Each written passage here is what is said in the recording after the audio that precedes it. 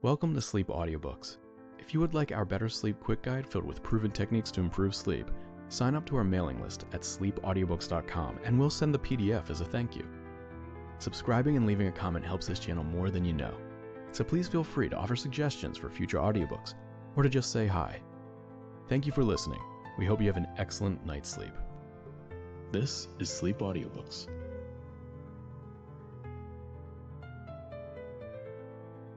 At the Mountains of Madness by H.P. Lovecraft.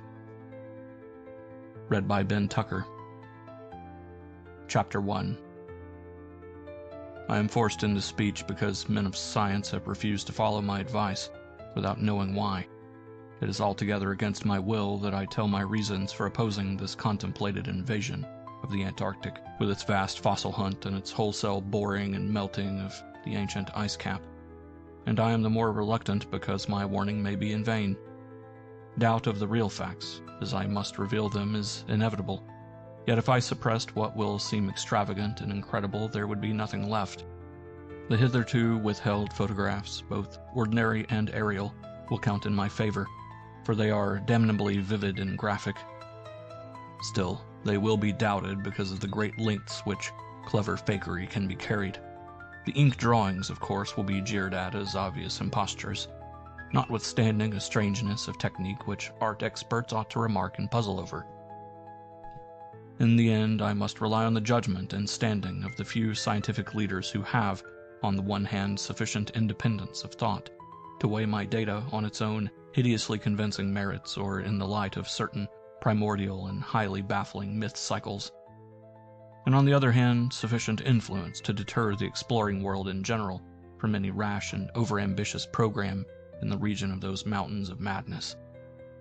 It is an unfortunate fact that relatively obscure men like myself and my associates, connected only with a small university, have little chance of making an impression where matters of a wildly bizarre or highly controversial nature are concerned. It is further against us that we are not, in the strictest sense, specialists in the fields which came primarily to be concerned. As a geologist, my object in leading the Miskatonic University expedition was wholly that of securing deep-level specimens of rock and soil from various parts of the Antarctic continent, aided by the remarkable drill devised by Professor Frank H. Pabodie of our engineering department. I had no wish to be a pioneer in any other field than this, but I did hope that the use of this new mechanical appliance at different points along previously explored paths would bring to light materials of a sort hitherto unreached by the ordinary methods of collection. Pabodie's drilling apparatus, as the public already knows from our reports, was unique and radical in its lightness, portability, and capacity to combine the ordinary artesian drill principle with the principle of the small circular rock drill, in such a way as to cope quickly with strata of varying hardness. Steel head, jointed rods, gasoline motor, collapsible wooden derrick, dynamiting paraphernalia, cording, rubbish removal auger, and sectional piping for bores 5 inches wide and up to 1,000 feet deep, all formed, with needed accessories no greater load than 3 7-dog sledges could carry, this being made possible by the clever aluminum alloy of which most of the metal objects were fashioned. 4 large Dornier aeroplanes designed especially for the tremendous altitude flying necessary on the Antarctic plateau, and with added fuel warming and quick starting devices worked out by Pabodie, could transport our entire expedition from a base at the edge of the Great Ice Barrier to various suitable inland points, and from these points a sufficient quota of dogs would serve us.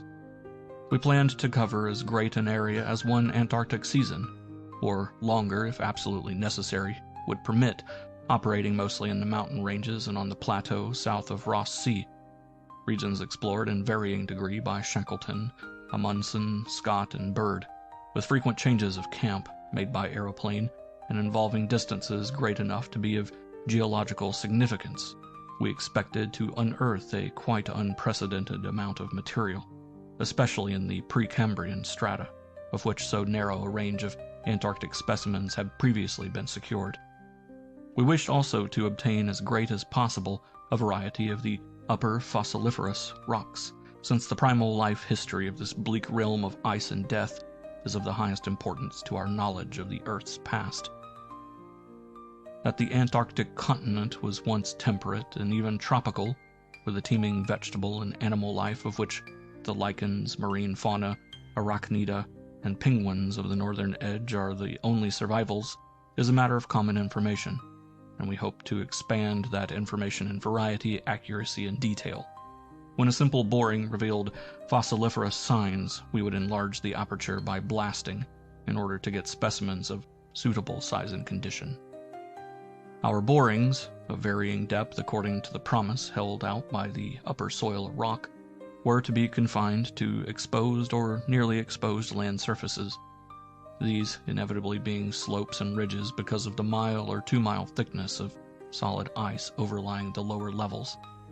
We could not afford to waste drilling depth on any considerable amount of mere glaciation, though Pabodie had worked out a plan for sinking copper electrodes in thick clusters of borings and melting off limited areas of ice with current from a gasoline-driven dynamo.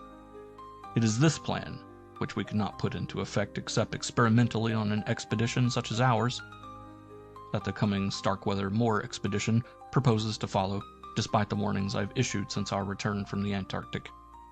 The public knows of the Miskatonic expedition through our frequent wireless reports to the Arkham Advisor and Associated Press, and through the later articles of Pabodie and myself.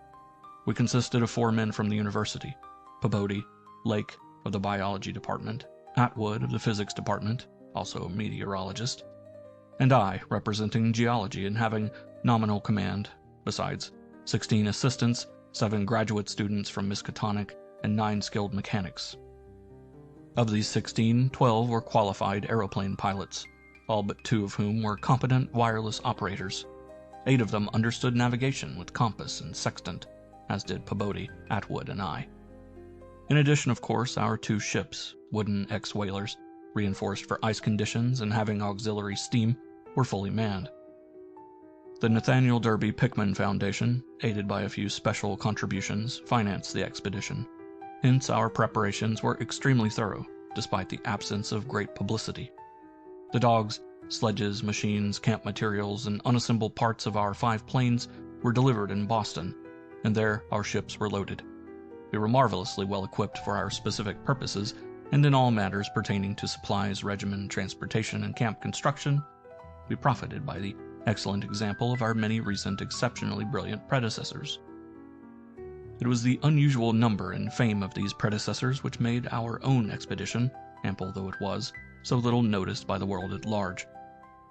As the newspapers told, we sailed from Boston Harbor on September 2, 1930, taking a leisurely course down the coast and through the Panama Canal, and stopping at Samoa and Hobart, Tasmania, at which latter place we took on final supplies. None of our exploring party had ever been in the polar regions before, hence we all relied greatly on our ship captains, J.B. Douglas, commanding the brig Arkham, and serving as commander of the sea party, and George Thorfinson, commanding the bark Miskatonic, both veteran whalers in Antarctic waters. As we left the inhabited world behind, the sun sank lower and lower in the north, and stayed longer and longer above the horizon each day. At about 62 degrees south latitude, we sighted our first icebergs, table-like objects with vertical sides. And just before reaching the Antarctic Circle, which we crossed on October 20th with appropriately quaint ceremonies, we were considerably troubled with field ice. The falling temperature bothered me considerably after our long voyage through the tropics, but I tried to brace up for the worst rigors to come. On many occasions, the curious atmospheric effects enchanted me vastly. These included a strikingly vivid mirage, the first I had ever seen, in which distant bergs became the battlements of unimaginable cosmic castles. Pushing through the ice, which was fortunately neither extensive nor thickly packed, we regained open water at south latitude 67 degrees, east longitude 175 degrees. On the morning of October 26th, a strong land blink appeared on the south, and before noon we all felt a thrill of excitement at beholding a vast, lofty, and snow-clad mountain chain, which opened out and covered the whole vista ahead. At last we had encountered an outpost of the great unknown continent, and its cryptic world of frozen death. These peaks were obviously the Admiralty Range discovered by Ross, and it would now be our task to round Cape Adair and sail down the east coast of Victoria Land to our contemplated base on the shore of McMurdo Sound, at the foot of the volcano Erebus in south latitude 77 degrees 9 minutes. The last lap of the voyage was vivid and fancy-stirring, great barren peaks of mystery looming up constantly against the west as the low northern sun of noon or the still lower horizon-grazing southern sun of midnight poured its hazy reddish rays over the white snow, bluish ice, and water lanes, and black bits of exposed granite slope. Through the desolate summits swept raging intermittent gusts of the terrible Antarctic wind, whose cadences sometimes held vague suggestions of a wild and half-sentient musical piping, with notes extending over a wide range, and which for some subconscious mnemonic reason seemed to me disquieting and even dimly terrible. Something about the scene reminded me of the strange and disturbing Asian paintings of Nicholas Roerich, and of the still stranger and more disturbing descriptions of the evilly fabled plateau of Ling, which occur in the dreaded Necronomicon of the mad Arab Abdul al-Harsared. I was rather sorry later on that I had ever looked into that monstrous book at the college library. On the 7th of November, sight of the western range having been temporarily lost, we passed Franklin Island, and the next day descried the cones of Mounts Erebus and Terror on Ross Island ahead, and the long line of the Perry Mountains beyond. There now stretched off to the east the low, white line of the Great Ice Barrier, rising perpendicularly to a height of 200 feet like the rocky cliffs of Quebec, and marking the end of southward navigation. In the afternoon we entered McMurdo Sound, and stood off the coast in the lee of smoking Mount Erebus. The Skoriac Peak towered up some 12,700 feet against the eastern sky, like a Japanese print of the sacred Fujiyama, while beyond it rose the white, ghost-like height of Mount Terror, 10,900 feet in altitude, and now extinct as a volcano. Puffs of smoke from Erebus came intermittently, and one of the graduate assistants, a brilliant young fellow named Danforth, pointed out what looked like lava on the snowy slope, remarking that this mountain, discovered in 1840, had undoubtedly been the source of Poe's image when he wrote 7 years later of "The lavas that restlessly roll their sulphurous currents down Yanek, and the ultimate climbs of the pole that groan as they roll down Mount Yanek, in the realms of the boreal pole." Danforth was a great reader of bizarre material, and had talked a good deal of Poe. I was interested myself because of the Antarctic scene of Poe's only long story, the disturbing and enigmatical Arthur Gordon Pym. On the barren shore, and on the lofty ice barrier in the background, myriads of grotesque penguins squawked and flapped their fins, while many fat seals were visible on the water, swimming or sprawling across large cakes of slowly drifting ice. Using small boats, we effected a difficult landing on Ross Island shortly after midnight on the morning of the 9th, carrying a line of cable from each of the ships and preparing to unload supplies by means of a breeches buoy arrangement. Our sensations on first treading Antarctic soil were poignant and complex, even though at this particular point the Scott and Shackleton expeditions had preceded us. Our camp, on the frozen shore below the volcano slope, was only a provisional one, headquarters being kept aboard the Arkham. We landed all our drilling apparatus, dogs, sledges, tents, provisions, gasoline tanks, experimental ice-melting outfit, cameras, both ordinary and aerial, airplane parts, and other accessories including 3 small portable wireless outfits, besides those in the planes, capable of communicating with the Arkham's large outfit from any part of the Antarctic continent that we would be likely to visit. The ship's outfit, communicating with the outside world, was to convey press reports to the Arkham Advertiser's powerful wireless station on Kingsport Head, Massachusetts. We hoped to complete our work during a single Antarctic summer, but if this proved impossible, we would winter on the Arkham, sending the Miskatonic north before the freezing of the ice for another summer's supplies. I need not repeat what the newspapers have already published about our early work, of our ascent of Mount Erebus, our successful mineral borings at several points on Ross Island, and the singular speed with which Peabody's apparatus accomplished them. Even through solid rock layers, our provisional test of the small ice-melting equipment, our perilous ascent of the Great Barrier with sledges and supplies, and our final assembling of 5 huge aeroplanes at the camp atop the barrier. The health of our land party, 20 men and 55 Alaskan sledge dogs, was remarkable, though of course we had so far encountered no really destructive temperatures or windstorms. For the most part, the thermometer varied between 0 and 20 degrees or 25 degrees above, and our experience with New England winters had accustomed us to rigors of this sort. The barrier camp was semi-permanent, and destined to be a storage cache for gasoline provisions, dynamite, and other supplies. Only 4 of our planes were needed to carry the actual exploring material, the 5th being left with a pilot and 2 men from the ships at the storage cache to form a means of reaching us from the Arkham in case all our exploring planes were lost. Later, when not using all the other planes for moving apparatus, we would employ 1 or 2 in a shuttle transportation service between this cache and another permanent base on the Great Plateau from 600 to 700 miles southward, beyond Beardmore Glacier. Despite the almost unanimous accounts of appalling winds and tempests that pour down from the plateau, we determined to dispense with intermediate bases, taking our chances in the interest of economy and probable efficiency. Wireless reports have spoken of the breathtaking 4-hour non-stop flight of our squadron on November 21st over the lofty shelf ice, with vast peaks rising on the west, and the unfathomed silences echoing to the sound of our engines. Wind troubled us only moderately, and our radio compasses helped us through the one opaque fog we encountered. When the vast rise loomed ahead, between latitudes 83 degrees and 84 degrees, we knew we had reached Beardmore Glacier, the largest valley glacier in the world, and that the frozen sea was now giving place to a frowning and mountainous coastline. At last we were truly entering the white, eon-dead world of the ultimate south, and even as we realized it, we saw the peak of Mount Nansen in the eastern distance, towering up to its height of almost 15,000 feet. The successful establishment of the southern base above the glacier in latitude 86 degrees 7 minutes, east longitude 174 degrees 23 minutes, and the phenomenally rapid and effective borings and blastings made at various points reached by our sledge trips and short aeroplane flights are matters of history, as is the arduous and triumphant ascent of Mount Nansen by Peabody and 2 of the graduate students, Gedney and Carroll, on December 13th through 15th.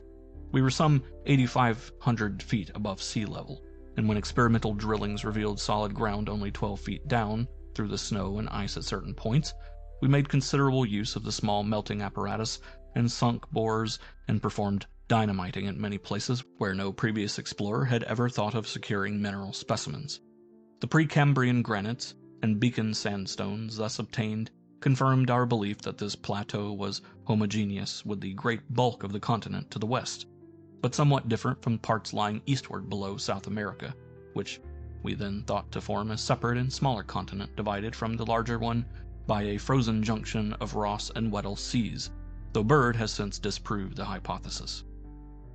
In certain of the sandstones, dynamited and chiseled after boring revealed their nature, we found some highly interesting fossil markings and fragments, notably ferns, seaweeds, trilobites, crinoids, and such mollusks as lingulae and gasteropods, all of which seemed of real significance in connection with the region's primordial history. There was also a queer triangular striated marking about a foot in greatest diameter, which Lake pierced together from 3 fragments of slate brought up from a deep blasted aperture. These fragments came from a point to the westward, near the Queen Alexandra Range, and Lake, as a biologist, seemed to find their curious marking unusually puzzling and provocative, though to my geological eye it looked not unlike some of the ripple effects reasonably common in the sedimentary rocks. Since slate is no more than a metamorphic formation into which a sedimentary stratum is pressed, and since the pressure itself produces odd, distorting effects on any markings which may exist, I saw no reason for extreme wonder over the striated depression.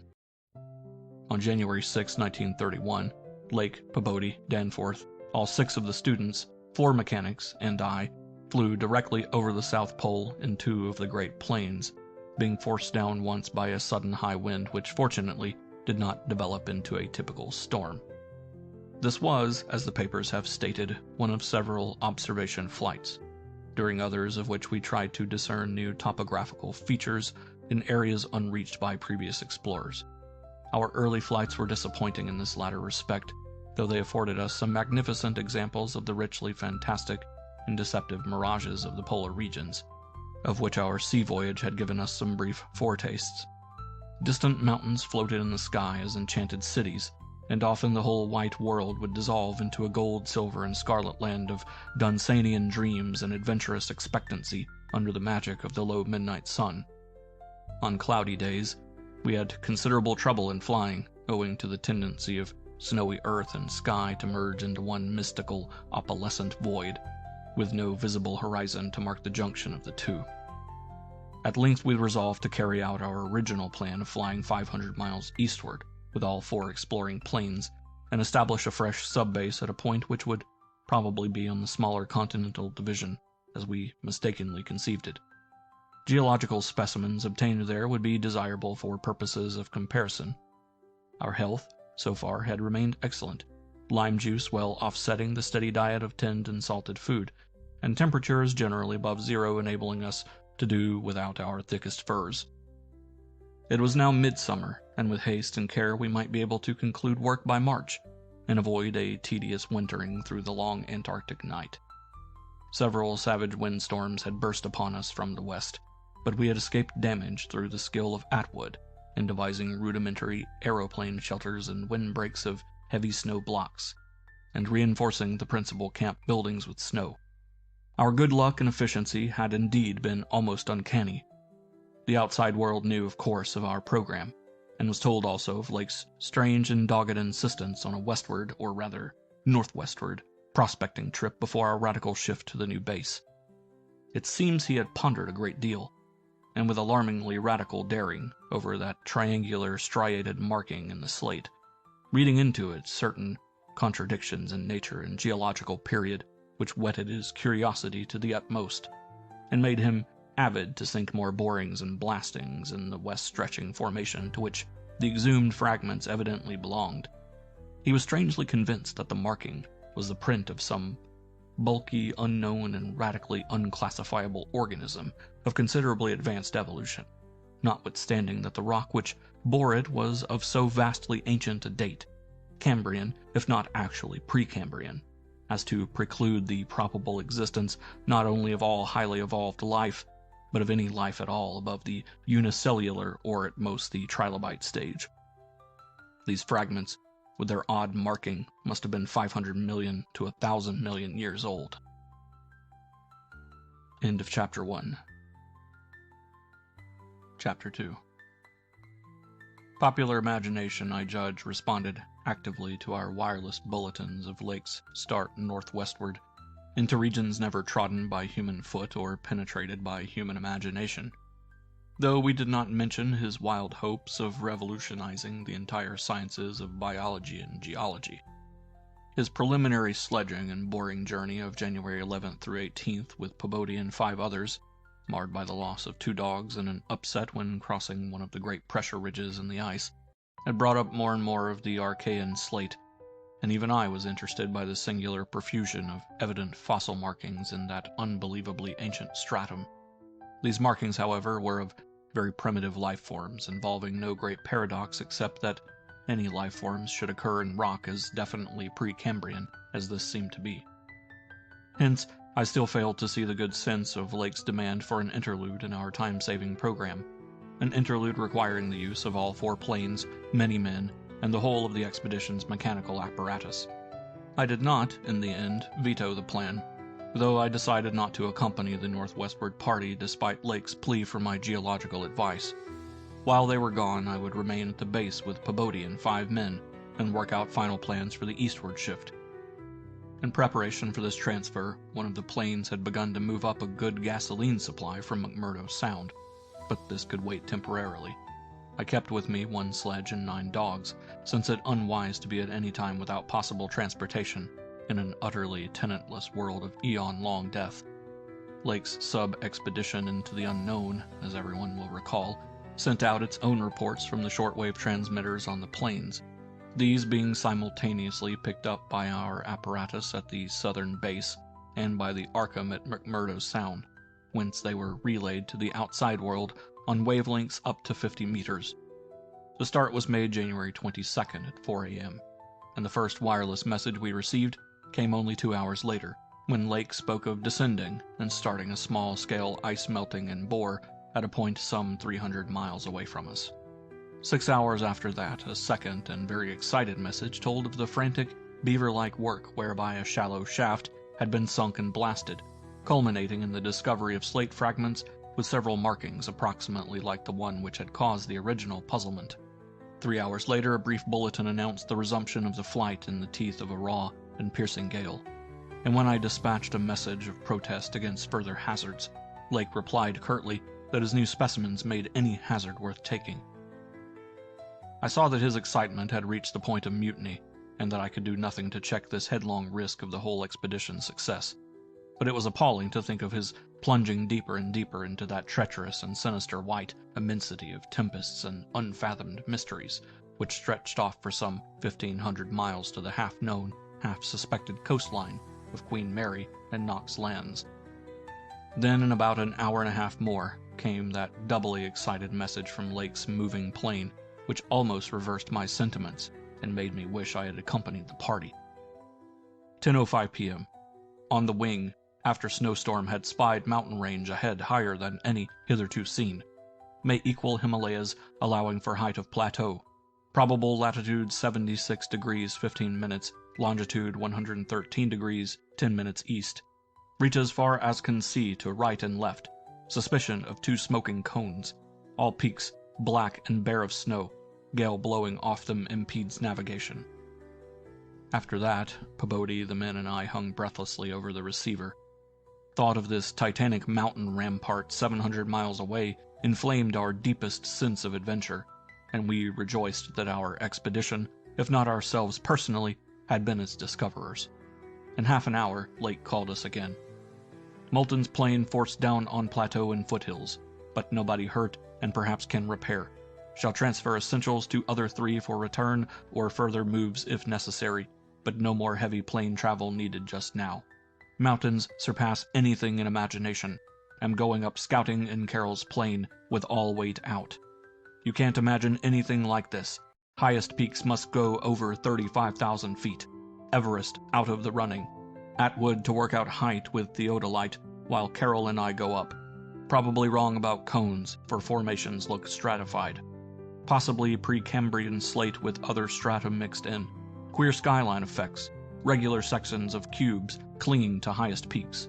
Whole thing marvelous in red gold light of low sun, like land of mystery in a dream or gateway to forbidden world of untrodden wonder. Wish you were here to study. Though it was technically sleeping time, not one of us listeners thought for a moment of retiring. It must have been a good deal the same at McMurdo's Sound, where the supply cache and the Arkham were also getting the messages. For Captain Douglas gave out a call congratulating everybody on the important find, and Sherman, the cache operator, seconded his sentiments. We were sorry, of course, about the damaged aeroplane, but hoped it could be easily mended. Then at 11 p.m. came another call from Lake. Up with Carroll over highest foothills.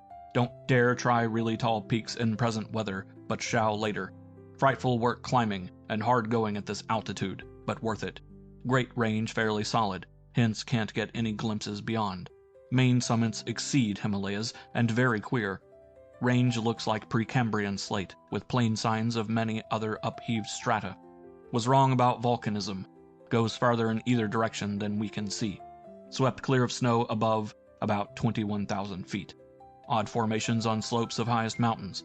Great low square blocks with exactly vertical sides, and rectangular lines of low vertical ramparts, like the old Asian castles clinging to steep mountains in Roerich's paintings. Impressive from distance. Flew close to some, and Carroll thought they were formed of smaller separate pieces, but that is probably weathering. Most edges crumbled and rounded off as if exposed to storms and climate changes for millions of years. Parts, especially upper parts, seemed to be of light-colored rock that any visible strata on slopes proper, hence an evidently crystalline origin. Close flying shows many cave mouths, some unusually regular in outline, square or semicircular. You must come and investigate. Think I saw a rampart squarely on top of one peak. Height seems about 30,000 to 35,000 feet. Am up to 21,500 myself in devilish, gnawing cold. Wind whistles and pipes through passes and in and out of caves, but no flying danger so far. From then on, for another half hour, Lake kept up a running fire of comment. and expressed his intention of climbing some of the peaks on foot. I replied that I would join him as soon as he could send a plane, and that Pabodie and I would work out the best gasoline plan, just where and how to concentrate our supply in view of the expedition's altered character. Obviously, Lake's boring operations as well as his aeroplane activities would need a great deal delivered for the new base, which he was to establish at the foot of the mountains, and it was possible that the eastward flight might not be made after all this season. In connection with this business, I called Captain Douglas and asked him to get as much as possible out of the ships and up the barrier with the single dog team we had left there. A direct route across the unknown region between Lake and McMurdo Sound was what we really ought to establish. Lake called me later to say that he had decided to let the camp stay where Moulton's plane had been forced down, and where repairs had already progressed somewhat. The ice sheet was very thin, with dark ground here and there visible, and he would sink some borings and blasts at that very point before making any sledge trips or climbing expeditions. He spoke of the ineffable majesty of the whole scene, and the queer state of his sensations at being in the lee of vast, silent pinnacles, whose ranks shot up like a wall reaching the sky at the world's rim. Atwood's theodolite observations had placed the height of the 5 tallest peaks at from 30,000 to 34,000 feet. The wind-swept nature of the terrain clearly disturbed Lake, for it argued the occasional existence of prodigious gales violent beyond anything we had so far encountered. His camp lay a little more than 5 miles from where the higher foothills abruptly rose. I could almost trace a note of subconscious alarm in his words, flashed across a glacial void of 700 miles, as he urged that we all hasten with the matter and get the strange new region disposed of as soon as possible. He was about to rest now after a continuous day's work of almost unparalleled speed, strenuousness, and result. In the morning, I had a 3-cornered wireless talk with Lake and Captain Douglas at their widely separated bases, and it was agreed that one of Lake's planes would come to my base for Pabodie, the 5 men, and myself, as well as for all the fuel it could carry. The rest of the fuel question, depending on our decision about an easterly trip, could wait a few days, since Lake had enough for immediate camp heat and borings. Eventually, the old southern base ought to be restocked, but if we postponed the easterly trip, we would not use it till the next summer, and meanwhile Lake must send a plane to explore a direct route between his new mountains and McMurdo Sound. Pabodie and I prepared to close our base for a short or long period, as the case might be. If we wintered in the Antarctic, we would probably fly straight from Lake's base to the Arkham without returning to the spot. Some of our conical tents had already been reinforced by blocks of hard snow, and now we decided to complete the job of making a permanent village. Owing to a very liberal tent supply, Lake had with him all that his base would need even after our arrival. I wirelessed that Pabodie and I would be ready for the northwestward move after 1 day's work and 1 night's rest. Our labors, however, were not very steady after 4 p.m., for about that time Lake began sending in the most extraordinary and excited messages. His working day had started unpropitiously, since an aeroplane survey of the nearly exposed rock surfaces showed an entire absence of those Archean and primordial strata for which he was looking, and which formed so great a part of the colossal peaks that loomed up at a tantalizing distance from the camp. Most of the rocks glimpsed were apparently Jurassic and Comanchean sandstones and Permian and Triassic schists, with now and then a glossy black outcropping suggesting a hard and slaty coal. This rather discouraged Lake, whose plans all hinged on unearthing specimens more than 500 million years older. It was clear to him that in order to recover the Archean slate vein in which he had found the odd markings, he would have to make a long sledge trip from these foothills to the steep slopes of the gigantic mountains themselves. He had resolved, nevertheless, to do some local boring as part of the expedition's general program. Hence, set up the drill and put 5 men to work with it while the rest finished settling the camp and repairing the damaged aeroplane. The softest visible rock, a sandstone about a quarter of a mile from the camp, had been chosen for the first sampling, and the drill made excellent progress without much supplementary blasting.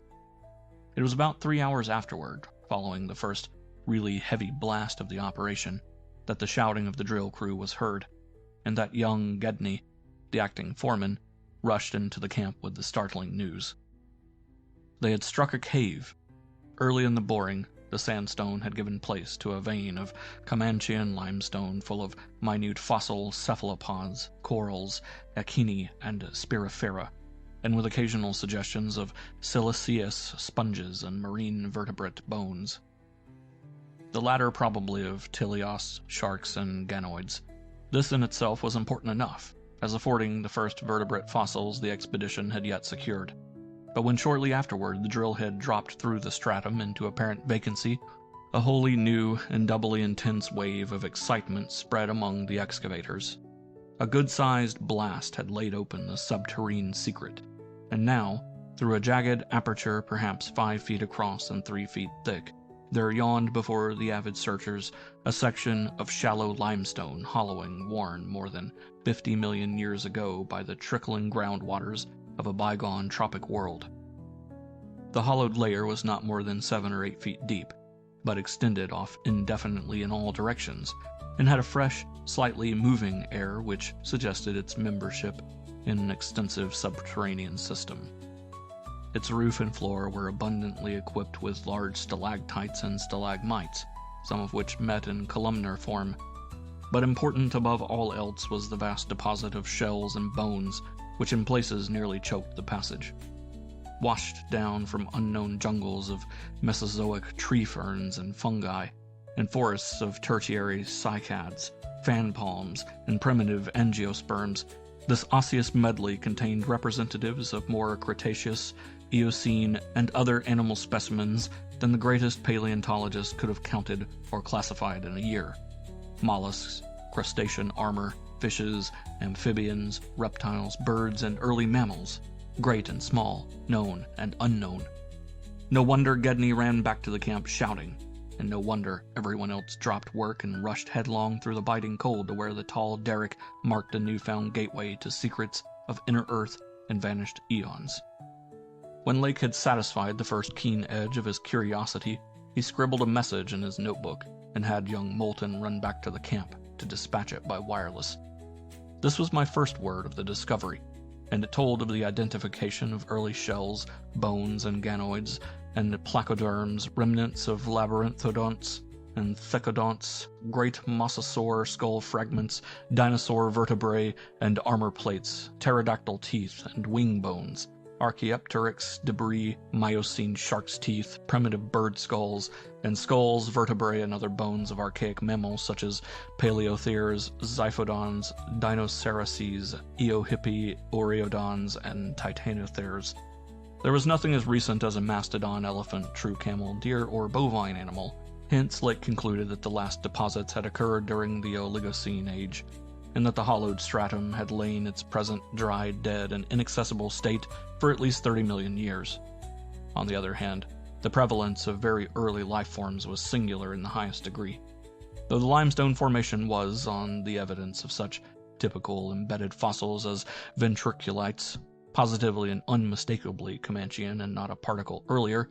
The free fragments in the hollow space included a surprising proportion from organisms hitherto considered as peculiar to far older periods, even rudimentary fishes, mollusks, and corals, as remote as the Silurian or Ordovician. The inevitable inference was that in this part of the world there had been a remarkable and unique degree of continuity between the life of over 300 million years ago and that of only 30 million years ago. How far this continuity had extended beyond the Oligocene age, when the cavern was closed, was of course past all speculation. In any event, the coming of the frightful ice in the Pleistocene, some 500,000 years ago, a mere yesterday as compared with the age of this cavity, must have put an end to any of the primal forms which had locally managed to outlive their common terms. Lake was not content to let his first message stand, but had another bulletin written and dispatched across the snow to the camp before Moulton could get back. After that, Moulton stayed at the wireless in one of the planes, transmitting to me and to the Arkham for relaying to the outside world the frequent postscripts which Lake sent him by a succession of messengers. Those who followed the newspapers will remember the excitement created among men of science by that afternoon's reports which have finally led, after all these years, to the organization of that very Starkweathermore expedition which I am so anxious to dissuade from its purposes. I had better give the messages literally as Lake sent them, and as our base operator McTeague translated them from his pencil shorthand. Fowler makes discovery of highest importance in sandstone and limestone fragments from blasts. Several distinct triangular striated prints like those in Archean slate, proving that source survived from over 600 million years ago to Comanchean times without more than moderate morphological changes and decrease in average size. Comanchean prints apparently more primitive or decadent, if anything, than older ones. Emphasize importance of discovery in press. Will mean to biology what Einstein has meant to mathematics and physics. Joins up with my previous work and amplifies conclusions. Appears to indicate, as I suspected, that Earth has seen whole cycle or cycles of organic life before known one that begins with Archaeozoic cells. Was evolved and specialized not later than 1,000 million years ago when plant was young and recently uninhabitable for any life forms or normal protoplasmic structure. Question arises when, where, and how development took place. Later, examining certain skeletal fragments of large land and marine saurians and primitive mammals, find singular local wounds or injuries to bony structure not attributable to any known predatory or carnivorous animal of any period. Of two sorts, straight, penetrant bores and apparently hacking incisions, one or two cases of cleanly severed bone, not many specimens affected. Am sending to camp for electric torches. Will extend search area underground by hacking away stalactites. Still later, have found peculiar soapstone fragment about 6 inches across and 1.5 inches thick, wholly unlike any visible local formation. Greenish, but no evidences to place its period. Has curious smoothness and regularity, shaped like 5-pointed star with tips broken off, and signs of other cleavage at inward angles and in center of surface. Small, smooth depression in center of unbroken surface. Arouses much curiosity as to source and weathering. Probably some freak of water action. Carroll, with magnifier, thinks he can make out additional markings of geologic significance. Groups of tiny dots in regular patterns. Dogs growing uneasy as we work, and seem to hate this soapstone.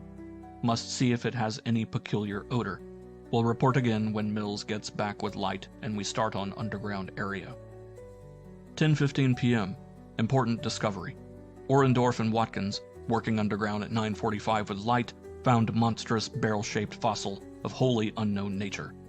Probably vegetable unless overgrown specimen of unknown marine radiata. Tissue evidently preserved by mineral salts. Tough as leather, but astonishing flexibility retained in places. Marks of broken off parts at ends and around sides. 6 feet end to end, 3.5 feet central diameter, tapering to 1 foot at each end. Like a barrel with 5 bulging ridges in place of staves. Lateral breakages, as of thinnish stalks, are at equator in middle of these ridges. In furrow between ridges are curious growths. Combs or wings that fold up and spread out like fans. All greatly damaged but one, which gives almost 7-foot wing spread. Arrangement reminds one of certain monsters of primal myth, especially fabled elder things in Necronomicon. These wings seem to be membranous, stretched on framework of glandular tubing, apparent minute orifices in frame tubing at wingtips, ends of body shriveled, giving no clue to interior or to what has been broken off there. Must dissect when we get back to camp. Can't decide whether vegetable or animal. Many features obviously of almost incredible primitiveness. Have set all hands cutting stalactites and looking for further specimens. Additional scarred bones found, but these must wait. Having trouble with dogs. They can't endure the new specimen, and would probably tear it to pieces if we didn't keep it at a distance from them.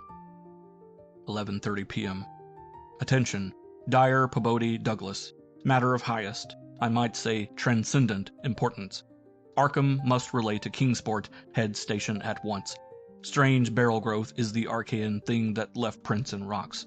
Mills, Boudreau, and Fowler discover cluster of 13 more at underground point 40 feet from aperture, mixed with curiously rounded and configured soapstone fragments smaller than one previously found. Star-shaped, but no marks of breakage except at some of the points. Of organic specimens, 8 apparently perfect, with all appendages.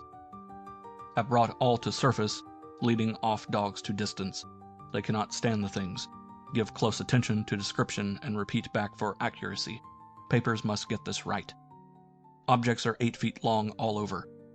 6 foot, 5 ridged barrel torso, 3.5 feet central diameter, 1 foot end diameters. Dark, gray, flexible, and infinitely tough. 7 foot membranous wings of same color, found folded, spread out of furrows between ridges. Wing framework, tubular or glandular, of lighter gray, with orifices at wingtips. Spread wings have serrated edge. Around equator, one at central apex of each of the 5 vertical, stave-like ridges, are 5 systems of light gray flexible arms or tentacles found tightly folded to torso, but expansible to maximum length of over 3 feet, like arms of primitive crinoid. Single stalks, 3 inches diameter, branch after 6 inches into 5 substalks, each of which branches after 8 inches into 5 small tapering tentacles or tendrils, giving each stalk a total of 25 tentacles. At top of torso, blunt, bulbous neck of lighter gray with gill-like suggestions holds yellowish, 5-pointed, starfish-shaped apparent head covered with 3-inch wiry cilia of various prismatic colors. Head thick and puffy, about 2 feet point to point, with 3-inch flexible yellowish tubes projecting from each point. Slit in exact center of top, probably breathing aperture. At end of each tube is spherical expansion, where yellowish membrane rolls back on handling to reveal glassy, red irised globe, evidently an eye. 5 slightly longer reddish tubes start from inner angles of starfish-shaped head and end in sac-like swellings of same color, which upon pressure open to bell-shaped orifices, 2 inches maximum diameter and lined with sharp white, tooth-like projections. Probable mouths. All these tubes, cilia, and points of starfish head found folded tightly down. Tubes and points clinging to bulbous neck and torso. Flexibility surprising, despite vast toughness. At bottom of torso, rough but dissimilarly functioning counterpoints of head arrangements exist. Bulbous, light gray pseudo-neck, without gill suggestions, holds greenish 5-pointed starfish arrangement. Tough, muscular arms 4 feet long and tapering from 7 inches diameter at base to about 2.5 at point. To each point is attached small end of a greenish 5-veined membranous triangle, 8 inches long and 6 wide at farther end. This is the paddle, fin, or pseudo-foot, which has made prints in rocks from 1,000 million to 50 or 60 million years old. From inner angles of starfish arrangement project 2-foot reddish tubes tapering from 3 inches diameter at base to 1 at tip, orifices at tips. All these parts infinitely tough and leathery, but extremely flexible. 4-foot arms with paddles, undoubtedly used for locomotion of some sort, marine or otherwise. When moved, display suggestions of exaggerated muscularity. As found, all these projections tightly fold over pseudo-neck and end of torso corresponding to projections at other end. Cannot yet assign positively to animal or vegetable kingdom, but odds now favor animal. Probably represents incredibly advanced evolution of radiata without loss of certain primitive features. Echinoderm resemblance is unmistakable despite local contradictory evidences. Wing structure puzzles in view of probable marine habitat, but may have use in water navigation.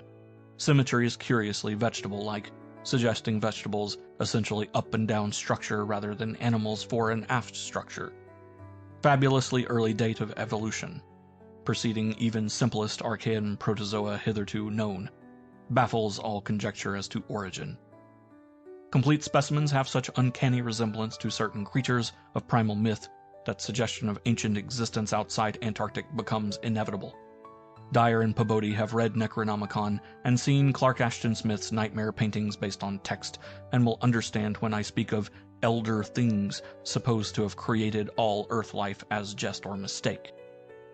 Students have always thought conception formed from morbid imaginative treatment of very ancient tropical radiata, also like prehistoric folklore things Wilmarth has spoken of, Cthulhu cult appendages, etc. Vast field of study opened, deposits probably of late Cretaceous or early Eocene period, judging from associated specimens. Massive stalagmites deposited above them. Hard work hewing out, but toughness prevented damage. State of preservation miraculous, evidently owing to limestone action. No more found so far, but we'll resume search later. Job now to get 14 huge specimens to camp without dogs, which bark furiously and can't be trusted near them. With 9 men, 3 left to guard the dogs, we ought to manage the 3 sledges fairly well, though wind is bad. Must establish plane communication with McMurdo's Sound and begin shipping material. But I've got to dissect one of these things before we take any rest. Wish I had a real laboratory here. Dyer better kick himself for having tried to stop my westward trip. First the world's greatest mountains, and then this. If this last isn't the high spot of the expedition, I don't know what is. We're made scientifically. Congrats, Pabodie, on the drill that opened up the cave. Now will Arkham please repeat description? The sensations of Pabodie and myself at receipt of this report were almost beyond description, nor were our companions much behind us in enthusiasm.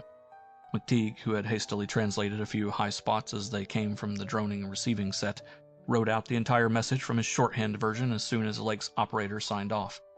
All appreciated the epoch-making significance of the discovery, and I sent Lake congratulations as soon as the Arkham's operator had repeated back the descriptive parts as requested, and my example was followed by Sherman from his station at the McMurdo Sound supply cache, as well as by Captain Douglas of the Arkham. Later, as head of the expedition, I added some remarks to be relayed through the Arkham to the outside world. Of course, rest was an absurd thought amidst this excitement, and my only wish was to get to Lake's camp as quickly as I could. It disappointed me when he sent word that a rising mountain gale made early aerial travel impossible. But within an hour and a half, interest again rose to banish disappointment. Lake was sending more messages, and told of the completely successful transportation of the 14 great specimens to the camp. It had been a hard pull, for the things were surprisingly heavy, but 9 men had accomplished it very neatly. Now some of the party were hurriedly building a snow corral at a safe distance from the camp, to which the dogs could be brought for greater convenience in feeding. The specimens were laid out on the hard snow near the camp, save for one on which Lake was making crude attempts at dissection. The dissection seemed to be a greater task than had been expected, for despite the heat of a gasoline stove in the newly raised laboratory tent, the deceptively flexible tissues of the chosen specimen, a powerful and intact one, lost nothing of their more than leathery toughness. Lake was puzzled as to how he might make the requisite incisions without violence destructive enough to upset all the structural niceties he was looking for. He had, it is true, 7 more perfect specimens, but these were too few to use up recklessly, unless the cave might later yield an unlimited supply. Accordingly, he removed the specimen and dragged in one which, though having remnants of the starfish arrangements at both ends, was badly crushed and partly disrupted along one of the great torso furrows. Results, quickly reported over the wireless, were baffling and provocative indeed. Nothing like delicacy or accuracy was possible with instruments hardly able to cut the anomalous tissue, but the little that was achieved left us all awed and bewildered. Existing biology would have to be wholly revised, for this thing was no product of any cell growth science knows about. There had been scarcely any mineral replacement, and despite an age of perhaps 40 million years, the internal organs were wholly intact. The leathery, undeteriorative, and almost indestructible quality was an inherent attribute of the thing's form of organization, and pertained to some Paleogean cycle of invertebrate evolution utterly beyond our powers of speculation. At first, all that Lake found was dry, but as the heated tent produced its thawing effect, organic moisture of pungent and offensive odor was encountered toward the thing's uninjured side. It was not blood, but a thick, dark green fluid, apparently answering the same purpose. By the time Lake reached this stage, all 37 dogs had been brought to the still uncompleted corral near the camp, and even at that distance, set up a savage barking and show of restlessness at the acrid, diffusive smell. Far from helping to place the strange entity, this provisional dissection merely deepened its mystery. All guesses about its external members had been correct, and on the evidence of these one could hardly hesitate to call the thing animal, but internal inspection brought up so many vegetable evidences that Lake was left hopelessly at sea. It had digestion and circulation, and eliminated waste matter through the reddish tubes of its starfish-shaped base. Cursorily, one would say that its respiratory apparatus handled oxygen rather than carbon dioxide, and there were odd evidences of air storage chambers and methods of shifting respiration from the external orifice to at least 2 other fully developed breathing systems, gills and pores. Clearly it was amphibian and probably adapted to long, airless hibernation periods as well. Vocal organs seemed present in connection with the main respiratory system, but they presented anomalies beyond immediate solution. Articulate speech, in the sense of syllable utterance, seemed barely conceivable, but musical piping notes covering a wide range were highly probable. The muscular system was almost preternaturally developed. The nervous system was so complex and highly developed as to leave Lake aghast. Though excessively primitive and archaic in some respects, the thing had a set of ganglial centers and connectives arguing the very extremes of specialized development. Its 5-lobed brain was surprisingly advanced, and there were signs of a sensory equipment, served in part through the wiry cilia of the head, involving factors alien to any other terrestrial organism. Probably it had more than 5 senses, so that its habits could not be predicted from any existing analogy. It must, Lake thought, have been a creature of keen sensitiveness and delicately differentiated functions in its primal world, much like the ants and bees of today. It reproduced like the vegetable cryptogams, especially the pteridophytes, having spore cases at the tips of the wings and evidently developing from a thallus or prothallus. But to give it a name at this stage was mere folly. It looked like a radiate, but was clearly something more. It was partly vegetable, but had 3/4 of the essentials of animal structure. That it was marine in origin, its symmetrical contour and certain other attributes clearly indicated, yet one could not be exact as to the limit of its later adaptations. The wings, after all, held a persistent suggestion of the aerial. How it could have undergone its tremendously complex evolution on a newborn Earth in time to leave prints in Archean rocks was so far beyond conception as to make Lake whimsically recall the primal myths about great old ones who filtered down from the stars and concocted Earth life as a joke or mistake, and the wild tales of cosmic hill things from outside told by a folklorist colleague in Miskatonic's English department. Naturally, he considered the possibility of the Precambrian prints having been made by a less evolved ancestor of the present specimens, but quickly rejected this too facile theory upon considering the advanced structural qualities of the older fossils. If anything, the later contours showed decadence rather than higher evolution. The size of the pseudo-feet had decreased, and the whole morphology seemed coarsened and simplified. Moreover, the nerves and organs just examined held singular suggestions of retrogression from forms still more complex. Atrophied and vestigial parts were surprisingly prevalent. Altogether, little could be said to have been solved, and Lake fell back on mythology for a provisional name, jocosely dubbing his finds the Elder Ones. At about 2:30 a.m., having decided to postpone further work and get a little rest, he covered the dissected organism with a tarpaulin, emerged from the laboratory tent, and studied the intact specimens with renewed interest. The ceaseless Antarctic sun had begun to limber up their tissues a trifle, so that the head points and tubes of 2 or 3 showed signs of unfolding, but Lake did not believe there was any danger of immediate decomposition in the almost sub-zero air. He did, however, move all the undissected specimens closer together and throw a spare tent over them in order to keep off the direct solar rays.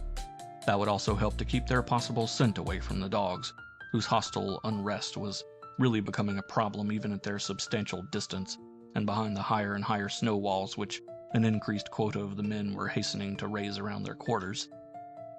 He had to weight down the corners of the tent cloth with heavy blocks of snow to hold it in place amidst the rising gale, for the Titan mountains seemed about to deliver some gravely severe blasts. Early apprehensions about sudden Antarctic winds were revived, and under Atwood's supervision, precautions were taken to bank the tents, new dog corral, and crude aeroplane shelters with snow on the mountainward side. These latter shelters, begun with hard snow blocks during odd moments, were by no means as high as they should have been, and Lake finally detached all hands from other tasks to work on them. It was after 4 when Lake at last prepared to sign off, and advised us all to share the rest period his outfit would take when the shelter walls were a little higher. He held some friendly chat with Pobodi over the ether, and repeated his praise of the really marvelous drills that had helped him make his discovery. Atwood also sent greetings and praises. I gave Lake a warm word of congratulation, owning up that he was right about the western trip, and we all agreed to get in touch by wireless at 10 in the morning, if the gale was then over. Lake would send a plane for the party at my base. Just before retiring, I dispatched a final message to the Arkham with instructions about toning down the day's news for the outside world, since the full details seemed radical enough to rouse a wave of incredulity until further substantiated. End of Chapter 2. Chapter 3. None of us, I imagine, slept very heavily or continuously that morning, for both the excitement of Lake's discovery and the mounting fury of the wind were against such a thing. So savage was the blast, even where we were, that we could not help wondering how much worse it was at Lake's camp, directly under the vast unknown peaks that bred and delivered it. McTeague was awake at 10 o'clock and tried to get Lake on the wireless as agreed, but some electrical condition in the disturbed air to the westward seemed to prevent communication. We did, however, get the Arkham, and Douglas told me that he had likewise been vainly trying to reach Lake. He had not known about the wind, for very little was blowing at McMurdo Sound, despite its persistent rage where we were. Throughout the day, we all listened anxiously and tried to get Lake at intervals, but invariably without results. About noon, a positive frenzy of wind stampeded out of the west, causing us to fear for the safety of our camp, but it eventually died down, with only a moderate relapse at 2 p.m. After 3 o'clock it was very quiet, and we redoubled our efforts to get Lake. Reflecting that he had 4 planes, each provided with an excellent shortwave outfit, we could not imagine any ordinary accident capable of crippling all his wireless equipment at once. Nevertheless, the stony silence continued, and when we thought of the delirious force the wind must have had in his locality, we could not help making the most direful conjectures. By 6 o'clock our fears had become intense and definite, and after a wireless consultation with Douglas and Thorfinson, I resolved to take steps toward investigation. The 5th aeroplane, which we had left at the McMurdo Sound supply cache with Sherman and 2 sailors, was in good shape and ready for instant use, and it seemed that the very emergency for which it had been saved was now upon us. I got Sherman by wireless and ordered him to join me with the plane and the 2 sailors at the southern base as quickly as possible, the air conditions being apparently highly favorable. We then talked over the personnel of the coming investigation party and decided that we would include all hands, together with the sledge and dogs which I had kept with me.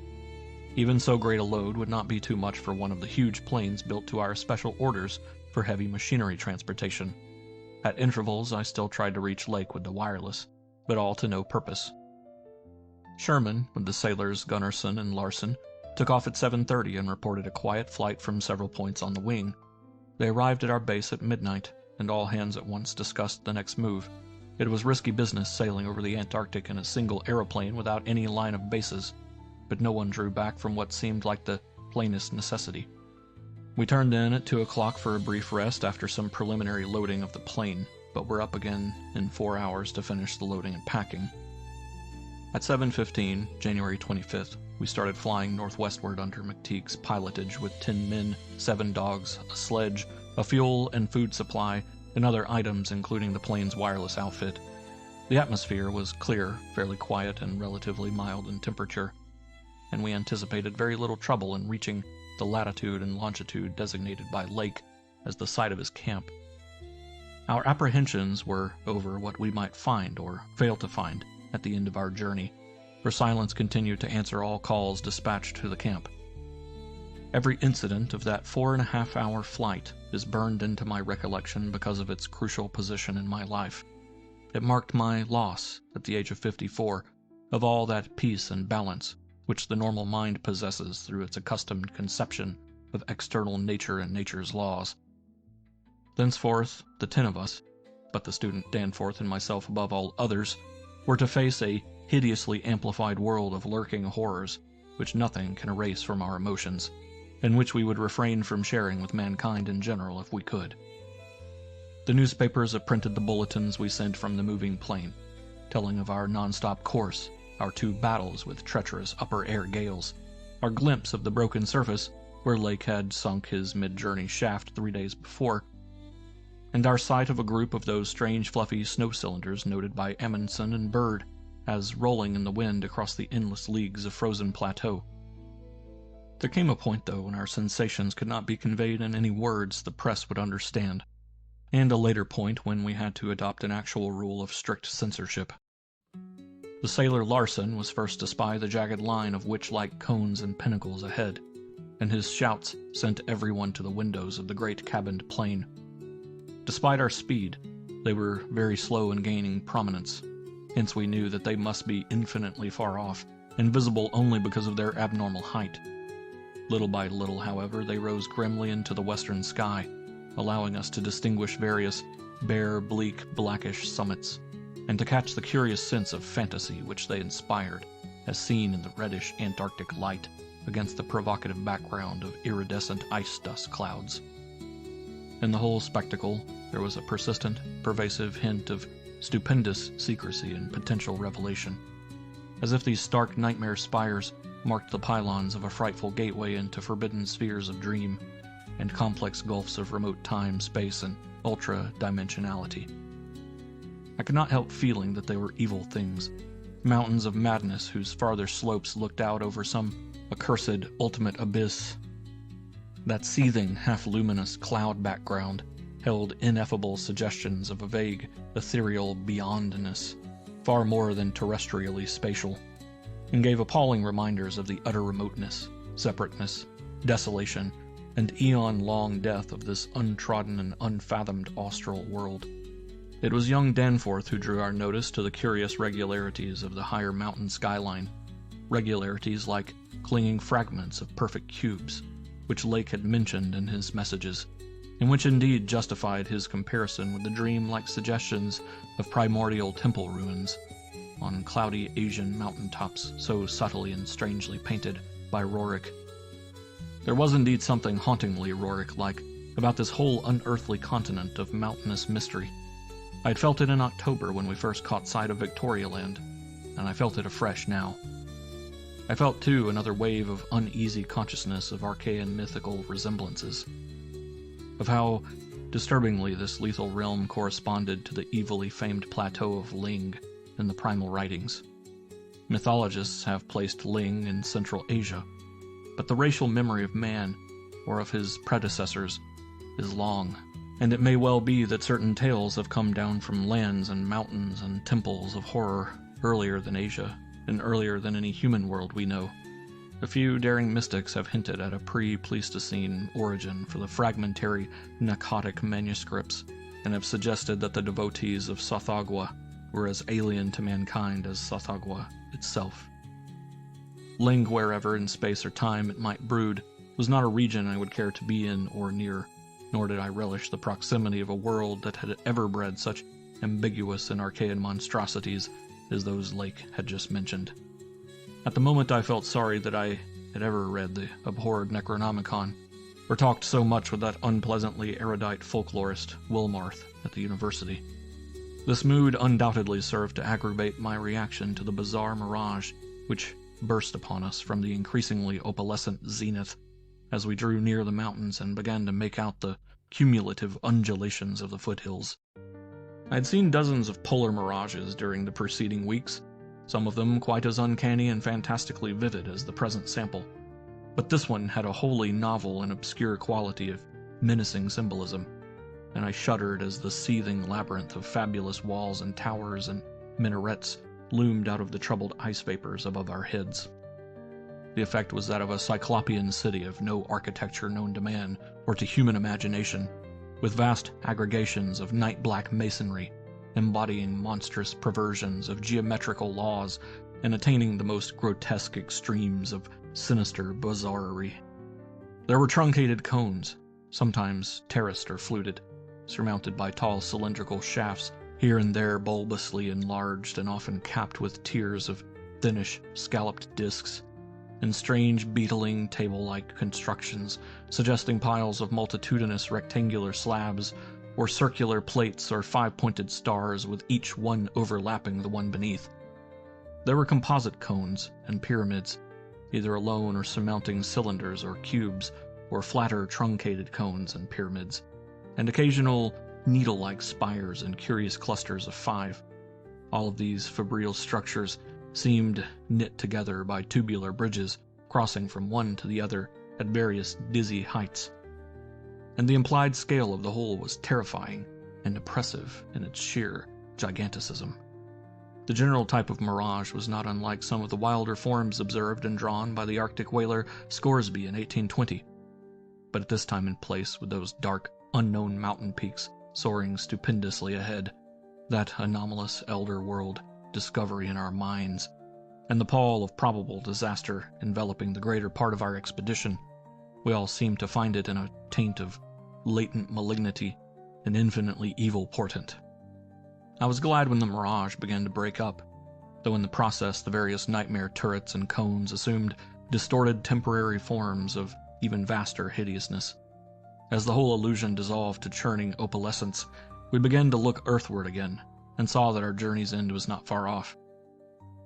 The unknown mountains ahead rose dizzyingly up like a fearsome rampart of giants, their curious regularities showing with startling clearness even without a field glass. We were over the lowest foothills now, and could see amidst the snow, ice, and bare patches of their main plateau a couple of darkish spots, which we took to be Lake's camp and boring. The higher foothills shot up between 5 and 6 miles away, forming a range almost distinct from the terrifying line of more than Himalayan peaks beyond them. At length, Ropes, the student who had relieved McTeague at the controls, began to head downward toward the left-hand dark spot whose size marked it as the camp. As he did so, McTeague sent out the last uncensored wireless message the world was to receive from our expedition. Everyone, of course, has read the brief and unsatisfying bulletins of the rest of our Antarctic sojourn. Some hours after our landing, we sent a guarded report of the tragedy we found, and reluctantly announced the wiping out of the whole lake party by the frightful wind of the preceding day, or of the night before that. 11 known dead, young Gedney missing. People pardoned our hazy lack of details through realization of the shock the sad event must have caused us, and believed us when we explained that the mangling action of the wind had rendered all 11 bodies unsuitable for transportation outside. Indeed, I flatter myself that even in the midst of our distress, utter bewilderment, and soul-clutching horror, we scarcely went beyond the truth in any specific instance. The tremendous significance lies in what we dared not tell, what I would not tell now but for the need of warning others off from nameless horrors. It is a fact that the wind had wrought dreadful havoc.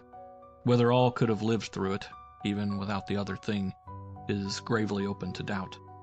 The storm, with its fury of madly driven ice particles, must have been beyond anything our expedition had encountered before. One aeroplane shelter, all it seems had been left in a far too flimsy and inadequate state, was nearly pulverized, and the derrick at the distant boring was entirely shaken to pieces. The exposed metal of the grounded planes and drilling machinery was bruised into a high polish, and 2 of the small tents were flattened, despite their snow banking. Wooden surfaces left out in the blast were pitted and denuded of paint, and all signs of tracks in the snow were completely obliterated. It is also true that we found none of the Archaean biological objects in a condition to take outside as a whole. We did gather some minerals from a vast tumbled pile, including several of the greenish soapstone fragments, whose odd 5-pointed rounding and faint patterns of grouped dots caused so many doubtful comparisons, and some fossil bones, among which were the most typical of the curiously injured specimens. None of the dogs survived, their hurriedly built snow enclosure near the camp being almost wholly destroyed. The wind may have done that, though the greater breakage on the side next to the camp, which was not the windward one, suggests an outward leap or break of the frantic beasts themselves. All 3 sledges were gone. We have tried to explain that the wind may have blown them off into the unknown. The drill and ice-melting machinery at the boring were too badly damaged to warrant salvage, so we used them to choke up that subtly disturbing gateway to the past which Lake had blasted. We likewise left at the camp the 2 most shaken up of the planes. Since our surviving party had only 4 real pilots, Sherman, Danforth, McTeague, and Ropes, in all with Danforth in a poor, nervous shape to navigate. We brought back all the books, scientific equipment, and other incidentals we could find, though much was rather unaccountably blown away. Spare tents and furs were either missing or badly out of condition. It was approximately 4 p.m., after wide plane cruising had forced us to give Gedney up for lost, that we sent our guarded message to the Arkham for relaying. and I think we did well to keep it as calm and non-committal as we succeeded in doing. The most we said about agitation concerned our dogs, whose frantic uneasiness near the biological specimens was to be expected from poor Lake's accounts. We did not mention, I think, their display of the same uneasiness when sniffing around the queer greenish soapstones and certain other objects in the disordered region, objects including scientific instruments, aeroplanes, and machinery both at the camp and at the boring, whose parts had been loosened, moved, or otherwise tampered with by winds that must have harbored singular curiosity and investigativeness. About the 14 biological specimens, we were pardonably indefinite. We said that the only ones we discovered were damaged, but that enough was left of them to prove Lake's description wholly and impressively accurate. It was hard work keeping our personal emotions out of this matter, and we did not mention numbers or say exactly how we had found those which we did find. We had by that time agreed not to transmit anything suggesting madness on the part of Lake's men, and it surely looked like madness to find 6 imperfect monstrosities carefully buried upright in 9-foot snow graves under 5-pointed mounds, punched over with groups of dots and patterns exactly like those on the queer greenish soapstones dug up from Mesozoic or Tertiary times. The 8 perfect specimens mentioned by Lake seemed to have been completely blown away. We were careful, too, about the public's general peace of mind. Hence, Danforth and I said little about that frightful trip over the mountains the next day.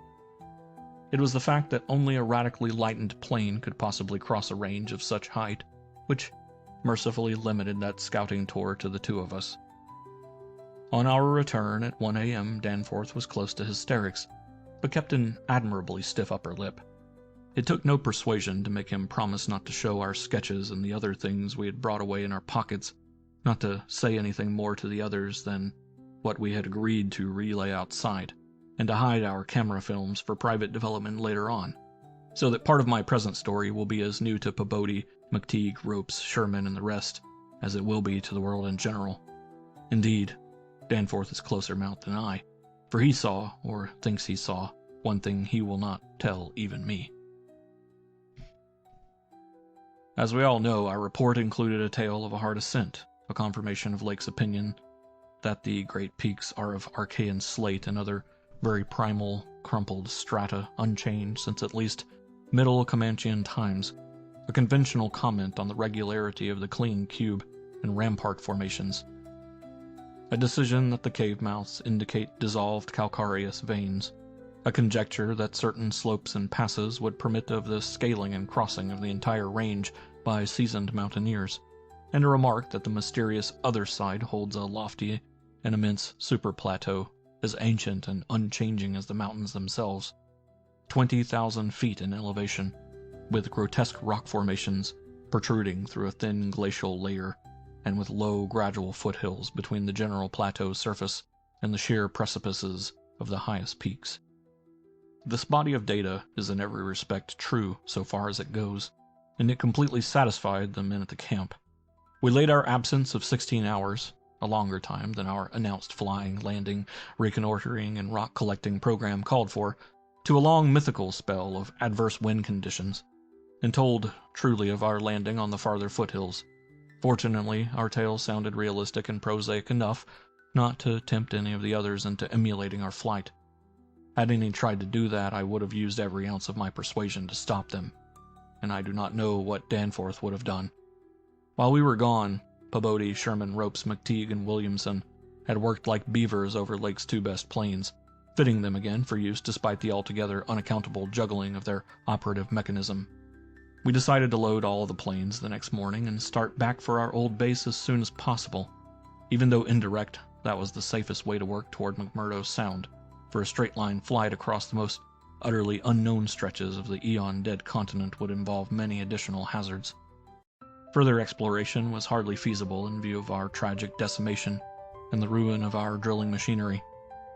And the doubts and horrors around us, which we did not reveal, made us wish only to escape from this austral world of desolation and brooding madness as swiftly as we could. As the public knows, our return to the world was accomplished without further disasters.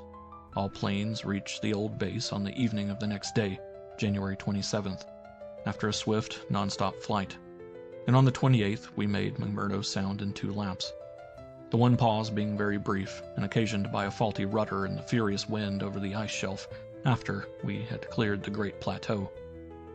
In 5 days more, the Arkham and Miskatonic, with all hands and equipment on board, were shaking clear of the thickening field ice and working up Ross Sea, with the mocking mountains of Victoria Land looming westward against a troubled Antarctic sky, and twisting the wind's wails into a wide-ranged musical piping, which chilled my soul to the quick.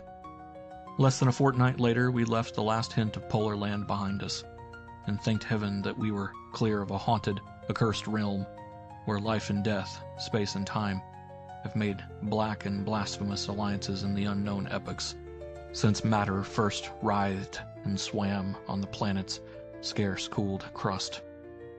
Since our return, we have all constantly worked to discourage Antarctic exploration, and have kept certain doubts and guesses to ourselves with splendid unity and faithfulness. Even young Danforth, with his nervous breakdown, has not flinched or babbled to his doctors.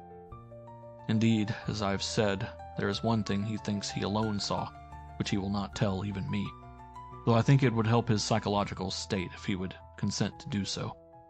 It might explain and relieve much, though perhaps the thing was no more than the delusive aftermath of an earlier shock. That is the impression I gather after those rare, irresponsible moments when he whispers disjointed things to me, things which he repudiates vehemently as soon as he gets a grip on himself again. It will be hard work deterring others from the Great White South, and some of our efforts may directly harm our cause by drawing inquiring notice. We might have known from the first that human curiosity is undying, and that the results we announced would be enough to spur others ahead on the same age-long pursuit of the unknown.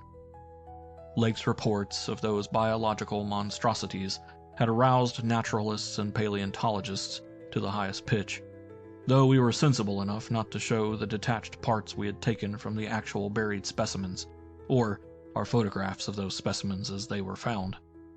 We also refrained from showing the more puzzling of the scarred bones and greenish soapstones, while Danforth and I have closely guarded the pictures we took or drew on the super plateau across the range, and the crumpled things we smoothed, studied in terror, and brought away in our pockets. But now that Starkweather Moor party is organizing, and with a thoroughness far beyond anything our outfit attempted. If not dissuaded, they will get to the innermost nucleus of the Antarctic and melt and bore till they bring up that which may end the world we know. So I must break through all reticences at last, even about that ultimate, nameless thing beyond the mountains of madness. End of Chapter 3. Chapter 4. It is only with vast hesitancy and repugnance that I let my mind go back to Lake's camp and what we really found there, and to that other thing beyond the frightful mountain wall. I am constantly tempted to shirk the details, and to let hints stand for actual facts and ineluctable deductions. I hope I have said enough already to let me glide briefly over the rest. The rest, that is, of the horror at the camp. I've told of the wind-ravaged terrain, the damaged shelters, the disarranged machinery, the varied uneasinesses of our dogs, the missing sledges and other items, the deaths of men and dogs, the absence of Gedney, and the 6 insanely buried biological specimens, strangely sound in texture for all their structural injuries, from a world 40 million years dead. I do not recall whether I mentioned that upon checking up the canine bodies we found one dog missing. We did not think much about that till later. Indeed, only Danforth and I have thought of it at all. The principal things I've been keeping back relate to the bodies, and to certain subtle points which may or may not lend a hideous and incredible kind of rationale to the apparent chaos. At the time, I tried to keep the men's minds off those points, for it was so much simpler, so much more normal to lay everything to an outbreak of madness on the part of some of Lake's party. From the look of things, that demon mountain wind must have been enough to drive any man mad in the midst of this center of all earthly mystery and desolation. The crowning abnormality, of course, was the condition of the bodies, men and dogs alike. They had all been in some terrible kind of conflict and were torn and mangled in fiendish and altogether inexplicable ways. Death, so far as we could judge, had in each case come from strangulation or laceration. The dogs had evidently started the trouble, for the state of their ill-built corral bore witness to its forcible breakage from within. It had been set some distance from the camp because of the hatred of the animals for those hellish archaean organisms, but the precaution seemed to have been taken in vain. When left alone in that monstrous wind behind flimsy walls of insufficient height, they must have stampeded. Whether from the wind itself or from some subtle, increasing odor emitted by the nightmare specimens, one could not say. Those specimens, of course, had been covered with a tent cloth, yet the low Antarctic sun had beat steadily upon that cloth, and Lake had mentioned that solar heat tended to make the strangely sound and tough tissues of the things relax and expand. Perhaps the wind had whipped the cloth from over them and jostled them about in such a way that their more pungent olfactory qualities became manifest despite their unbelievable antiquity. But whatever had happened, it was hideous and revolting enough. Perhaps I had better put squeamishness aside and tell the worst at last, though with a categorical statement of opinion based on the first-hand observations and most rigid deductions of both Danforth and myself, that the then missing Gedney was in no way responsible for the loathsome horrors we found. I have said that the bodies were frightfully mangled. Now I must add that some were incised and subtracted from in the most curious, cold-blooded, and inhuman fashion. It was the same with dogs and men. All the healthier, fatter bodies, quadrupedal or bipedal, had had their most solid masses of tissue cut out and removed, as by a careful butcher, and around them was a strange sprinkling of salt taken from the ravaged provision chests on the plains, which conjured up the most horrible associations. The thing had occurred in one of the crude aeroplane shelters from which the plane had been dragged out, and subsequent winds had effaced all tracks which could have supplied any plausible theory. Scattered bits of clothing, roughly slashed from the human incision subjects, hinted no clues. It is useless to bring up the half-impression of certain faint snow prints in one shielded corner of the ruined enclosure, because that impression did not concern human prints at all, but was clearly mixed up with all the talk of fossil prints which poor Lake had been giving throughout the preceding weeks. One had to be careful of one's imagination in the lee of those overshadowing mountains of madness.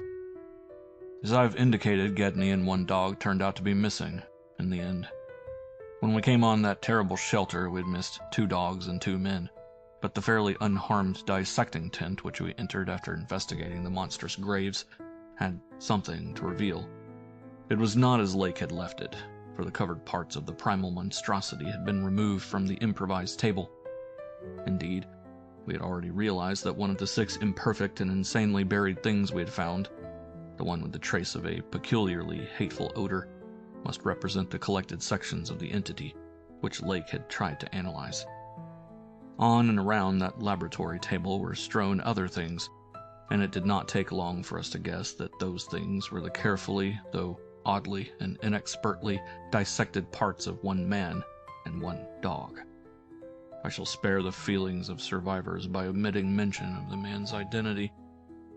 Lake's anatomical instruments were missing, but there were evidences of their careful cleaning. The gasoline stove was also gone, though around it we found a curious litter of matches. We buried the human parts beside the other 10 men, and the canine parts with the other 35 dogs. Concerning the bizarre smudges on the laboratory table and on the jumble of roughly handled illustrated books scattered near it, we were much too bewildered to speculate. This formed the worst of the camp horror, but other things were equally perplexing. The disappearance of Gedney, the 1 dog, the 8 uninjured biological specimens, the 3 sledges and certain instruments, illustrated technical and scientific books, writing materials, electric torches and batteries, food and fuel, heating apparatus, spare tents, fur suits, and the like, was utterly beyond sane conjecture, as were likewise the spatter-fringed ink blots on certain pieces of paper, and the evidences of curious alien fumbling and experimentation around the planes and all other mechanical devices both at the camp and at the boring. The dogs seemed to abhor this oddly disordered machinery. Then, too, there was the upsetting of the larder, the disappearance of certain staples, and the jarringly comical heap of tin cans pried open in the most unlikely ways and at the most unlikely places. The profusion of scattered matches, intact, broken, or spent, formed another minor enigma, as did the 2 or 3 tent cloths and fur suits, which we found lying about with peculiar and unorthodox slashings, conceivably due to clumsy efforts at unimaginable adaptations. The maltreatment of the human and canine bodies, and the crazy burial of the damaged Archaean specimens, were all of a piece with this apparent disintegrative madness. In view of just such an eventuality as the present one, we carefully photographed all the main evidences of insane disorder at the camp, and shall use the prints to buttress our pleas against the departure of the proposed Starkweather Moor expedition. Our first act after finding the bodies in the shelter was to photograph and open the row of insane graves with 5-pointed snow mounds. We could not help noticing the resemblance of these monstrous mounds with their clusters of grouped dots to poor Lake's descriptions of the strange greenish soapstones. And when we came on some of the soapstones themselves in the great mineral pile, we found the likeness very close indeed. The whole general formation, it must be made clear, seemed abominably suggestive of the starfish head of the Archaean entities, and we agreed that the suggestion must have worked potently upon the sensitized minds of Lake's overwrought party. Our own first sight of the actual buried entities formed a horrible moment and sent the imaginations of Pabodie and myself back to some of the shocking primal myths we had read and heard. We all agreed that the mere sight and continued presence of the things must have cooperated with the oppressive polar solitude and demon mountain wind in driving Lake's party mad. For madness, centering in Gedney as the only possible surviving agent, was the explanation spontaneously adopted by everybody so far as spoken utterance was concerned. Though I will not be so naive as to deny that each of us may have harbored wild guesses, which sanity forbade him to formulate completely. Sherman, Pabodie, and McTeague made an exhaustive aeroplane cruise over all the surrounding territory in the afternoon, sweeping the horizon with field glasses in quest of Gedney and of the various missing things. But nothing came to light. The party reported that the Titan barrier range extended endlessly to right and left alike, without any diminution in height or essential structure. On some of the peaks, though, the regular cube and rampart formations were bolder and plainer, having doubly fantastic similitudes to Rorik-painted Asian hill ruins. The distribution of cryptical cave mouths on the black snow-denuded summits seemed roughly even as far as the range could be traced. In spite of all the prevailing horrors, we were left with enough sheer scientific zeal and adventurousness to wonder about the unknown realm beyond those mysterious mountains. As our guarded messages stated, we rested at midnight after our day of terror and bafflement, but not without a tentative plan for one or more range-crossing altitude flights in a lightened plane with aerial camera and geologist's outfit, beginning the following morning. It was decided that Danforth and I try it first, and we awakened at 7 a.m. intending an early trip, though heavy winds, mentioned in our brief bulletin to the outside world, delayed our start till nearly 9 o'clock. I have already repeated the non-committal story we told the men at camp, and relayed outside, after our return 16 hours later. It is now my terrible duty to amplify this account by filling in the merciful blanks with hints of what we really saw in the hidden transmontane world. Hints of the revelations which have finally driven Danforth to a nervous collapse. I wish he would add a really frank word about the thing which he thinks he alone saw, even though it was probably a nervous delusion, and which was perhaps the last straw that put him where he is. But he is firm against that. All I can do is to repeat his later disjointed whispers about what set him shrieking as the plane soared back through the wind-tortured mountain pass after that real and tangible shock which I shared. This will form my last word. If the plain signs of surviving elder horrors and what I disclose be not enough to keep others from meddling with the inner Antarctic, or at least from prying too deeply beneath the surface of that ultimate waste of forbidden secrets and unhuman eon-cursed desolation, the responsibility for unnameable and perhaps immeasurable evils will not be mine. Danforth and I, studying the notes made by Pabodie in his afternoon flight and checking up with a sextant, had calculated that the lowest available pass in the range lay somewhat to the right of us, within sight of camp and about 23,000 or 24,000 feet above sea level. For this point, then, we first headed in the lightened plain as we embarked on our flight of discovery. The camp itself, on foothills which sprang from a high continental plateau, was some 12,000 feet in altitude. Hence, the actual height increase necessary was not so vast as it might seem. Nevertheless, we were acutely conscious of the rarefied air and intense cold as we rose, for on account of visibility conditions we had to leave the cabin windows open. We were dressed, of course, in our heaviest furs.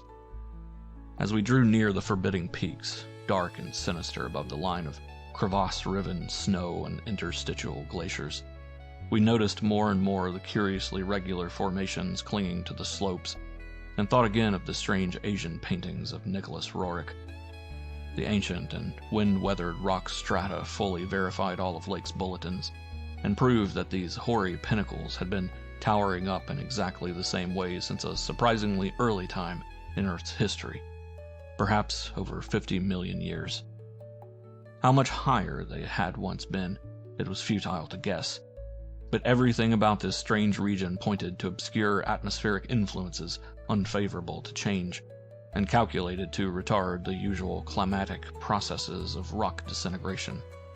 But it was the mountainside tangle of regular cubes, ramparts, and cave mouths which fascinated and disturbed us most. I studied them with a field glass and took aerial photographs whilst Danforth drove, and at times relieved him at the controls, though my aviation knowledge was purely an amateur's, in order to let him use the binoculars.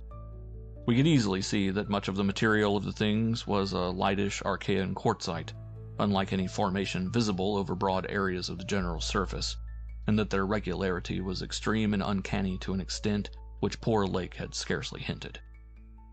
As he had said, their edges were crumbled and rounded from untold eons of savage weathering, but their preternatural solidity and tough material had saved them from obliteration. Many parts, especially those closest to the slopes, seemed identical in substance with their surrounding rock surface.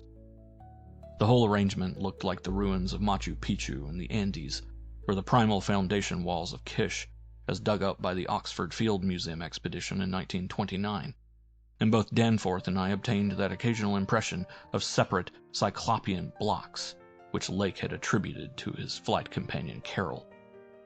How to account for such things in this place was frankly beyond me, and I felt queerly humbled as a geologist.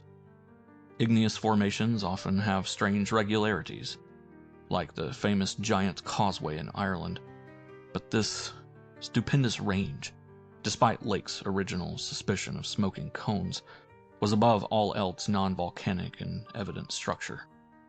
The curious cave mouths, near which the odd formations seemed most abundant, presented another, albeit a lesser, puzzle because of their regularity of outline. They were, as Lake's bulletin had said, often approximately square or semicircular, as if the natural orifices had been shaped to greater symmetry by some magic hand. Their numerousness and wide distribution were remarkable, and suggested that the whole region was honeycombed with tunnels dissolved out of limestone strata. Such glimpses as we secured did not extend far within the caverns, but we saw that they were apparently clear of stalactites and stalagmites. Outside those parts of the mountain slopes adjoining the apertures seemed invariably smooth and regular, and Danforth thought that the slight cracks and pittings of the weathering tended toward unusual patterns. Filled as he was with the horrors and strangenesses discovered at the camp, he hinted that the pittings vaguely resembled those baffling groups of dots sprinkled over the primeval greenish soapstones, so hideously duplicated on the madly conceived snow mounds above those 6 buried monstrosities. We had risen gradually and flying over the higher foothills and along toward the relatively low pass we had selected. As we advanced, we occasionally looked down at the snow and ice of the land route, wondering whether we could have attempted the trip with the simpler equipment of earlier days. Somewhat to our surprise, we saw that the terrain was far from difficult as such things go, and that despite the crevices and other bad spots, it would not have been likely to deter the sledges of a Scott, a Shackleton, or an Amundsen. Some of the glaciers appeared to lead up to wind-bared passes with unusual continuity, and upon reaching our chosen pass, we found that its case formed no exception. Our sensations of tense expectancy as we prepared to round the crest and peer out over an untrodden world can hardly be described on paper. even though we had no cause to think the regions beyond the range essentially different from those already seen and traversed.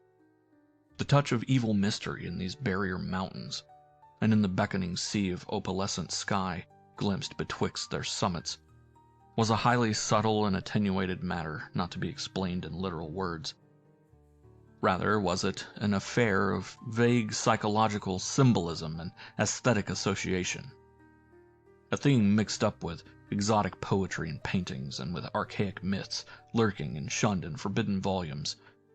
Even the wind's burden held a peculiar strain of conscious malignity, and for a second it seemed that the composite sound included a bizarre musical whistling or piping over a wide range as the blast swept in and out of the omnipresent and resonant cave mouths. There was a cloudy note of reminiscent repulsion in this sound, as complex and unplaceable as any of the other dark impressions.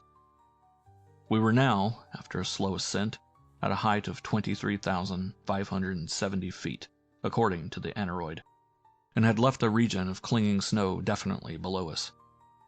Up here were only dark, bare rock slopes, and the start of rough-ribbed glaciers, but with those provocative cubes, ramparts, and echoing cave mouths, to add a portent of the unnatural, the fantastic, and the dreamlike.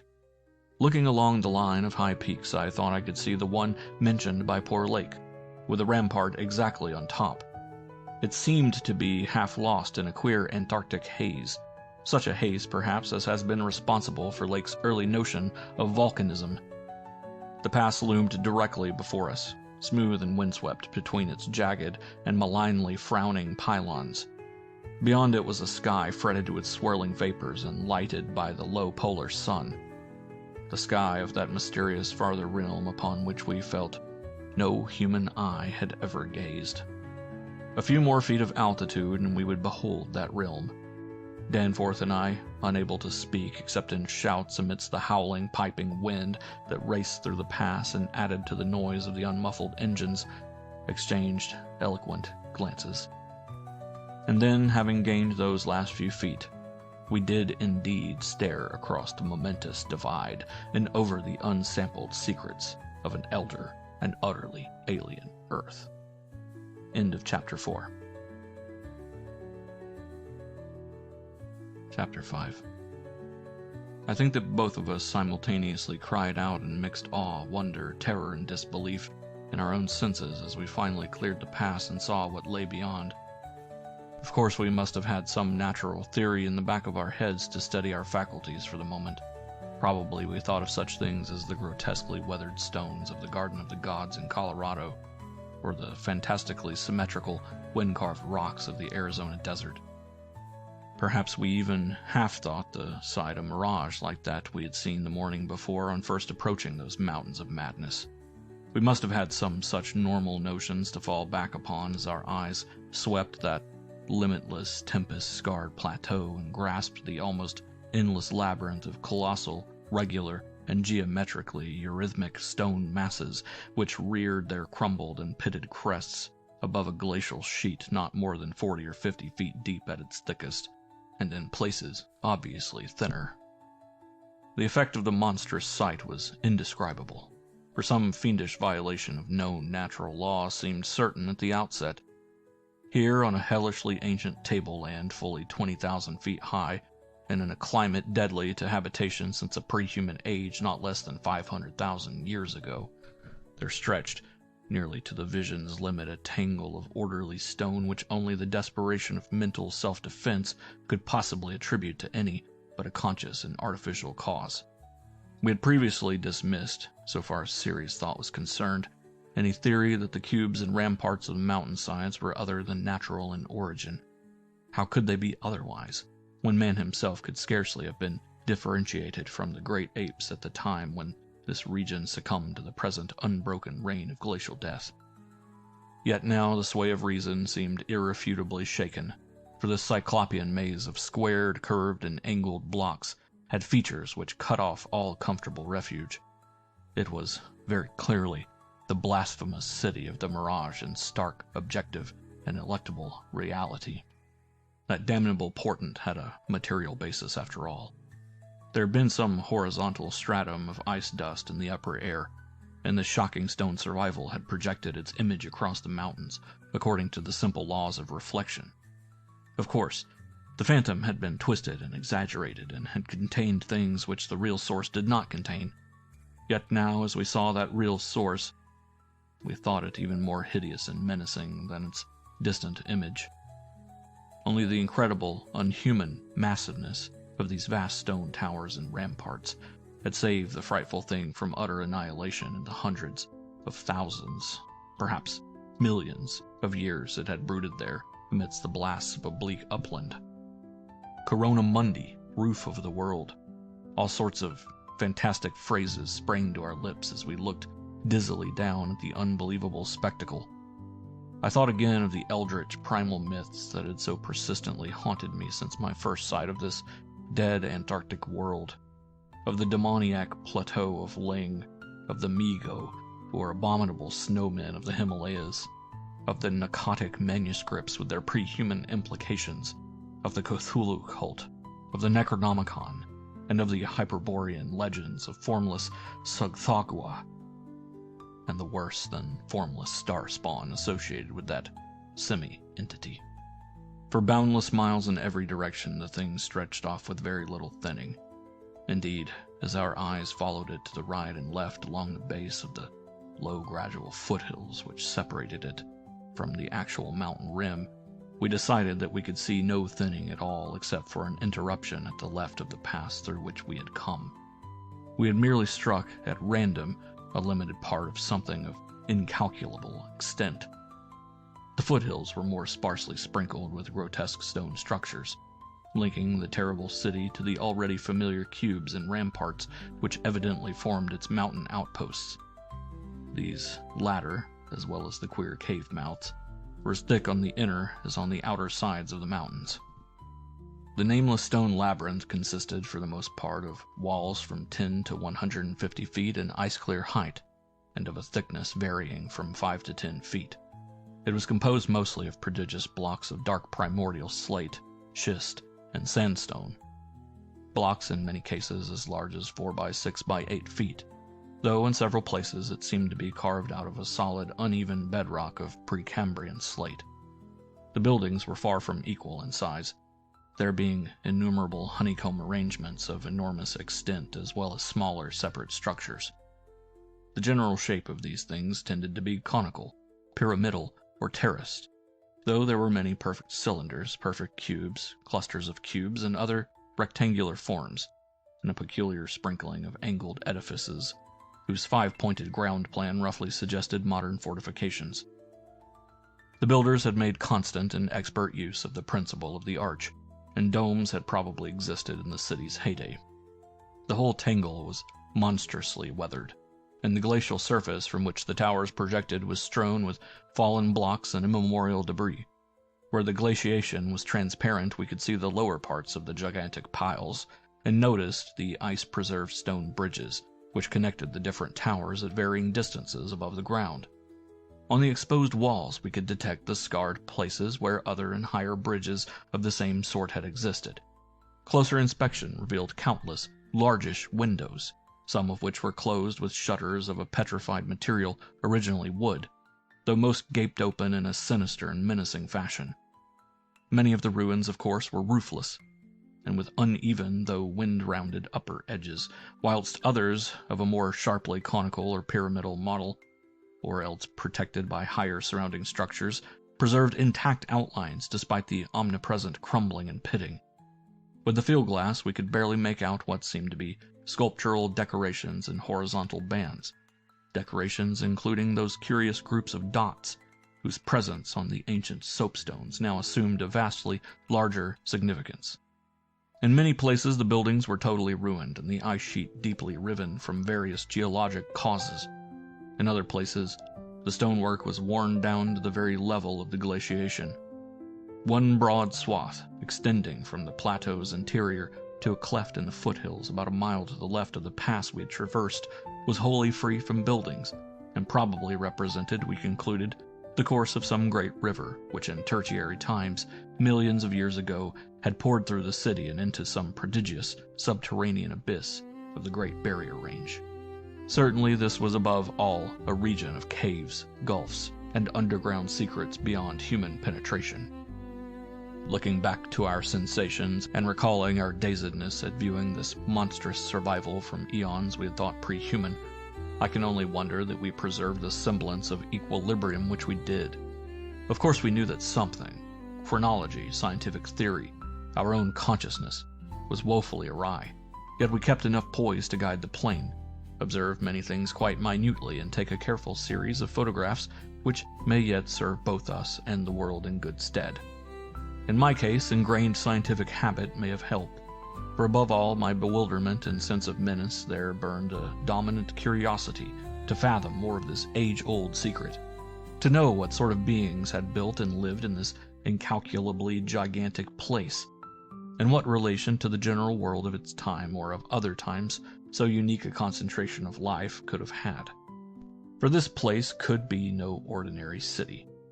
It must have formed the primary nucleus and center of some archaic and unbelievable chapter of Earth's history, whose outward ramifications, recalled only dimly in the most obscure and distorted myths, had vanished utterly amid the chaos of terrene convulsions long before any human race we know had shambled out of apedom. Here sprawled a Paleogean megalopolis, compared with which the fabled Atlantis and Lemuria, Comorium and Azoldarum, and Olatho and the land of Lomar are recent things of today, not even of yesterday, a megalopolis ranking with such whispered pre-human blasphemies as Volusia, Relea, Ib in the land of Minar, and the nameless city of Arabia Deserta. As we flew above that tangle of stark Titan towers, my imagination sometimes escaped all bounds and roved aimlessly in realms of fantastic associations, even weaving links betwixt this lost world and some of my own wildest dreams concerning the mad horror at the camp. The plane's fuel tank, in the interest of greater lightness, had been only partly filled. Hence we now had to exert caution in our explorations. Even so, however, we covered an enormous extent of ground, or rather air, after swooping down to a level where the wind became virtually negligible. There seemed to be no limit to the mountain range or to the length of the frightful stone city which bordered its inner foothills. 50 miles of flight in each direction showed no major change in the labyrinth of rock and masonry that clawed up, corpse-like, through the eternal ice. There were, though, some highly absorbing diversifications, such as the carvings on the canyon where that broad river had once pierced the foothills and approached its sinking place in the Great Range. The headlands at the stream's entrance had been boldly carved into cyclopean pylons, and something about the ridgy, barrel-shaped designs stirred up oddly vague, hateful, and confusing semi-remembrances in both Danforth and me. We also came upon several star-shaped open spaces, evidently public squares, and noted various undulations in the terrain. Where a sharp hill rose, it was generally hollowed out into some sort of rambling stone edifice. But there were at least 2 exceptions. Of these latter, one was too badly weathered to disclose what had been on the jutting eminence, while the other still bore a fantastic, conical monument, carved out of the solid rock and roughly resembling such things as the well-known Snake Tomb in the ancient valley of Petra. Flying inland from the mountains, we discovered that the city was not of infinite width, even though its length along the foothills seemed endless. After about 30 miles, the grotesque stone buildings began to thin out, and in 10 more miles we came to an unbroken waste, virtually without signs of sentient artifice. The course of the river beyond the city seemed marked by a broad, depressed line, while the land assumed a somewhat greater ruggedness, seeming to slope slightly upward as it receded in the mist-hazed west. So far we had made no landing, yet to leave the plateau without an attempt at entering some of the monstrous structures would have been inconceivable. Accordingly, we decided to find a smooth place on the foothills near our navigable pass, there grounding the plane and preparing to do some exploration on foot. Though these gradual slopes were partly covered with a scattering of ruins, low flying soon disclosed an ample number of possible landing places, selecting that nearest to the pass, since our next flight would be across the Great Range and back to camp. We succeeded about 12:30 p.m. in coming down on smooth, hard snowfield, wholly devoid of obstacles and well adapted to a swift, and favorable takeoff later on. It did not seem necessary to protect the plane with a snow banking for so brief a time and in so comfortable an absence of high winds at this level. Hence, we merely saw that the landing skis were safely lodged and that the vital parts of the mechanism were guarded against the cold. For our foot journey, we discarded the heaviest of our flying furs and took with us a small outfit consisting of pocket compass, hand camera, light provisions, voluminous notebooks and paper, geologist's hammer and chisel, specimen bags, coil of climbing rope, and powerful electric torches with extra batteries. This equipment having been carried in the plane on the chance that we might be able to effect a landing, take ground pictures, make drawings and topographical sketches, and obtain rock specimens from some bare slope, outcropping, or mountain cave. Fortunately, we had a supply of extra paper to tear up, place in a square specimen bag, and use on the ancient principle of hare and hounds for marking our course in any interior mazes we might be able to penetrate.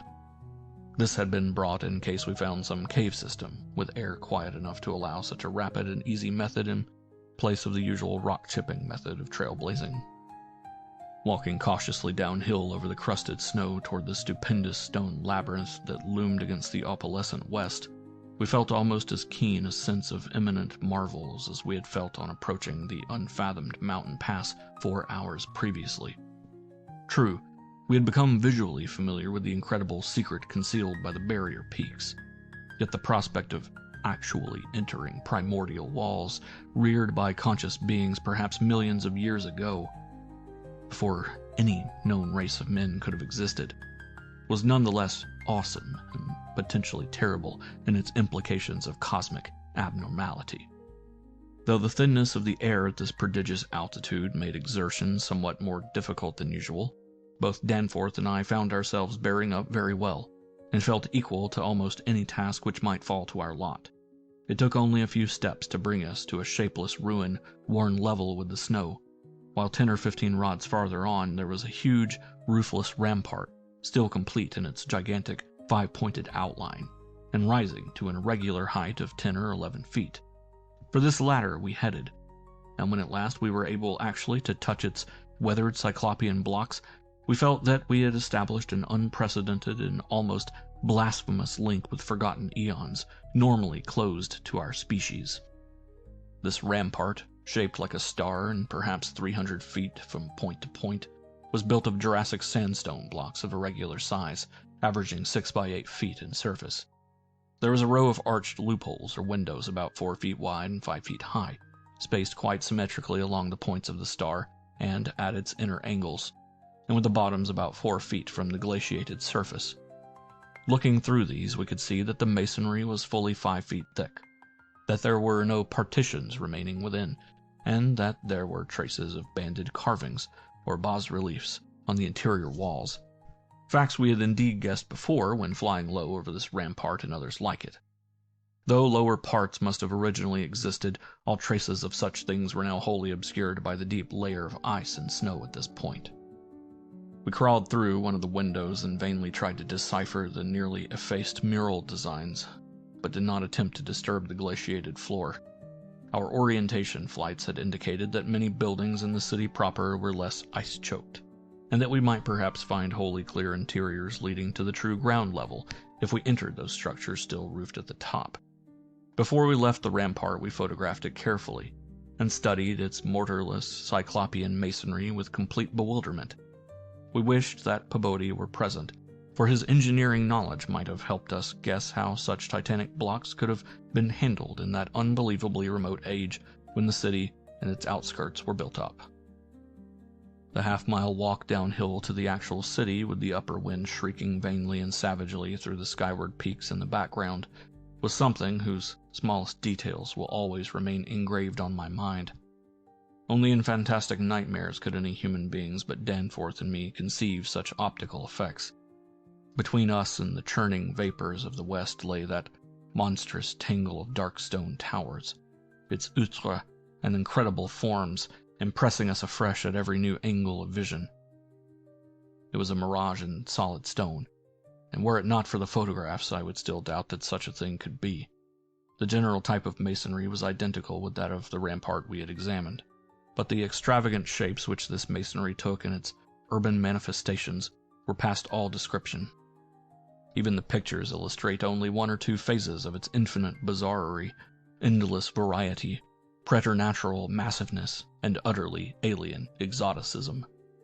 There were geometrical forms for which a Euclid could scarcely find a name, cones of all degrees of irregularity and truncation, terraces of every sort of provocative disproportion, shafts with odd bulbous enlargements, broken columns and curious groups, and five-pointed or five-ridged arrangements of mad grotesqueness. As we drew nearer, we could see beneath certain transparent parts of the ice sheet and detect some of the tubular stone bridges that connected the crazily sprinkled structures at various heights. Of orderly streets there seemed to be none, the only broad open swath being a mile to the left, where the ancient river had doubtless flowed through the town into the mountains.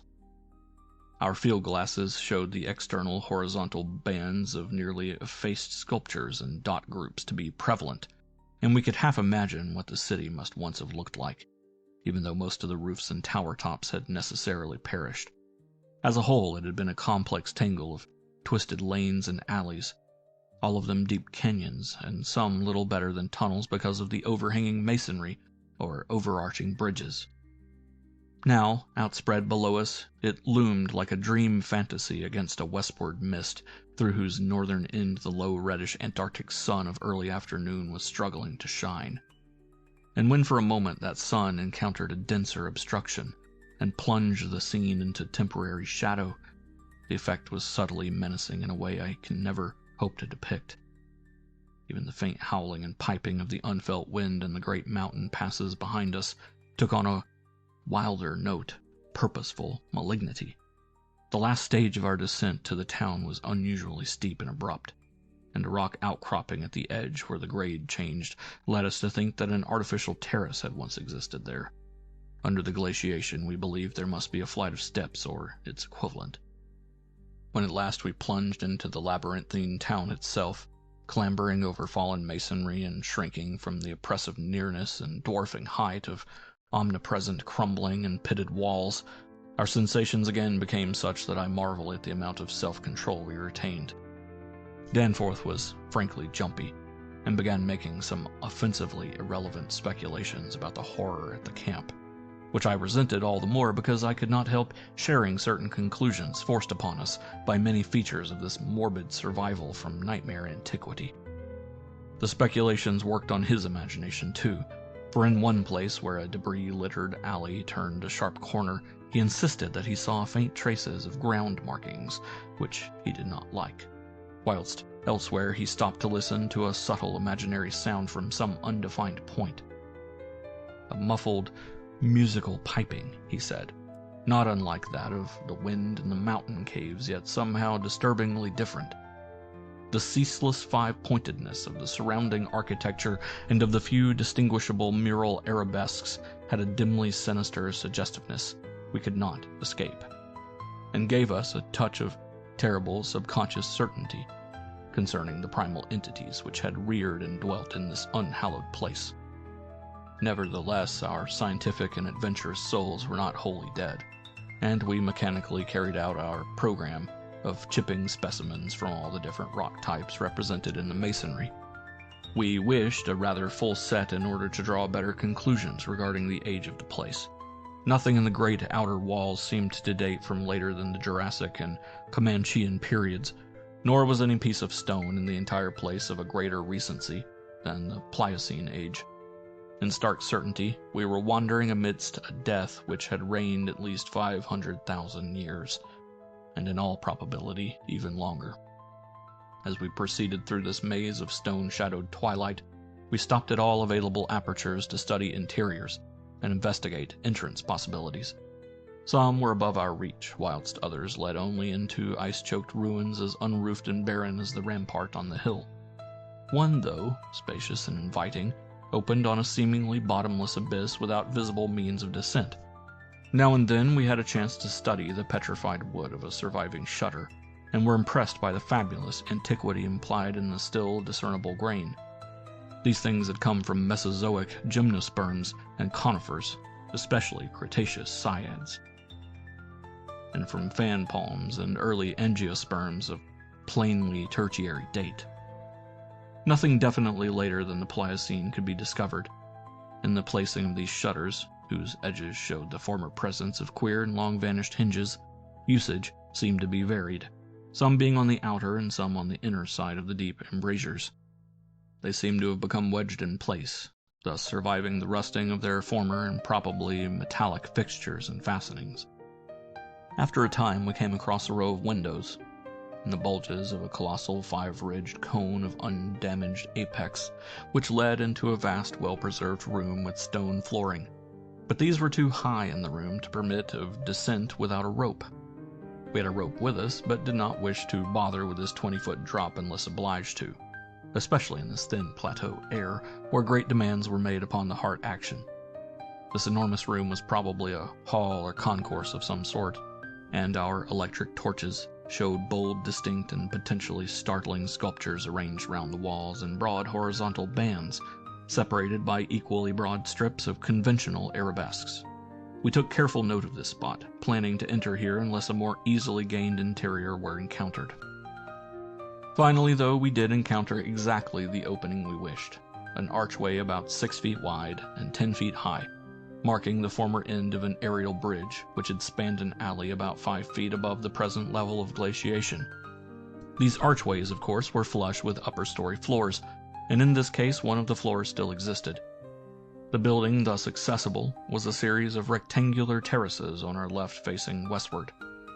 That across the alley where the other archway yawned was a decrepit cylinder with no windows, and with a curious bulge about 10 feet above the aperture. It was totally dark inside, and the archway seemed to open on a well of illimitable emptiness. Heaped debris made the entrance to the vast left-hand building doubly easy, yet for a moment we hesitated before taking advantage of the long-wished chance.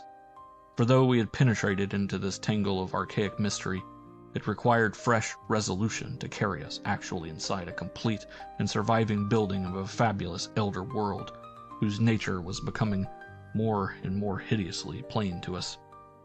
In the end, however, we made the plunge, and scrambled up over the rubble into the gaping embrasure. The floor beyond was of great slate slabs, and seemed to form the outlet of a long, high corridor with sculptured walls. Observing the many inner archways which led off from it, and realizing the probable complexity of the nest of apartments within, we decided that we must begin our system of hare and hound trailblazing. Hitherto our compasses, together with frequent glimpses of the vast mountain range between the towers in our rear, had been enough to prevent our losing our way. But from now on, the artificial substitute would be necessary. Accordingly, we reduced our extra paper to shreds of suitable size, placed these in a bag to be carried by Danforth, and prepared to use them as economically as safety would allow. This method would probably gain us immunity from straying, since there did not appear to be any strong air currents inside the primordial masonry. If such should develop, or if our paper supply should give out, we could of course fall back on the more secure, though more tedious and retarding method of rock chipping. Just how extensive a territory we had opened up, it was impossible to guess without a trial. The close and frequent connection of the different buildings made it likely that we might cross from one to another on bridges underneath the ice, except where impeded by local collapses and geological rifts, for very little glaciation seems to have entered the massive constructions. Almost all the areas of transparent ice had revealed the submerged windows as tightly shuttered, as if the town had been left in that uniform state until the glacial sheet came to crystallize the lower part for all succeeding time. Indeed, one gained a curious impression that this place had been deliberately closed and deserted in some dim bygone eon, rather than overwhelmed by any sudden calamity or even gradual decay. Had the coming of the ice been foreseen, and had a nameless population left en masse to seek a less doomed abode, the precise physiographic conditions attending the formation of the ice sheet at this point would have to wait for later solution. It had not very plainly been a grinding dive. Perhaps the pressure of accumulated snows had been responsible, and perhaps some flood from the river, or from the bursting of some ancient glacial dam in the Great Range, had helped to create the special state now observable. Imagination could conceive almost anything in connection with this place. End of Chapter 5. Chapter 6. It would be cumbrous to give a detailed consecutive account of our wanderings inside that cavernous, eon-dead honeycomb of primal masonry, that monstrous lair of elder secrets which now echoed for the first time, after uncounted epochs, to the tread of human feet. This is especially true because so much of the horrible drama and revelation came from a mere study of the omnipresent mural carvings. Our flashlight photographs of those carvings will do much toward proving the truth of what we are now disclosing, and it is lamentable that we had not a larger film supply with us. As it was, we made crude notebook sketches of certain salient features after all our films were used up. The building which we had entered was one of great size and elaborateness, and gave us an impressive notion of the architecture of that nameless geologic past. The inner partitions were less massive than the outer walls, but on the lower levels were excellently preserved. Labyrinthine complexity, involving curiously irregular differences in floor levels, characterized the entire arrangement, and we should certainly have been lost at the very outset but for the trail of torn paper left behind us.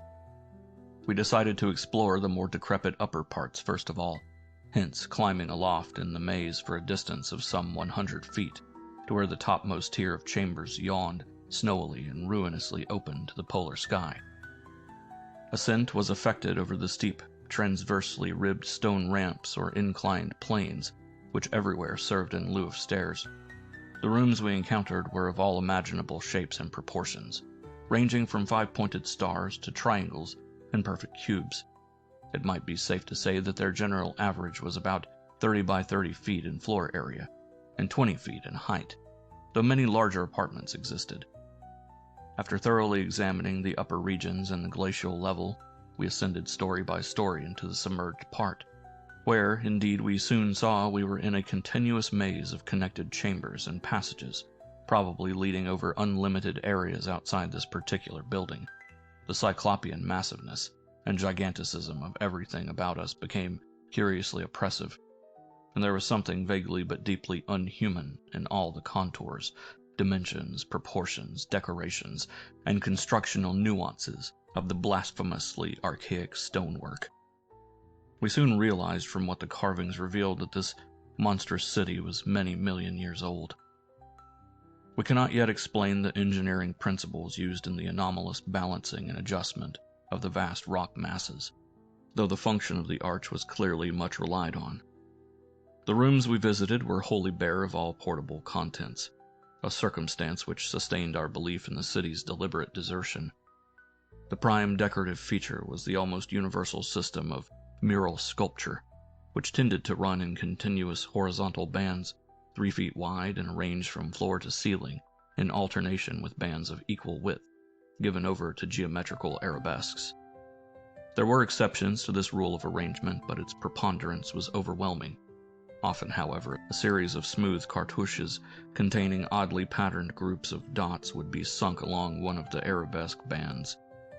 The technique we soon saw was mature, accomplished, and aesthetically evolved to the highest degree of civilized mastery, though utterly alien in every detail to any known art tradition of the human race. In delicacy of execution, no sculpture I have ever seen could approach it.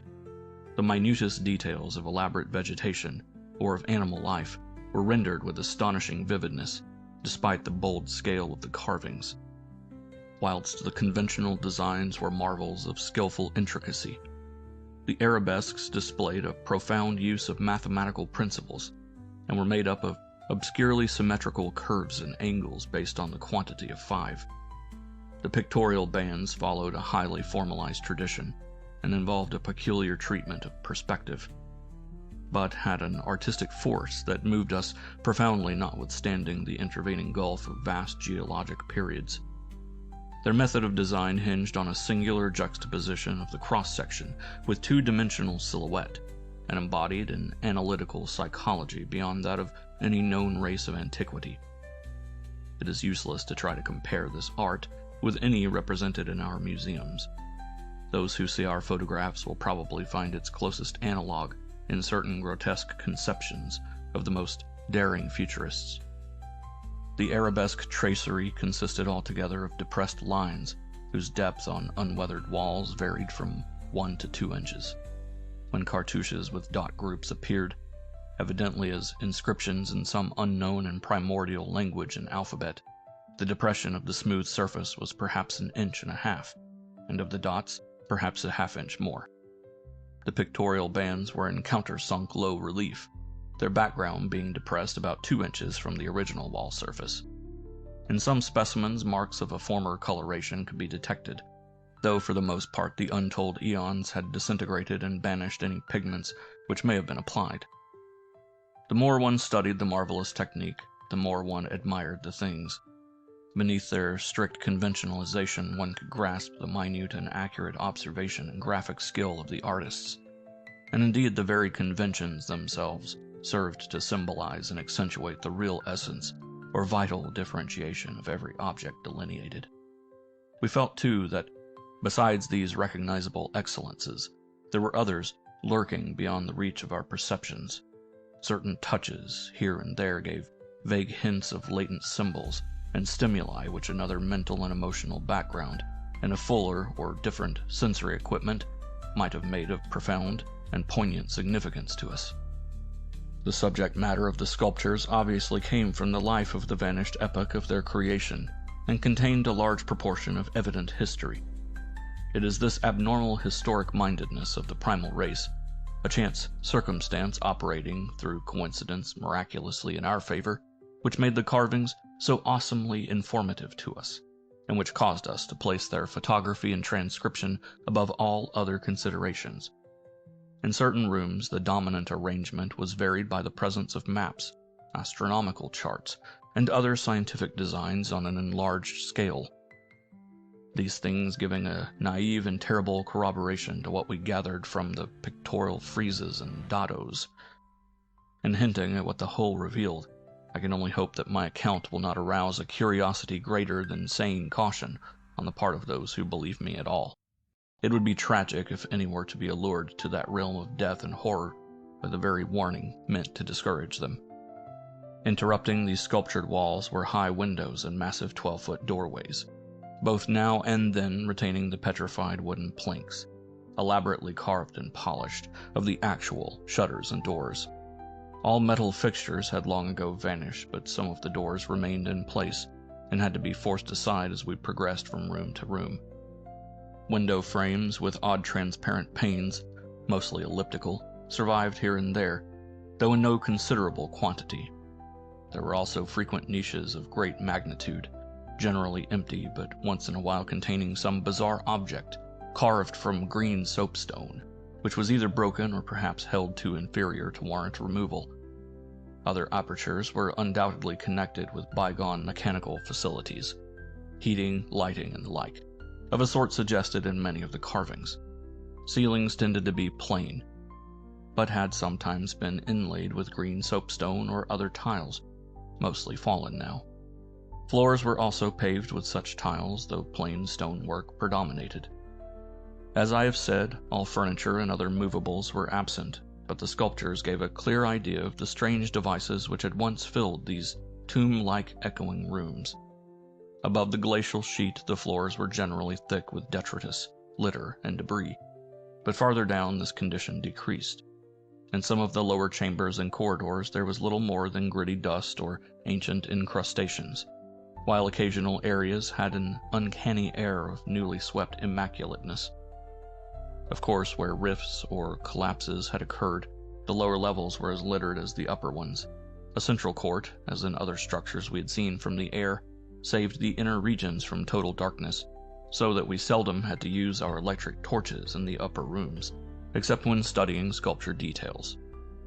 Below the ice cap, however, the twilight deepened, and in many parts of the tangled ground level there was an approach to absolute blackness. To form even a rudimentary idea of our thoughts and feelings as we penetrated this eon-silent maze of unhuman masonry, one must correlate a hopelessly bewildering chaos of fugitive moods, memories, and impressions. The sheer appalling antiquity and lethal desolation of the place were enough to overwhelm almost any sensitive person. But added to these elements were the recent, unexplained horror at the camp, and the revelations all too soon effected by the terrible mural sculptures around us. The moment we came upon a perfect section of carving, where no ambiguity of interpretation could exist, it took only a brief study to give us the hideous truth, a truth which it would be naive to claim Danforth and I had not independently suspected before, though we had carefully refrained from even hinting it to each other. There could now be no further merciful doubt about the nature of the beings which had built and inhabited this monstrous dead city millions of years ago, when man's ancestors were primitive archaic mammals and vast dinosaurs roamed the tropical steppes of Europe and Asia. We had previously clung to a desperate alternative and insisted, each to himself, that the omnipresence of the five-pointed motif meant only some cultural or religious exaltation of the archaean natural object which had so patently embodied the quality of five-pointedness, as the decorative motifs of Minoan Crete exalted the sacred bull, those of Egypt the scarabaeus, those of Rome the wolf and the eagle, and those of various savage tribes some chosen totem animal. But this lone refuge was now stripped from us, and we were forced to face definitely the reason-shaking realization which the reader of these pages has doubtless long ago anticipated. I can scarcely bear to write it down in black and white even now, but perhaps that will not be necessary. The things once rearing and dwelling in this frightful masonry in the age of dinosaurs were not, indeed, dinosaurs, but far worse. Mere dinosaurs were new and almost brainless objects, but the builders of this city were wise and old, and had left certain traces in rocks, even then laid down well nigh 1,000 million years.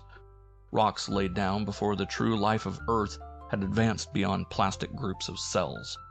Rocks laid down before the true life of Earth had existed at all. They were the makers and enslavers of that life, and above all doubt the originals of the fiendish elder myths which things like the Narcotic manuscripts and the Necronomicon affrightedly hint about. They were the great old ones that had filtered down from the stars when Earth was young, the beings whose substance and alien evolution had shaped, and whose powers were such as this planet had never bred. And to think that only the day before, Danforth and I had actually looked upon fragments of their millennially fossilized substance, and that poor Lake and his party had seen their complete outlines. It is of course impossible for me to relate in proper order the stages by which we picked up what we know of that monstrous chapter of pre-human life. After the first shock of the certain revelation, we had to pause a while to recuperate, and it was fully 3 o'clock before we got started on our actual tour of systematic research. The sculptures in the building we entered were of relatively late date, perhaps 2 million years ago, as checked up by geological, biological, and astronomical features, and embodied an art which would be called decadent in comparison with that of specimens we found in older buildings after crossing bridges under the glacial sheet.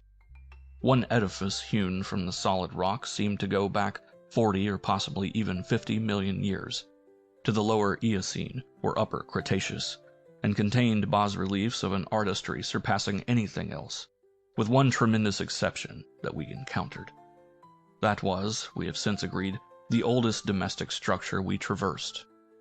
Were it not for the support of those flashlights, soon to be made public, I would refrain from telling what I found and inferred, lest I be confined as a madman. Of course, the infinitely early parts of the patchwork tale, representing the pre-terrestrial life of the star-headed beings on other planets and in other galaxies and in other universes, can readily be interpreted as the fantastic mythology of those beings themselves. Yet such parts sometimes involve designs and diagrams so uncannily close to the latest findings of mathematics and astrophysics that I scarcely know what to think. Let others judge when they see the photographs I shall publish. Naturally, no one set of carvings which we encountered told more than a fraction of any connected story, nor did we even begin to come upon the various stages of that story in their proper order. Some of the vast rooms were independent units, so far as their designs were concerned, whilst in other cases a continuous chronicle would be carried through a series of rooms and corridors. The best of the maps and diagrams were on the walls of a frightful abyss below even the ancient ground level, a cavern perhaps 200 feet square and 60 feet high, which had almost undoubtedly been an educational center of some sort. There were many provoking repetitions of the same material in different rooms and buildings, since certain chapters of experience and certain summaries or phrases of racial history had evidently been favorites with different decorators or dwellers. Sometimes, though, variant versions of the same theme proved useful in settling debatable points and filling in gaps. I still wonder that we deduced so much in the short time at our disposal. Of course, we even now have only the barest outline, and much of that was obtained later on from a study of the photographs and sketches we made. It may be the effect of this later study, the revived memories and vague impressions acting in conjunction with his general sensitiveness, and with that final supposed horror glimpse whose essence he will not reveal even to me, which has been the immediate source of Danforth's present breakdown. But it had to be, for we could not issue our warning intelligently without the fullest possible information, and the issuance of that warning is a prime necessity. Certain lingering influences in that unknown Antarctic world of disordered time and alien natural law make it imperative that further exploration be discouraged. End of Chapter 6. Chapter 7. The full story, so far as deciphered, will shortly appear in an official bulletin of Miskatonic University. Here I shall sketch only the salient highlights in a formless, rambling way. Myth or otherwise, the sculptures told of the coming of those star-headed things to the nascent, lifeless Earth out of cosmic space. Their coming, and the coming of many other alien entities such as at certain times embark upon spatial pioneering. They seemed able to traverse the interstellar ether on their vast membranous wings, thus oddly confirming some curious hill folklore long ago told me by an antiquarian colleague. They had lived under the sea a good deal, building fantastic cities and fighting terrific battles with nameless adversaries by means of intricate devices employing unknown principles of energy. Evidently, their scientific and mechanical knowledge far surpassed man's today, though they made use of its more widespread and elaborate forms only when obliged to. Some of the sculptures suggested that they had passed through a stage of mechanized life on other planets, but had receded upon finding its effects emotionally unsatisfying. Their preternatural toughness of organization and simplicity of natural wants made them peculiarly able to live on a high plane without the more specialized fruits of artificial manufacture, and even without garments except for occasional protection against the elements. It was under the sea, at first for food and later for other purposes, that they first created Earth life, using available substances according to long-known methods. The more elaborate experiments came after the annihilation of various cosmic entities. They had done the same thing on other planets, having manufactured not only necessary foods, but certain multicellular protoplasmic masses capable of molding their tissues into all sorts of temporary organs under hypnotic influence, and thereby forming ideal slaves to perform the heavy work of the community. These viscous masses were without a doubt what Abdul Alhazred whispered about as the Shoggoths in his frightful Necronomicon, though even that mad Arab had not hinted that any existing on Earth except in the dreams of those who had chewed a certain alkaloidal herb. When the star-headed Old Ones on this planet had synthesized their simple food forms and bred a good supply of Shoggoths, they allowed other cell groups to develop into other forms of animal and vegetable life for sundry purposes, extirpating any whose presence became troublesome. With the aid of the Shoggoths, whose expansions could be made to lift prodigious weights, the small, low cities under the sea grew to vast and imposing labyrinths of stone, not unlike those which later rose on land. Indeed, the highly adaptable Old Ones had lived much on land in other parts of the universe, and probably retained many traditions of land construction.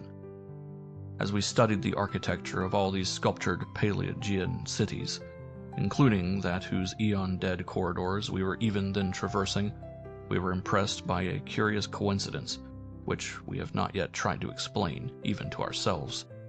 The tops of the buildings, which in the actual city around us had of course been weathered into shapeless ruins ages ago, were clearly displayed in the bas-reliefs and showed vast clusters of needle-like spires, delicate finials on certain cone and pyramid apexes, and tiers of thin horizontal scalloped discs capping cylindrical shafts.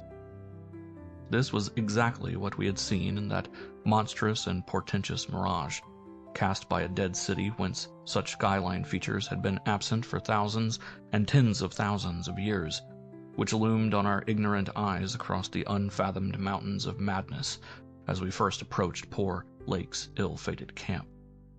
Of the life of the Old Ones, both under the sea and after part of them migrated to land, volumes could be written. Those in shallow water had continued the fullest use of the eyes at the ends of their 5 main head tentacles, and had practiced the arts of sculpture and of writing in quite the usual way. The writing accomplished with a stylus on waterproof waxen surfaces. Those lower down in the ocean depths, though they used a curious phosphorescent organism to furnish light, pieced out their vision with obscure special senses operating through the prismatic cilia on their heads. Senses which rendered all the Old Ones partly independent of light and emergencies.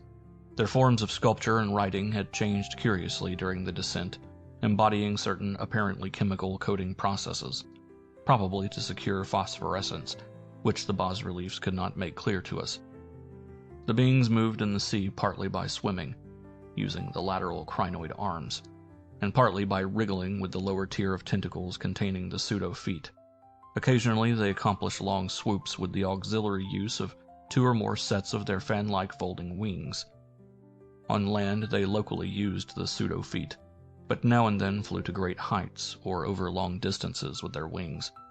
The many slender tentacles into which the crinoid arms branched were infinitely delicate, flexible, strong, and accurate in muscular, nervous coordination, ensuring the utmost skill and dexterity in all artistic and other manual operations.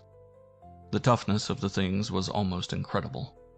Even the terrific pressures of the deepest sea bottoms appeared powerless to harm them. Very few seemed to die at all except by violence, and their burial places were very limited. The fact that they covered their vertically inhumed dead with 5-pointed inscribed mounds set up thoughts in Danforth and me which made a fresh pause and recuperation necessary after the sculptures revealed it. The beings multiplied by means of spores, like vegetable pteridophytes, as Lake had suspected, but owing to their prodigious toughness and longevity, and consequent lack of replacement needs, they did not encourage the large-scale development of new prothali, except when they had new regions to colonize. The young matured swiftly, and received an education evidently beyond any standard we can imagine. The prevailing intellectual and aesthetic life was highly evolved, and produced a tenaciously enduring set of customs and institutions, which I shall describe more fully in my coming monograph. These varied slightly according to sea or land residence, but had the same foundations and essentials. Though able, like vegetables, to derive nourishment from inorganic substances, they vastly preferred organic and especially animal food. They ate uncooked marine life under the sea, but cooked their viands on land. They hunted game and raised meat herds, slaughtering with sharp weapons whose odd marks on certain fossil bones our expedition had noted. They resisted all ordinary temperatures marvelously, and in their natural state could live in water down to freezing. When the great chill of the Pleistocene drew on, however, nearly 1 million years ago, the land dwellers had to resort to special measures, including artificial heating, until at last the deadly cold appears to have driven them back into the sea. For their prehistoric flights through cosmic space, legend said, they had absorbed certain chemicals and became almost independent of eating, breathing, or heat conditions. But by the time of the great cold they had lost track of the method. In any case, they could not have prolonged the artificial state indefinitely without harm. Being non-pairing and semi-vegetable in structure, the Old Ones had no biological basis for the family phase of mammal life, but seemed to organize large households on the principles of comfortable space utility and, as we deduced from pictured occupations and diversions of co-dwellers, congenial mental association. In furnishing their homes, they kept everything in the center of the huge rooms, leaving all the wall spaces free for decorative treatment. Lighting, in the case of the land inhabitants, was accomplished by a device probably electrochemical in nature. Both on land and underwater they used curious tables, chairs, and couches, like cylindrical frames, where they rested and slept upright with folded down tentacles, and racks for the hinge sets of dotted surfaces forming their books. Government was evidently complex and probably socialistic, though no certainties in this regard could be deduced from the sculptures we saw. There was extensive commerce, both local and between different cities. Certain small, flat counters, 5-pointed and inscribed, served as money. Probably the smaller of the various greenish soapstones found by our expedition were pieces of such currency. Though the culture was mainly urban, some agriculture and much stock raising existed. Mining and a limited amount of manufacturing were also practiced. Travel was very frequent, but permanent migration seemed relatively rare, except for the vast colonizing movements by which the race expanded. For personal locomotion, no external aid was used, since in land, air, and water movement alike the Old Ones seemed to possess excessively vast capacities for speed. Loads, however, were drawn by beasts of burden, Shoggoths under the sea, and a curious variety of primitive vertebrates in the later years of land existence. These vertebrates, as well as an infinity of other life forms, animal and vegetable, marine, terrestrial, and aerial, were the products of unguided evolution acting on life cells made by the Old Ones, but escaping beyond their radius of attention. They had been suffered to develop unchecked because they had not come in conflict with the dominant beings. Bothersome forms, of course, were mechanically exterminated. It interested us to see in some of the very last and most decadent sculptures a shambling primitive mammal, used sometimes for food and sometimes as an amusing buffoon by the land dwellers, whose vague simian and human foreshadowings were unmistakable. In the building of land cities, the huge stone blocks of the high towers were generally lifted by vast-winged pterodactyls of a species heretofore unknown to paleontology. The persistence with which the Old Ones survived various geologic changes and convulsions of the Earth's crust was little short of miraculous. Though few or none of their first cities seem to have remained beyond the Archaean age, there was no interruption in their civilization or in the transmission of their records. Their original place of advent to the planet was the Antarctic Ocean, and it is likely that they came not long after the matter forming the moon was wrenched from the neighboring South Pacific. According to one of the sculptured maps, the whole globe was then underwater, with stone cities scattered farther and farther from the Antarctic as eons passed. Another map shows a vast bulk of dry land around the South Pole, where it is evident that some of the beings made experimental settlements, though their main centers were transferred to the nearest sea bottom. Later maps which displayed this landmass as cracking and drifting, and sending certain detached parts northward, uphold in a striking way the theories of continental drift, lately advanced by Taylor, Wegener, and Joly. With the upheaval of new land in the South Pacific, tremendous events began. Some of the marine cities were hopelessly shattered, yet that was not the worst misfortune. Another race, a land race of beings shaped like octopi and probably corresponding to the fabulous pre-human spawn of Cthulhu, soon began filtering down from cosmic infinity and precipitated a monstrous war which for a time drove the Old Ones wholly back to the sea, a colossal blow in view of the increasing land settlements. Later, peace was made and the new lands were given to the Cthulhu spawn, whilst the Old Ones held the sea in the older lands. New land cities were founded, the greatest of them in the Antarctic, for this region of first arrival was sacred. From then on, as before, the Antarctic remained the center of the Old One civilization, and all the discoverable cities built there by the Cthulhu spawn were blotted out. Then suddenly the lands of the Pacific sank again, taking with them the frightful stone city of Relaya and all the cosmic octopi, so that the Old Ones were again supreme on the planet except for one shadowy fear about which they did not like to speak. At a rather later age, their cities dotted all the land and water areas of the globe. Hence the recommendation of my coming monograph that some archaeologists make systematic borings with Peabody's type of apparatus in certain widely separated regions. The steady trend down the ages was from water to land, a movement encouraged by the rise of new land masses, though the ocean was never wholly deserted. Another cause of the landward movement was the new difficulty in breeding and managing the Shoggoths, upon which successful sea life depended. With the march of time, as the sculptors sadly confessed, the art of creating new life from inorganic matter had been lost, so that the old ones had to depend on the molding of forms already in existence. On land, the great reptiles proved highly tractable, but the Shoggoths of the sea, reproducing by fission and acquiring a dangerous degree of accidental intelligence, presented for a time a formidable problem. They had always been controlled through the hypnotic suggestion of the old ones, and had modeled their tough plasticity into various useful temporary limbs and organs, but now their self-modeling powers were sometimes exercised independently, and in various imitative forms implanted by past suggestion. They had, it seems, developed a semi-stable brain whose separate and occasionally stubborn volition echoed the will of the old ones, without always obeying it. Sculptured images of these Shoggoths filled Danforth and me with horror and loathing. They were normally shapeless entities composed of a viscous jelly, which looked like an agglutination of bubbles, and each averaged about 15 feet in diameter when a sphere. They had, however, a constant shifting shape and volume, throwing out temporary developments or forming apparent organs of sight, hearing, and speech in imitation of their masters, either spontaneously or according to suggestion.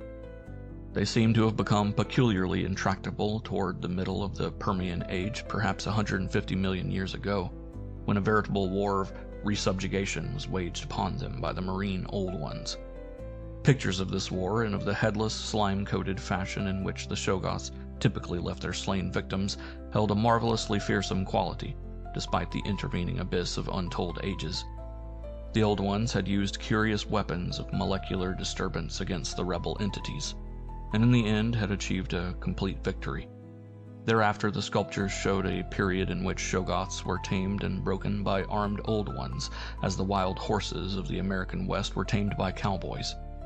Though during the rebellion the Shoggoths had shown an ability to live out of water, this transition was not encouraged, since their usefulness on land would hardly have been commensurate with the trouble of their management. During the Jurassic Age, the Old Ones met fresh adversity in the form of a new invasion from outer space, this time by half-fungus, half-crustacean creatures from a planet identifiable as the remote and recently discovered Pluto, creatures undoubtedly the same as those figuring in certain whispered hill legends of the north, and remembered in the Himalayas as the Migo, or abominable snowmen.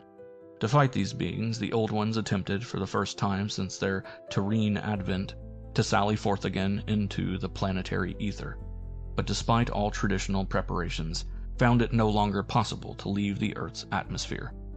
Whatever the old secret of interstellar travel had been, it was now definitely lost to the race. In the end, the Migo drove the Old Ones out of all the northern lands, though they were powerless to disturb those in the sea. Little by little, the slow retreat of the elder race to their original Antarctic habitat was beginning. It was curious to note from the pictured battles that both the Cthulhu spawn and the Migo seemed to have been composed of matter more widely different from that which we know than was the substance of the Old Ones. They were able to undergo transformations and reintegrations impossible for their adversaries, and seem therefore to have originally come from even remoter gulfs of cosmic space. The Old Ones, but for their abnormal toughness and peculiar vital properties, were strictly material and must have had their absolute origin within the known space-time continuum, whereas the first sources of the other beings can only be guessed at with bated breath. All this, of course, assuming that the non-terrestrial linkages and the anomalies ascribed to the invading foes are not pure mythology. Conceivably, the Old Ones might have invented a cosmic framework to account for their occasional defeats, since historical interest and pride obviously formed their chief psychological element. It is significant that their annals failed to mention many advanced and potent races of beings whose mighty cultures and towering cities figure persistently in certain obscure legends. The changing state of the world through long geologic ages appeared with startling vividness in many of the sculptured maps and scenes. In certain cases, existing science will require revision, while in other cases its bold deductions are magnificently confirmed. As I have said, the hypothesis of Taylor, Wegener, and Joly that all the continents are fragments of an original Antarctic landmass which cracked from centrifugal force and drifted apart over a technically viscous lower surface. An hypothesis suggested by such things as the complementary outlines of Africa and South America, and the way the great mountain chains are rolled and shoved up, receives striking support from this uncanny source. Maps evidently showing the Carboniferous world of 100 million or more years ago displayed significant rifts and chasms, destined later to separate Africa from the once continuous realms of Europe, then the Volusia of hellish primal legend, Asia, the Americas, and the Antarctic continent. Other charts, and most significantly one in connection with the founding 50 million years ago of the vast dead city around us, showed all the present continents well differentiated. And in the latest discoverable specimen, dating perhaps from the Pliocene age, the approximate world of today appeared quite clearly, despite the linkage of Alaska with Siberia, of North America with Europe through Greenland, and of South America with the Antarctic continent through Graham Land. In the Carboniferous map, the whole globe, ocean floor and rifted landmass alike, bore symbols of the Old One's vast stone cities, but in the later charts the gradual recession toward the Antarctic became very plain. The final Pliocene specimen showed no land cities except on the Antarctic continent and the tip of South America, nor any ocean cities north of the 50th parallel of south latitude. Knowledge and interest in the northern world, save for a study of coastlines probably made during long exploration flights on those fan-like membranous wings, had evidently declined to zero among the Old Ones. Destruction of cities through the upthrust of mountains, the centrifugal rending of continents, the seismic convulsions of land or sea bottom, and other natural causes was a matter of common record, and it was curious to observe how fewer and fewer replacements were made as the ages wore on. The vast dead megalopolis that yawned around us seemed to be the last general center of the race, built early in the Cretaceous age, after a titanic earth buckling had obliterated a still vaster predecessor not far distant. It appeared that this general region was the most sacred spot of all, where reputedly the first Old Ones had settled on a primal sea bottom.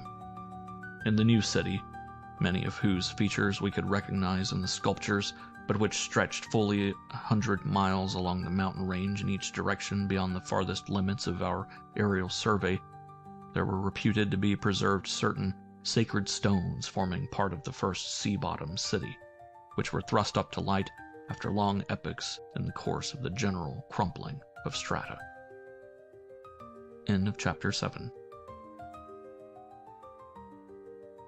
Chapter 8. Naturally, Danforth and I studied with a special interest and a peculiarly personal sense of awe everything pertaining to the immediate district in which we were. Of this local material there was naturally a vast abundance, and on the tangled ground level of the city we were lucky enough to find a house of very late date whose walls, though somewhat damaged by neighboring rift, contained sculptures of decadent workmanship, carrying the story of the region much beyond the period of the Pliocene map, whence we derived our last general glimpse of the pre-human world. This was the last place we examined in detail, since what we found there gave us a fresh, immediate objective. Certainly we were in one of the strangest, weirdest, and most terrible of all the corners of Earth's globe. Of all existing lands, it was infinitely the most ancient, and the conviction grew upon us that this hideous upland must indeed be the fabled nightmare plateau of Ling, which even the mad author of the Necronomicon was reluctant to discuss. The great mountain chain was tremendously long, starting as a low range at Luitpold Land on the coast of Weddell Sea, and virtually crossing the entire continent.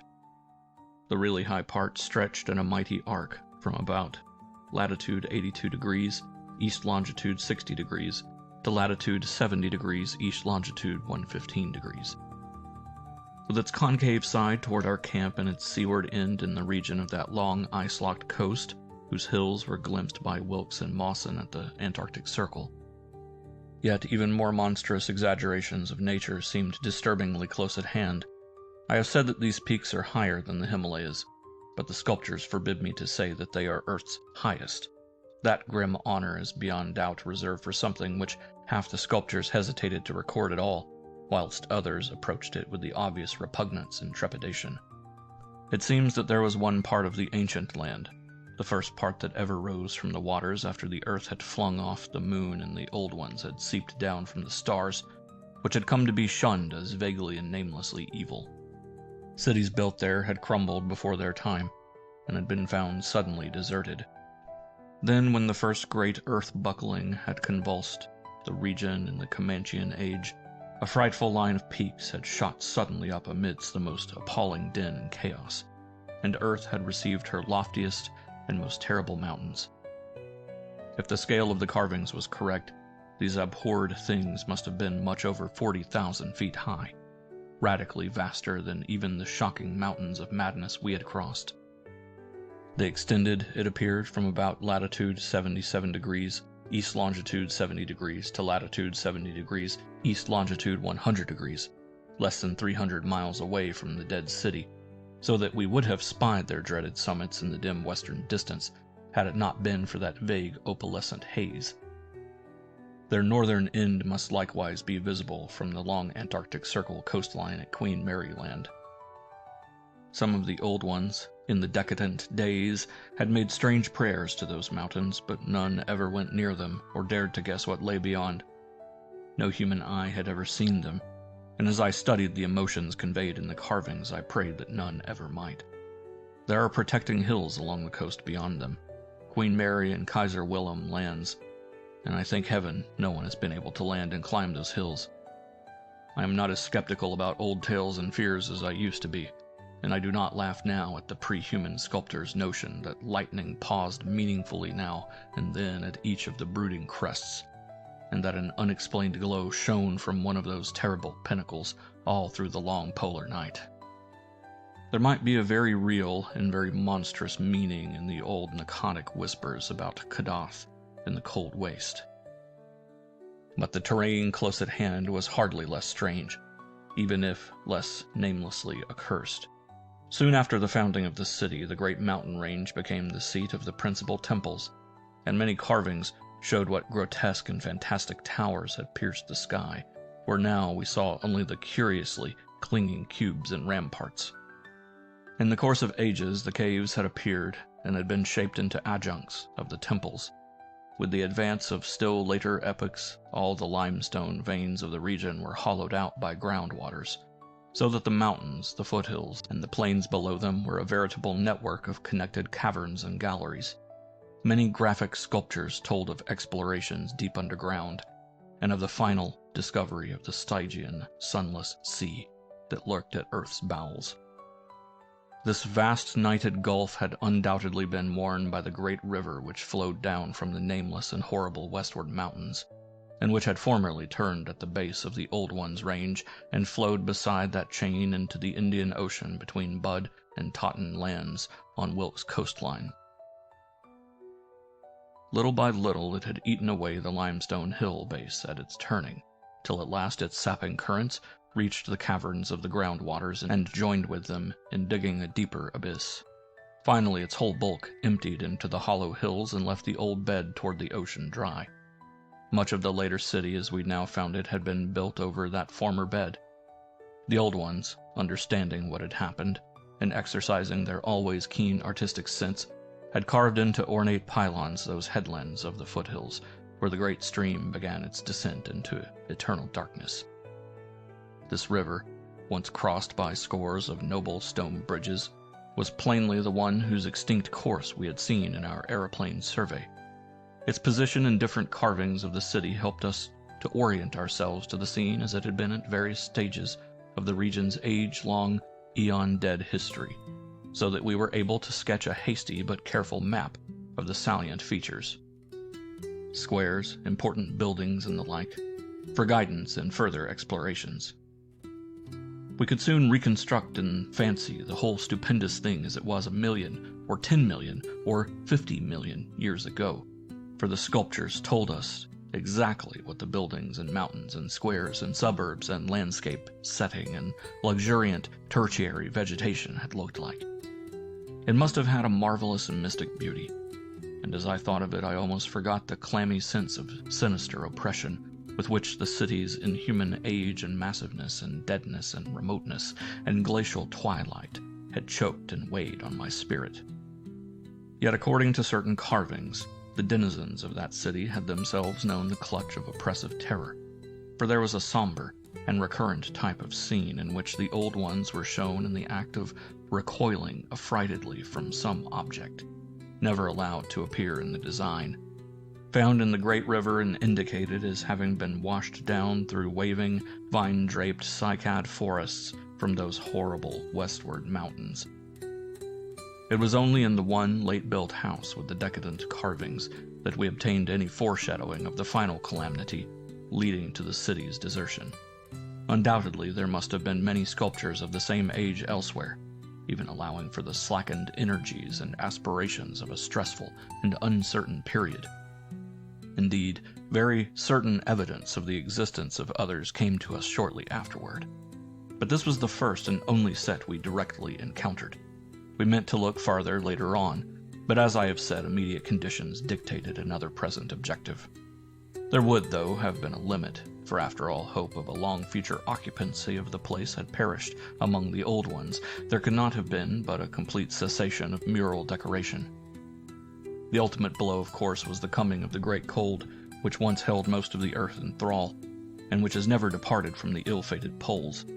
The great cold that, at the world's other extremity, put an end to the fabled lands of Lomar and Hyperborea. Just when this tendency began in the Antarctic, it would be hard to say in terms of exact years. Nowadays, we set the beginning of the general glacial periods at a distance of about 500,000 years from the present, but at the poles the terrible scourge must have commenced much earlier. All quantitative estimates are partly guesswork, but it is quite likely that the decadent sculptures were made considerably less than 1 million years ago, and that the actual desertion of the city was complete long before the conventional opening of the Pleistocene 500,000 years ago, as reckoned in terms of the Earth's whole surface. In the decadent sculptures there were signs of thinner vegetation everywhere, and of a decreased country life on the part of the old ones. Heating devices were shown in the houses, and winter travelers were repressed as muffled in protective fabrics. Then we saw a series of cartouches, the continuous band arrangement being frequently interrupted in these late carvings, depicting a constant growing migration to the nearest refuges of greater warmth, some fleeing to cities under the sea off the faraway coast, and some clambering down through networks of limestone caverns in the hollow hills to the neighboring black abyss of subterranean waters. In the end, it seems to have been the neighboring abyss which received the greatest colonization. This was partly due, no doubt, to the traditional sacredness of this especial region, but may have been more conclusively determined by the opportunities it gave for continuing the use of the great temples on the honeycombed mountains, and for retaining the vast land city as a place of summer residence and base of communication with various minds. The linkage of old and new abodes was made more effective by means of several gratings and improvements along the connecting routes, including the chiseling of numerous direct tunnels from the ancient metropolis to the black abyss, sharply down-pointing tunnels whose mouths we carefully drew, according to our most thoughtful estimates, on the guide map we were compiling. It was obvious that at least 2 of these tunnels lay within a reasonable exploring distance of where we were, both being on the mountainward edge of the city, one less than a quarter mile toward the ancient river course, and the other perhaps twice that distance in the opposite direction. The abyss, it seems, had shelving shores of dry land at certain places, but the old ones built their new city underwater, no doubt because of its greater certainty of uniform warmth. The depth of the hidden sea appears to have been very great, so that the Earth's internal heat could ensure its habitability for an indefinite period. The beings seem to have had no trouble in adapting themselves to part-time, and eventually, of course, whole-time, residence underwater, since they had never allowed their gill systems to atrophy. There were many sculptures which showed how they had always frequently visited their submarine kinsfolk elsewhere, and how they had habitually bathed on the deep bottom of their great river. The darkness of inner Earth could likewise have been no deterrent to a race accustomed to long Antarctic nights. Decadent though their style undoubtedly was, these latest carvings had a truly epic quality, where they told of the building of the new city in the cavern sea. The old ones had gone about it scientifically, quarrying insoluble rocks from the heart of the honeycombed mountains, and employing expert workers from the nearest submarine city to perform the construction according to the best methods. These workers brought with them all that was necessary to establish the new venture: Shoggoth tissue from which to breed stone lifters, and subsequent beasts of burden for the cavern city, and other protoplasmic matter to mold into phosphorescent organisms for lighting purposes. At last, a mighty metropolis rose on the bottom of that Stygian sea, its architecture much like that of the city above, and its workmanship displaying relatively little decadence because of the precise mathematical element inherent in building operations. The newly bred Shoggoths grew to enormous size and singular intelligence, and were represented as taking and executing orders with marvelous quickness. They seemed to converse with the old ones by mimicking their voices, a sort of musical piping over a wide range, if poor Lake's dissection had indicated aright, and to work more from spoken commands than from hypnotic suggestions as in earlier times. They were, however, kept in admirable control. The phosphorescent organisms supplied light with vast effectiveness, and doubtless atoned for the loss of the familiar polar auroras of the outer world night. Art and decoration were pursued, though of course with a certain decadence. The old ones seemed to realize this falling off themselves, and in many cases anticipated the policy of Constantine the Great by transplanting especially fine blocks of ancient carving from their land city, just as the emperor, in a similar age of decline, stripped Greece and Asia of their finest art to give his new Byzantine capital greater splendors than its own people could create. That the transfer of sculptured blocks had not been more extensive was doubtless owing to the fact that the land city was not at first wholly abandoned. By the time total abandonment did occur, and it surely must have occurred before the polar Pleistocene was far advanced, the old ones had perhaps become satisfied with their decadent art, or had ceased to recognize the superior merit of the older carvings. At any rate, the eon-silent ruins around us had certainly undergone no wholesale sculptural denudation, though all the best separate statues like other movables had been taken away. The decadent cartouches and dados telling this story were, as I have said, the latest we could find in our limited search. They left us with a picture of the old ones, shuttling back and forth betwixt the land city in summer and the sea cavern city in winter, and sometimes trading with the sea-bottomed cities off the Antarctic coast. By this time, the ultimate doom of the land city must have been recognized, for the sculptures showed many signs of the cold's malign encroachments. Vegetation was declining, and the terrible snows of the winter no longer melted completely even in midsummer. The saurian livestock were nearly all dead, and the mammals were standing it none too well. To keep on with the work of the upper world, it had become necessary to adapt some of the amorphous and curiously cold-resistant Shoggoths to land life, a thing the old ones had formerly been reluctant to do. The great river was now lifeless, and the upper sea had lost most of its denizens except the seals and whales. All the birds had flown away, save only the great grotesque penguins. What had happened afterward we could only guess. How long had the new sea cavern city survived? Was it still down there, a stony corpse in eternal blackness? Had the subterranean waters frozen at last? To what fate had the ocean-bottomed cities of the outer world been delivered? Had any of the old ones shifted north ahead of the creeping ice cap? Existing geology shows no trace of their presence. Had the frightful Migo been still a menace in the outer land world of the north? Could one be sure of what might or might not linger even to this day in the lightless and unplumbed abysses of Earth's deepest waters? Those things had seemingly been able to withstand any amount of pressure, and men of the sea had fished up curious objects at times.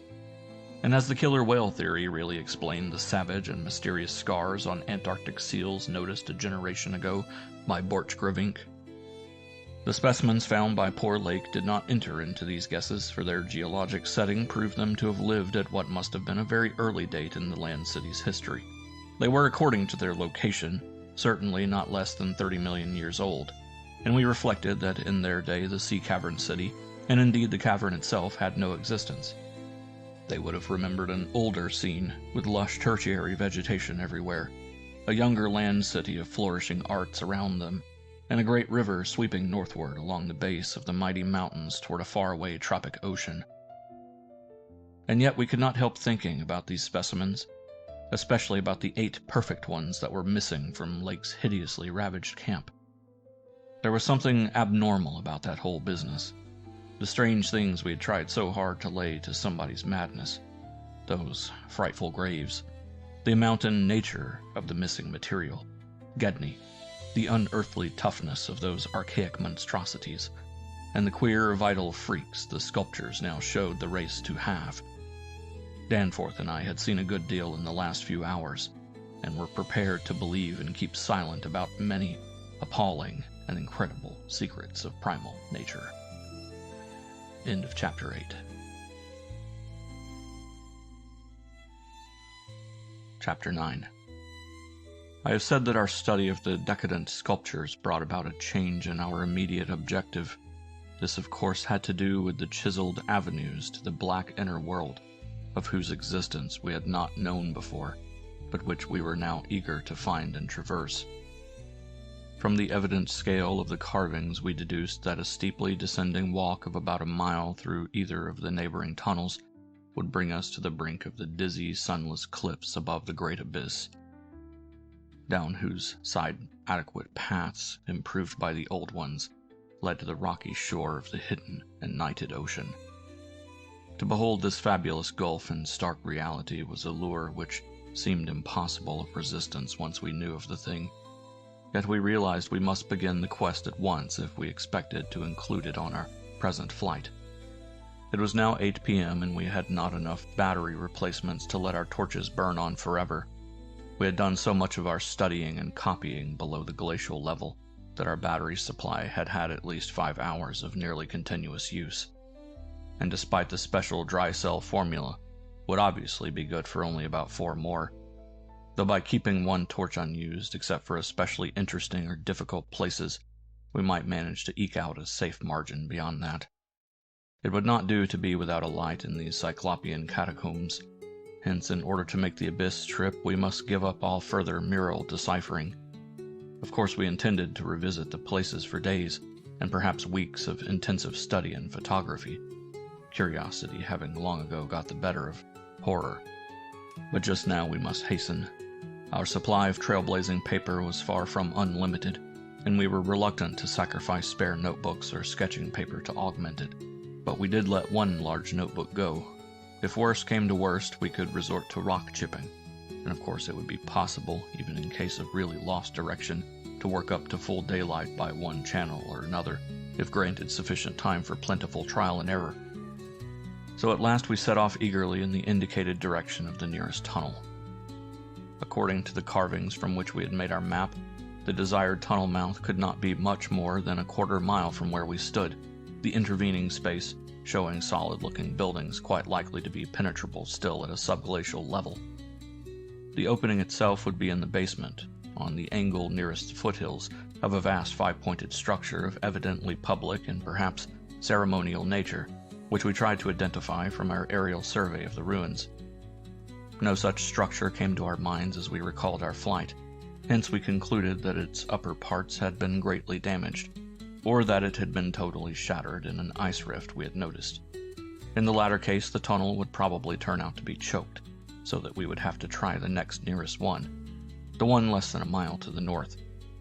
The intervening river course prevented our trying any of the more southerly tunnels on this trip, and indeed, if both of the neighboring ones were choked, it was doubtful whether our batteries would warrant an attempt on the next northerly one, about a mile beyond our second choice. As we threaded our dim way through the labyrinth with the aid of map and compass, traversing rooms and corridors in every stage of ruin or preservation, clambering up ramps, crossing upper floors and bridges, and clambering down again, encountering choked doorways and piles of debris, hastening now and then along finely preserved and uncannily immaculate stretches, taking false leads and retracing our way, in such cases removing the blind paper trail we had left, and once in a while striking the bottom of an open shaft through which daylight poured or trickled down. We were repeatedly tantalized by the sculptured walls along our route. Many must have told tales of immense historical importance, and our only prospect of later visits reconciled us to the need of passing them by.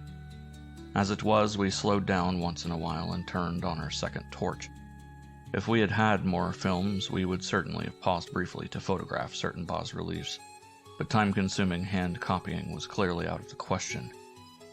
I come now once more to a place where the temptation to hesitate, or to hint rather than state, is very strong. It is necessary, however, to reveal the rest in order to justify my course in discouraging further exploration. We had wormed our way very close to the computed site of the tunnel's mouth, having crossed a second-story bridge to what seemed plainly the tip of a pointed wall, and descended to a ruinous corridor especially rich in decadently elaborate and apparently ritualistic sculptures of late workmanship, when, about 8:30 p.m., Danforth's keen young nostrils gave us the first hint of something unusual. If we had had a dog with us, I suppose we would have been warned before. At first we could not precisely say what was wrong with the formerly crystal pure air, but after a few seconds our memories reacted only too definitely. Let me try to state the thing without flinching. There was an odor, and that odor was vaguely, subtly, and unmistakably akin to what had nauseated us upon opening the insane grave of the horror poor Lake had dissected. Of course, the revelation was not as clearly cut at the time as it sounds now. There were several conceivable explanations, and we did a good deal of indecisive whispering.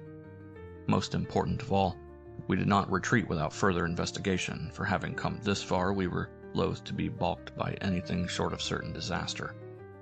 Anyway, what we must have suspected was altogether too wild to believe. Such things did not happen in any normal world. It was probably sheer irrational instinct which made us dim our single torch, tempted no longer by the decadent and sinister sculptures that leered menacingly from the oppressive walls, and which softened our progress to a cautious tiptoeing and crawling over the increasingly littered floor and heaps of debris. Danforth's eyes as well as nose proved better than mine, for it was likewise he who first noticed the queer aspect of the debris after we had passed many half-choked arches leading to chambers and corridors on the ground level. It did not look quite as it ought after countless thousands of years of desertion, and when we cautiously turned on more light we saw that a kind of swath seemed to have been lately tracked through it. The irregular nature of the litter precluded any definite marks, but in the smoother places there were suggestions of the dragging of heavy objects. Once we thought there was a hint of parallel tracks, as of runners. This was what made us pause again. It was during that pause that we caught, simultaneously this time, the other odor ahead. Paradoxically, it was both a less frightful and a more frightful odor. Less frightful intrinsically, but infinitely appalling in this place under the known circumstances. Unless, of course, Gedney. For the odor was the plain and familiar one of common petrol, everyday gasoline. Our motivation after that is something I will leave to psychologists. We knew now that some terrible extension of the camp horrors must have crawled into this nighted burial place of the eons, hence could not doubt any longer the existence of nameless conditions, present or at least recent, just ahead.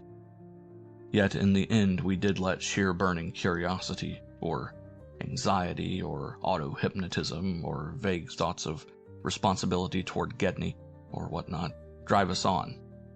Danforth whispered again of the print he thought he had seen at the alley turning in the ruins above, and a faint musical piping, potentially of tremendous significance in the light of Lake's dissection report despite its close resemblance to the cave-mouth echoes of the windy peaks, which he thought he had shortly afterward half heard from unknown depths below.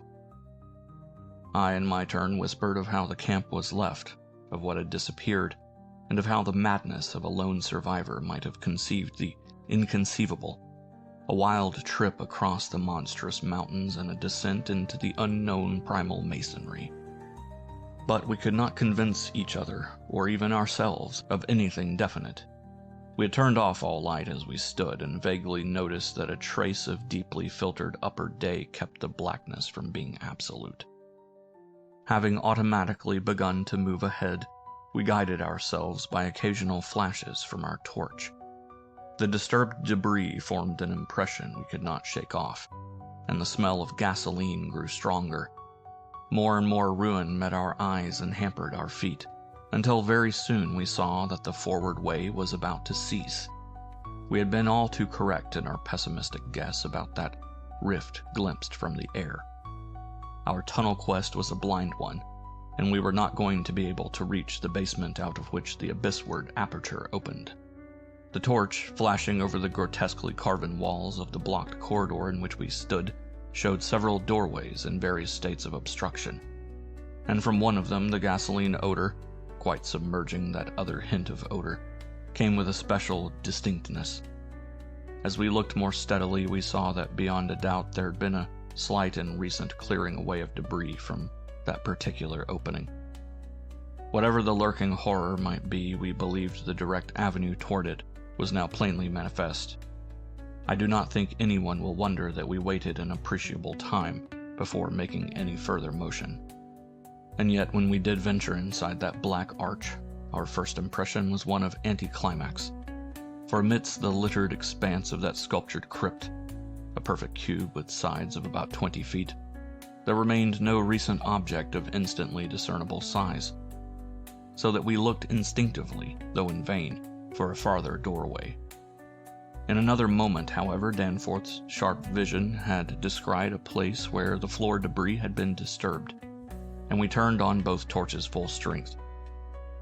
Though what we saw in that light was actually simple and trifling, I am nonetheless reluctant to tell of it because of what it implied. It was a rough leveling of the debris, upon which several small objects lay carelessly scattered, and at one corner of which a considerable amount of gasoline must have been spilled lately enough to leave a strong odor even at this extreme super-plateau altitude. In other words, it cannot be other than a sort of camp, a camp made by questing beings who, like us, had been turned back by the unexpectedly choked way to the abyss. Let me be plain. The scattered objects were, so far as substance was concerned, all from Lake's camp, and consisted of tin cans as queerly opened as those we had seen at that ravaged place, many spent matches, 3 illustrated books, more or less curiously smudged, an empty ink bottle with its pictorial and instructional carton, a broken fountain pen, some oddly snipped fragments of fur and tent cloth, a used electric battery with circular of directions, a folder that came with our type of tent heater, and a sprinkling of crumpled papers. It was all bad enough, but when we smoothed out the papers and looked at what was on them, we felt we had come to the worst. We had found certain inexplicably blotted papers at the camp, which might have prepared us, yet the effect of the sight down there in the pre-human vaults of a nightmare city was almost too much to bear. A mad Gedney might have made the groups of dots in imitation of those found on the greenish soapstones, just as the dots on those insane 5-pointed grave mounds might have been made, and he might have conceivably have prepared rough, hasty sketches, varying in their accuracy or lack of it, which outlined the neighboring parts of the city, and traced the way from a circularly represented place outside our previous route. A place we identified as a great cylindrical tower in the carvings, and as a vast circular gulf glimpsed in our aerial survey, to the present 5-pointed structure and the tunnel mouth therein. He might, I repeat, have prepared such sketches, for those before us were quite obviously compiled as our own had been from late sculptures somewhere in the glacial labyrinth, though not from the ones which we had seen and used. But what this art-blind bungler could never have done was to execute those sketches in a strange and assured technique, perhaps superior, despite haste and carelessness, to any of the decadent carvings from which they were taken, the characteristic and unmistakable technique of the old ones themselves in the dead city's heyday. There are those who will say Danforth and I were utterly mad not to flee for our lives after that, since our conclusions were now, notwithstanding their wildness, completely fixed, and of a nature I need not even mention to those who have read my account as far as this. Perhaps we were mad, for have I not said those horrible peaks were mountains of madness? But I think I can detect something of the same spirit, albeit in a less extreme form, in the men who stalk deadly beasts through African jungles to photograph them or study their habits. Half paralyzed with terror though we were, there was nevertheless fanned within us a blazing flame of awe and curiosity which triumphed in the end. Of course, we did not mean to face that, or those, which we knew had been there, but we felt that they must be gone by now. They would by this time have found the other neighboring entrance to the abyss, and have passed within to whatever night-black fragments of the past might await them in the ultimate gulf. The ultimate gulf they had never seen. Or if that entrance too was blocked, they would have gone on to the north, seeking another. They were, we remembered, partly independent of light. Looking back to that moment, I can scarcely recall just what precise form our new emotions took, just what change of immediate objective it was that so sharpened our sense of expectancy. We certainly did not mean to face what we feared, yet I will not deny that we may have had a lurking unconscious wish to spy certain things from some hidden vantage point. Probably we had not given up our zeal to glimpse the abyss itself, though there was interposed a new goal in the form of that great circular place shown on the crumpled sketches we had found.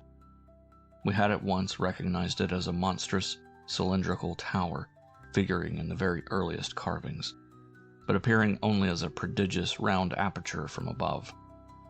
Something about the impressiveness of its rendering, even in these hasty diagrams, made us think that its subglacial levels must still form a feature of peculiar importance. Perhaps it embodied architectural marvels as yet unencountered by us. It was certainly of incredible age according to the sculptures in which it figured, being indeed among the first things built in the city. Its carvings, if preserved, could not but be highly significant. Moreover, it might form a good present link with the upper world, a shorter route than the one we were so carefully blazing, and probably that by which those others had descended. At any rate, the thing we did was to study the terrible sketches, which quite perfectly confirmed our own, and start back over the indicated course to the circular place, the course which our nameless predecessors must have traversed twice before us. The other neighboring gate to the abyss would lie beyond that. I need not speak of our journey, during which we continued to leave an economical trail of paper, for it was precisely the same in kind as that by which we had reached the cul-de-sac, except that it tended to adhere more closely to the ground level, and even descend to basement corridors. Every now and then we could trace certain disturbing marks in the debris or litter underfoot, and after we had passed outside the radius of the gasoline scent, we were again faintly conscious, spasmodically, of that more hideous and more persistent scent. After the way had branched from our former course, we sometimes gave the rays of our single torch a furtive sweep along the walls, noting in almost every case the well-nigh omnipresent sculptures, which indeed seemed to have formed a main aesthetic outlet for the old ones. About 9:30 p.m., while traversing a vaulted corridor whose increasingly glaciated floor seemed somewhat below the ground level, and whose roof grew lower as we advanced, we began to see strong daylight ahead and were able to turn off our torch. It appeared that we were coming to the vast circular place, and that our distance from the upper air could not be very great. The corridor ended in an arch surprisingly low for these megalithic ruins, but we could see much through it even before we emerged. Beyond there stretched a prodigious round space, fully 200 feet in diameter, strewn with debris and containing many choked archways corresponding to the one we were about to cross. The walls were, in available spaces, boldly sculptured into a spiral band of heroic proportions, and displayed, despite the destructive weathering caused by the openness of the spot, an artistic splendor far beyond anything we had encountered before. The littered floor was quite heavily glaciated, and we fancied that the true bottom lay at a considerably lower depth. But the salient object of the place was the titanic stone ramp which, eluding the archways by a sharp turn outward into the open floor, wound spirally up the stupendous cylindrical wall like an inside counterpart of those once climbed outside the monstrous towers or ziggurats of antique Babylon. Only the rapidity of our flight and the perspective which confounded the descent with the tower's inner wall had prevented our noticing this feature from the air, and thus caused us to seek another avenue to the subglacial level. Pabodie might have been able to tell what sort of engineering held it in place, but Danforth and I could merely admire and marvel. We could see mighty stone corbels and pillars here and there, but what we saw seemed inadequate to the function performed. The thing was excellently preserved up to the present top of the tower, a highly remarkable circumstance in view of its exposure, and its shelter had done much to protect the bizarre and disturbing cosmic sculptures on the walls. As we stepped out into the awesome half-daylight of this monstrous cylinder bottom, 50 million years old, and without doubt the most primal ancient structure ever to meet our eyes, we saw that the ramp traversed sides stretched dizzily up to a height of fully 60 feet. This, we recalled from our aerial survey, meant an outside glaciation of some 40 feet, since the yawning gulf we had seen from the plain had been at the top of an approximately 20-foot mound of crumbled masonry, somewhat sheltered for 3/4 of its circumference by the massive curving walls of a line of higher ruins. According to the sculptors, the original tower had stood in the center of an immense circular plaza, and had been perhaps 500 or 600 feet high, with tiers of horizontal discs near the top, and a row of needle-like spires along the upper rim. Most of the masonry had obviously toppled outward rather than inward, a fortunate happening, since otherwise the ramp might have been shattered and the whole interior choked. As it was, the ramp showed sad battering, whilst the choking was such that all the archways at the bottom seemed to have been recently half cleared. It took us only a moment to conclude that this was indeed the route by which those others had descended, and that this would be the logical route for our own ascent, despite the long trail of paper we had left elsewhere. The tower's mouth was no farther from the foothills in our waiting plain than was the great terraced building we had entered, and any further subglacial exploration we might make on this trip would lie in this general region. Oddly, we were still thinking about possible later trips, even after all we had seen and guessed. Then, as we picked our way cautiously over the debris of the great floor, there came a sight which for the time excluded all other matters. It was the neatly huddled array of 3 sledges in that farther angle of the ramp's lower and outward projecting course, which had hitherto been screened from our view. There they were, the 3 sledges missing from Lake's camp, shaken by a hard usage which must have included forcible dragging along great reaches of snowless masonry and debris, as well as much hand portage over utterly unnavigable places. They were carefully and intelligently packed and strapped, and contained things memorably familiar enough: the gasoline stove, fuel cans, instrument cases, provision tins, tarpaulins obviously bulging with books, and some bulging with less obvious contents, everything derived from Lake's equipment. After what we had found in that other room, we were in a measure prepared for this encounter. The really great shock came when we stepped over and undid one tarpaulin whose outlines had peculiarly disquieted us. It seems that others as well as Lake had been interested in collecting typical specimens, for there were 2 here, both stiffly frozen, perfectly preserved, patched with adhesive plaster where some wounds around the neck had occurred, and wrapped with patent care to prevent further damage. They were the bodies of young Gedney and the missing dog. End of Chapter 9. Chapter 10. Many people will probably judge us callous as well as mad for thinking about the northward tunnel in the abyss so soon after our somber discovery, and I am not prepared to say that we would have immediately revived such thoughts, but for a specific circumstance which broke in upon us and set up a whole new train of speculations. We had replaced the tarpaulin over poor Gedney, and were standing in a kind of mute bewilderment when the sounds finally reached our consciousness. The first sounds we had heard since descending out of the open where the mountain wind whined faintly from its unearthly heights.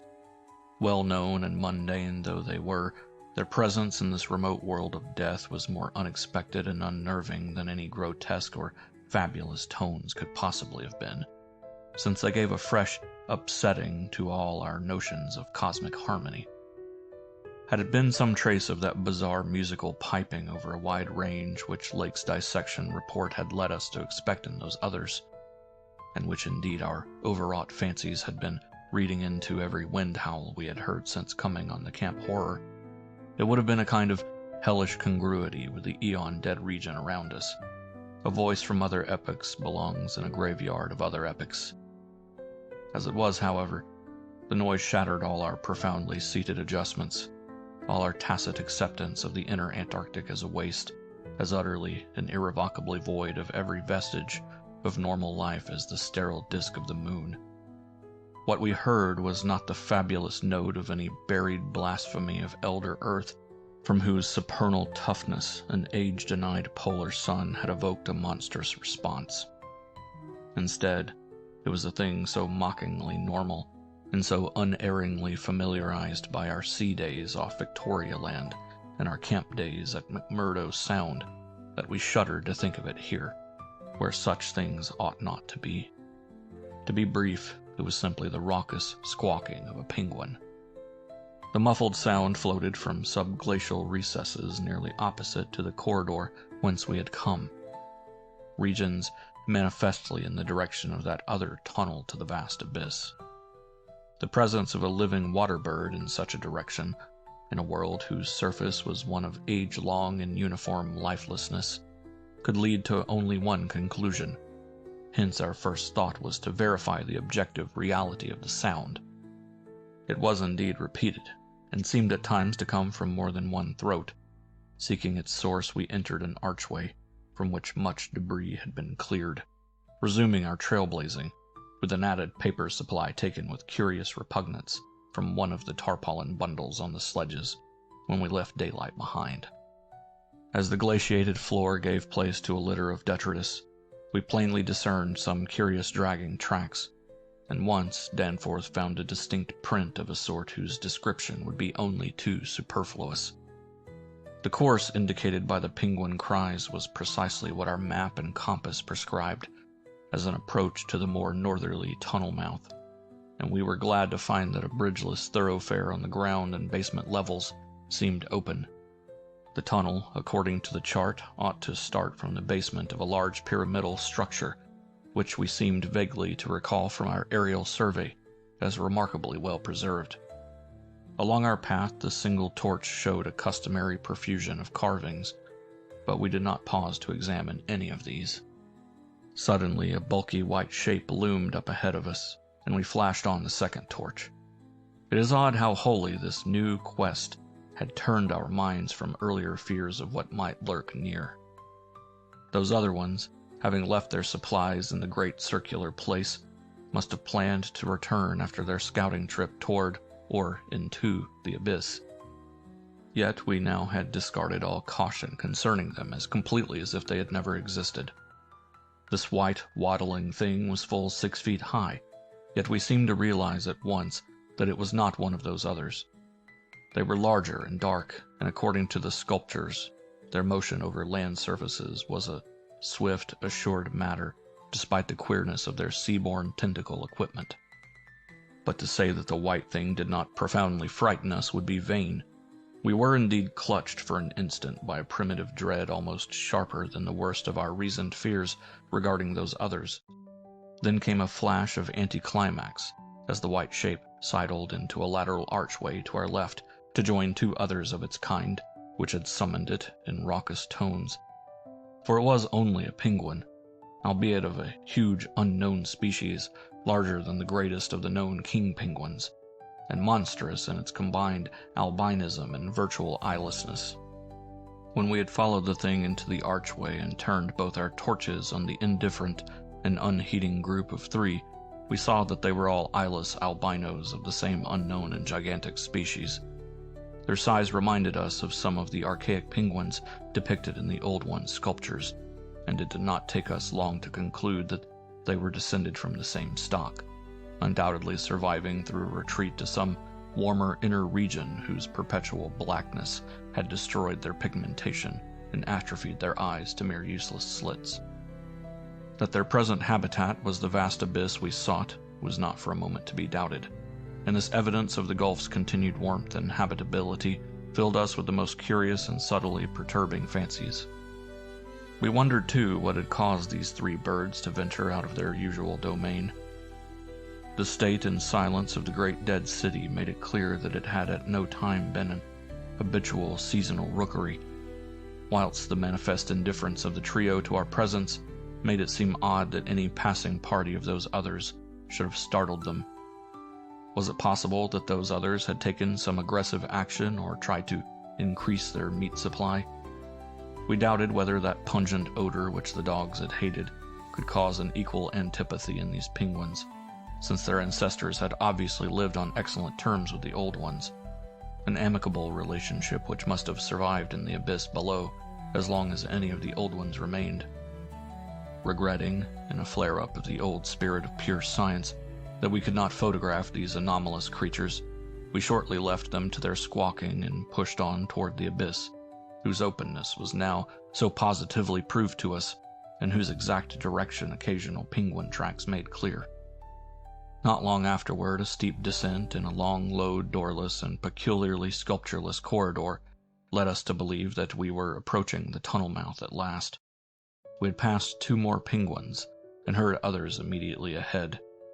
Then the corridor ended in a prodigious open space which made us gasp involuntarily. A perfect inverted hemisphere, obviously deep underground, fully 100 feet in diameter and 50 feet high, with low archways opening around all parts of the circumference but one, and that one yawning cavernously with a black arched aperture which broke the symmetry of the vault to a height of nearly 15 feet. It was the entrance to the great abyss. In this vast hemisphere, whose concave roof was impressively though decadently carved to a likeness of the primordial celestial dome, a few albino penguins waddled, aliens there, but indifferent and unseeing.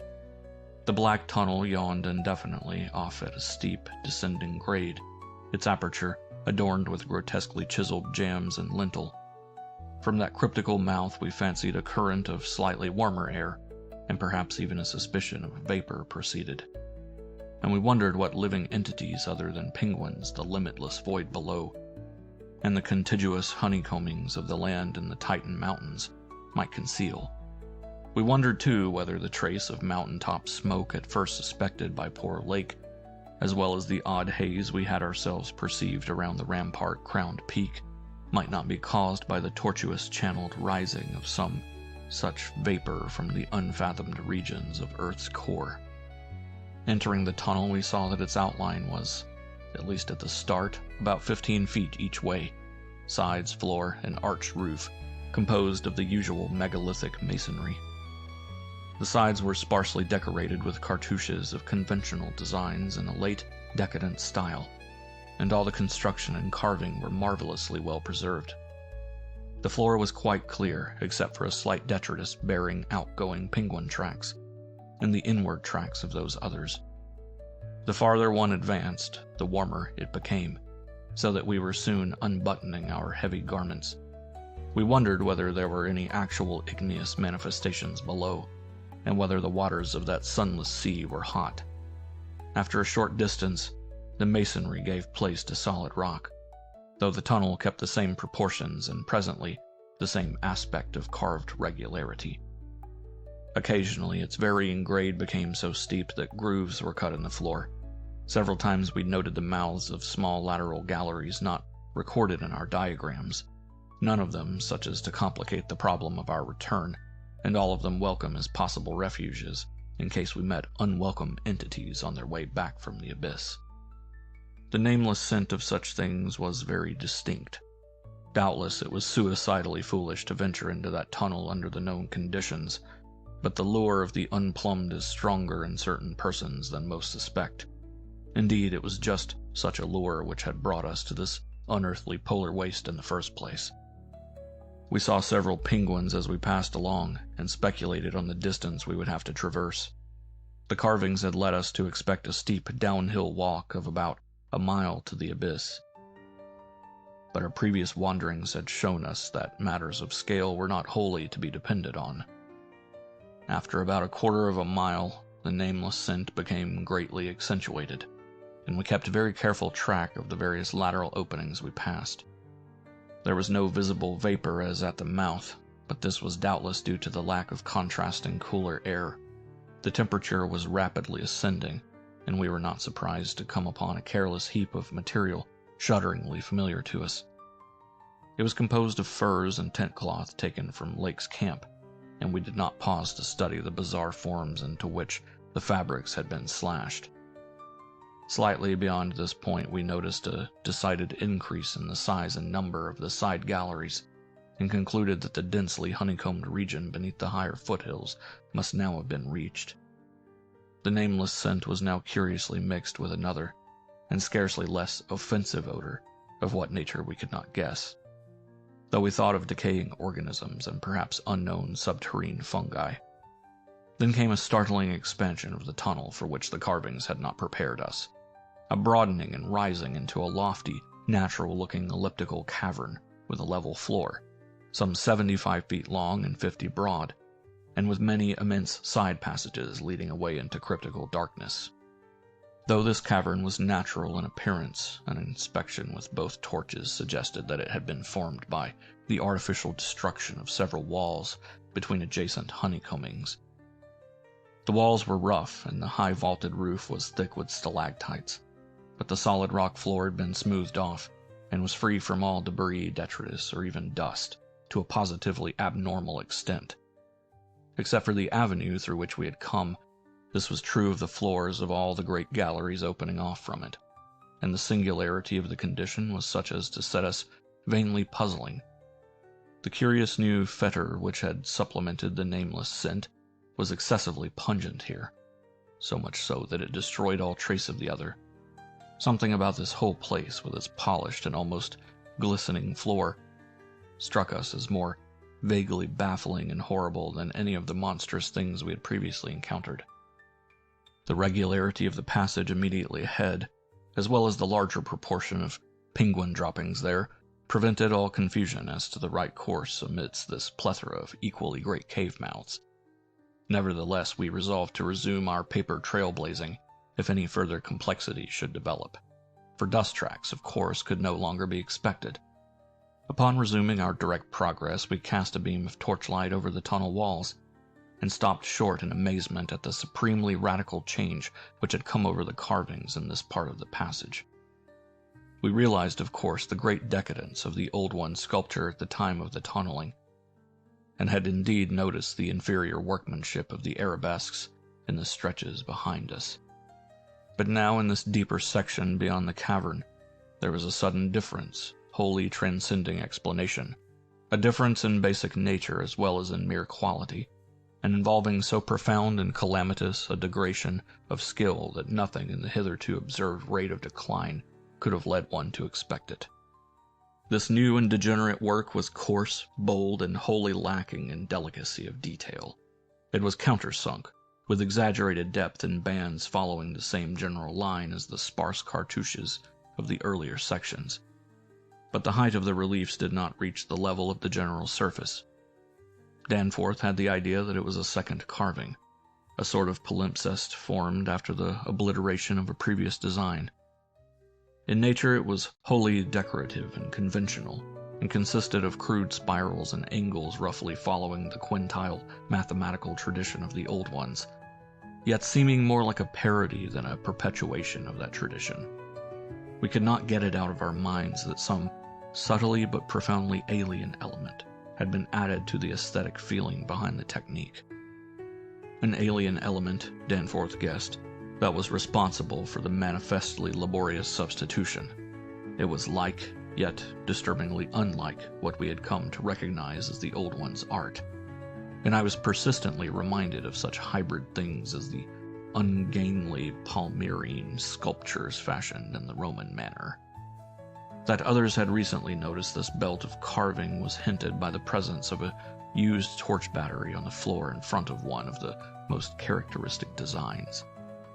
Since we could not afford to spend any considerable time in study, we resumed our advance after a cursory look, though frequently casting beams over the walls to see if any further decorative changes developed.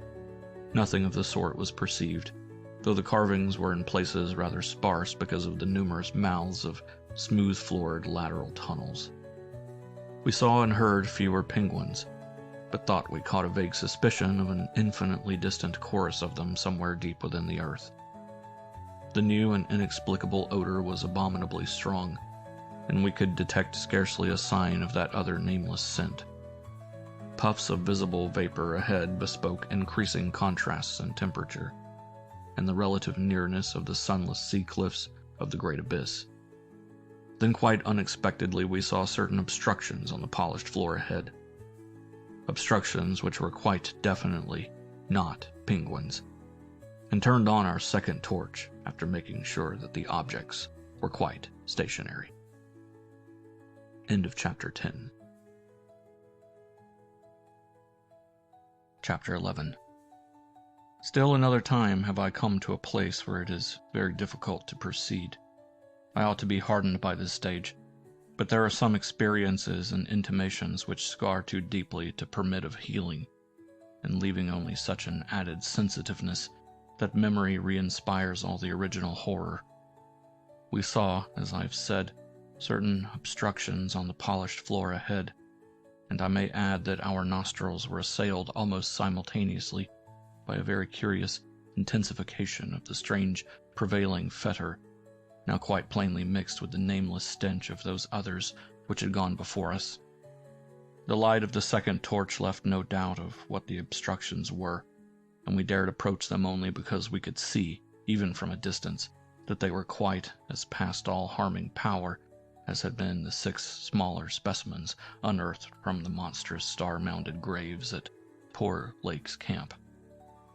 They were indeed as lacking in completeness as most of those we had unearthed, though it grew plain from the thick dark green pool gathering around them that their incompleteness was of infinite greater recency. There seemed to be only 4 of them, whereas Lake's bulletins would have suggested no less than 8, as forming the group which had preceded us. To find them in this state was wholly unexpected, and we wondered what sort of monstrous struggle had occurred down here in the dark. Penguins, attacked in a body, retaliate savagely with their beaks, and our ears now made certain the existence of a rookery far beyond. Had those others disturbed such a place and aroused murderous pursuit?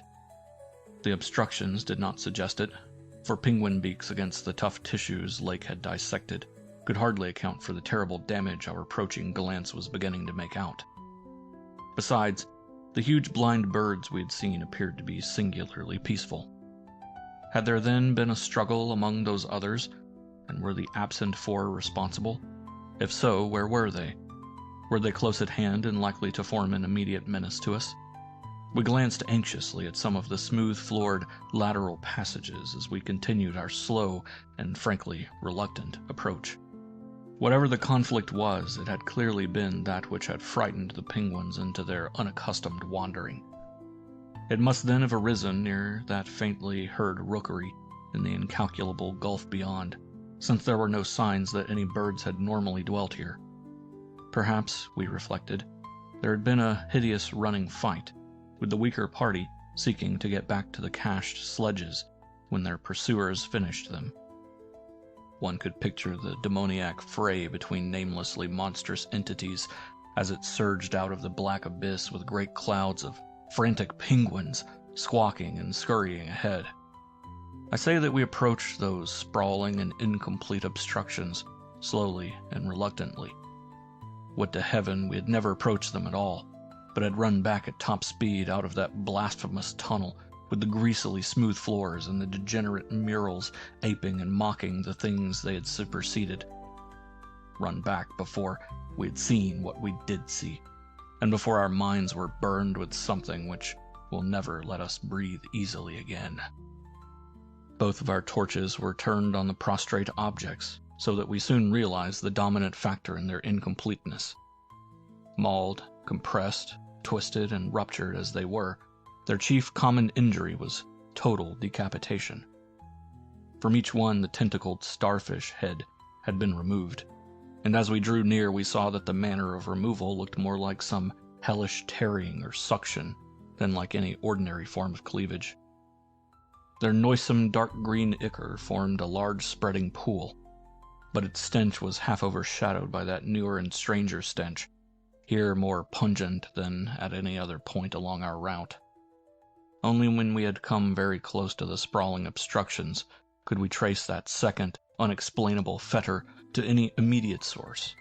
In the instant we did so, Danforth, remembering certain very vivid sculptures of the Old One's history in the Permian Age 150 million years ago, gave vent to a nerve-tortured cry, which echoed hysterically through that vaulted and archaic passage with the evil palimpsest carvings. I came only just short of echoing his cry myself, for I had seen those primal structures too, and had shudderingly admired the way the nameless artist had suggested that hideous slime coating found on certain incomplete and prostrate old ones, those whom the frightful Shoggoths had characteristically slain and sucked to a ghastly headlessness in the great war of resubjugation. They were infamous nightmare sculptures, even when telling of age-old bygone things, for Shoggoths and their work ought not to be seen by human beings, or portrayed by any beings. The mad author of the Necronomicon had nervously tried to swear that none had been bred on this planet, and that only drugged dreamers had ever conceived them, formless protoplasm able to mock and reflect all forms and organs and processes, viscous agglutinations of bubbling cells, rubbery 15-foot spheroids infinitely plastic and ductile, slaves of suggestion, builders of cities, more and more sullen, more and more intelligent, more and more amphibious, more and more imitative. Great God! What madness made even those blasphemous old ones willing to use and to carve such things? And now, when Danforth and I saw the freshly glistening and reflectively iridescent black slime which clung thickly to those headless bodies and stank obscenely with that new unknown odor whose cause only a diseased fancy could envisage, clung to those bodies and sparkled less voluminously on a smooth part of the accursedly resculptured wall in a series of grouped dots, we understood the quality of cosmic fear to its uttermost depths. It was not fear of those four missing others, for all too well did we suspect they would do no harm again. Poor devils. After all, they were not evil things of their kind. They were the men of another age and another order of being. Nature had played a hellish jest on them, as it will on any others that human madness, callousness, or cruelty may hereafter drag up in that hideously dead or sleeping polar waste. And this was their tragic homecoming. They had not been even savages, for what indeed had they done? That awful awakening in the cold of an unknown epoch. Perhaps an attack by the furry, frantically barking quadrupeds, and a dazed defense against them, and the equally frantic white simians with the queer wrappings and paraphernalia. Poor Lake, poor Gedney, and poor old ones. Scientists to the last. What had they done that we would not have done in their place? God, what intelligence and persistence! What a face of the incredible, just as those carven kinsmen and forebears had faced things only a little less incredible. Radiates, vegetables, monstrosities, star spawn, whatever they had been, they were men. They had crossed the icy peaks on whose templed slopes they had once worshipped and roamed among the tree ferns. They had found their dead city brooding under its curse, and had read its carven latter days, as we had done. They had tried to reach their living fellows in fabled depths of blackness they had never seen. And what had they found? All this flashed in unison through the thoughts of Danforth and me, as we looked from those headless, slime-coated shapes to the loathsome palimpsest sculptures and the diabolical dot groups of fresh slime on the wall beside them, looked and understood what must have triumphed and survived down here in the cyclopean water city of that nighted, penguin-fringed abyss, whence even now a sinister curling mist had begun to belch pallidly, as if in answer to Danforth's hysterical scream. The shock of recognizing that monstrous slime and headlessness had froze us into mute, motionless statues, and it is only through later conversations that we have learned of the complete identity of our thoughts at that moment. It seemed eons that we stood there, but actually it could not have been more than 10 or 15 seconds. That hateful, pallid mist curled forward as if veritably driven by some remoter advancing bulk, and then came a sound which upset much of what we had just decided, and in so doing broke the spell and enabled us to run like mad past squawking, confused penguins over our former trail back to the city, along ice-sunken megalithic corridors to the great open circle, and up that archaic spiral ramp in a frenzied automatic plunge for the sane outer air and light of day. The new sound, as I've intimated, upset much that we had decided, because it was what poor Lake's dissection had led us to attribute to those we had just judged dead. It was, Danforth later told me, precisely what he had caught in infinitely muffled form when at that spot beyond the alley corner above the glacial level. And it certainly had a shocking resemblance to the wind pipings we had both heard around the lofty mountain caves. At the risk of seeming puerile, I will add another thing too, if only because of the surprising way Danforth's impression chimed with mine. Of course, common reading is what prepared us both to make the interpretation, though Danforth has hinted at queer notions about unsuspected and forbidden sources to which Poe may have had access when writing his Arthur Gordon Pym a century ago. It will be remembered that in that fantastic tale there is a word of unknown but terrible and prodigious significance connected with the Antarctic and screamed eternally by the gigantic, spectrally snowy birds of that malign region's core. Tekalili, tekalili. That, I may admit, is exactly what we thought we heard, conveyed by that sudden sound behind the advancing white mist, that insidious, musical piping over a singularly wide range. We were in full flight before 3 notes or syllables had been uttered, though we knew that the swiftness of the old ones would enable any scream-roused and pursuing survivor of the slaughter to overtake us in a moment if it really wished to do so. We had a vague hope, however, that non-aggressive conduct and a display of kindred reason might cause such a being to spare us in case of capture, if only from scientific curiosity. After all, if such a one had nothing to fear for itself, it would have no motive in harming us. Concealment being futile at this juncture, we used our torch for a running glance behind, and perceived that the mist was thinning. Would we see, at last, a complete and living specimen of those others? Again came that insidious musical piping. Tekalili, tekalili. Then, noting that we were actually gaining on our pursuer, it occurred to us that the entity might be wounded. We could take no chances, however, since it was very obviously approaching in answer to Danforth's scream, rather than in flight from any other entity. The timing was too close to admit of doubt, of the whereabouts of that less conceivable and less mentionable nightmare, that fetid, unglimpsed mountain of slime-spewing protoplasm whose race had conquered the abyss and sent land pioneers to recarve and squirm through the burrows of the hills.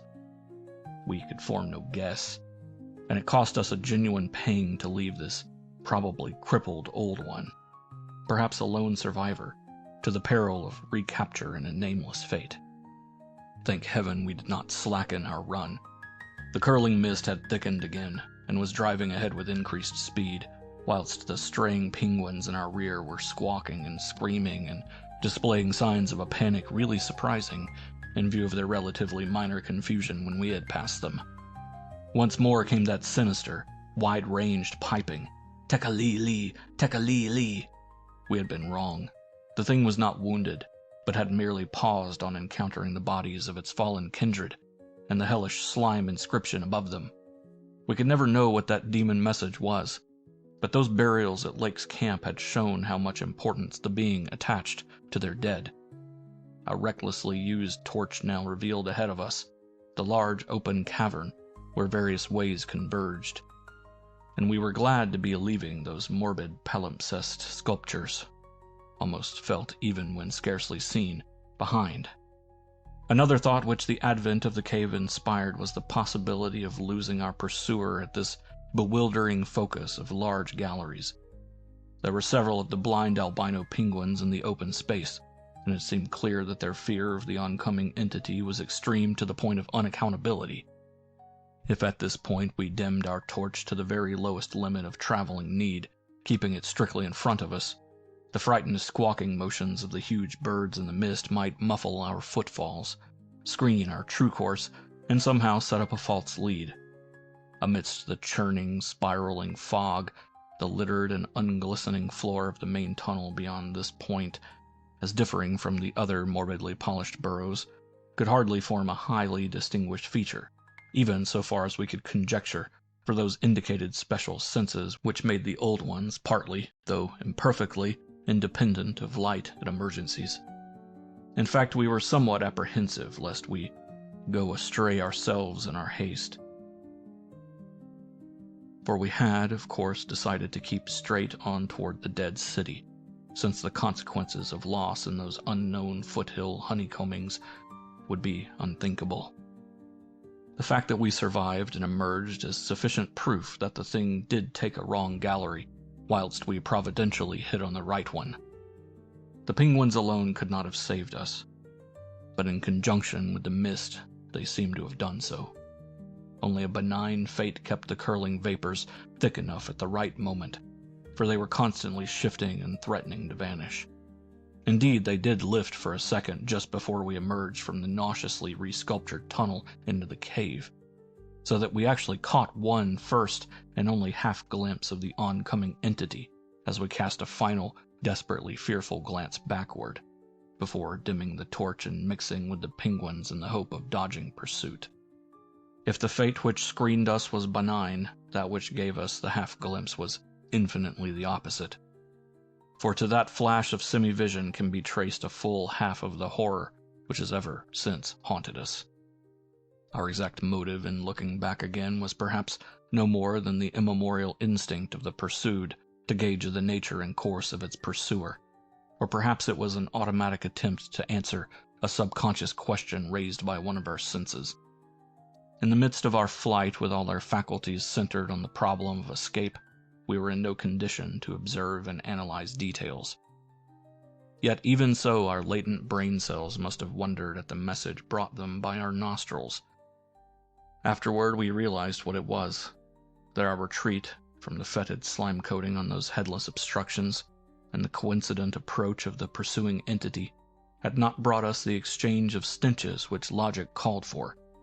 In the neighborhood of the prostrate things, that new and lately unexplainable fetor had been wholly dominant, but by this time it ought to have largely given place to the nameless stench associated with those others. This it had not done, for instead the newer and less bearable smell was now virtually undiluted, and growing more and more poisonously insistent each second. So we glanced back, simultaneously it would appear, though no doubt the incipient motion of one prompted the imitation of the other.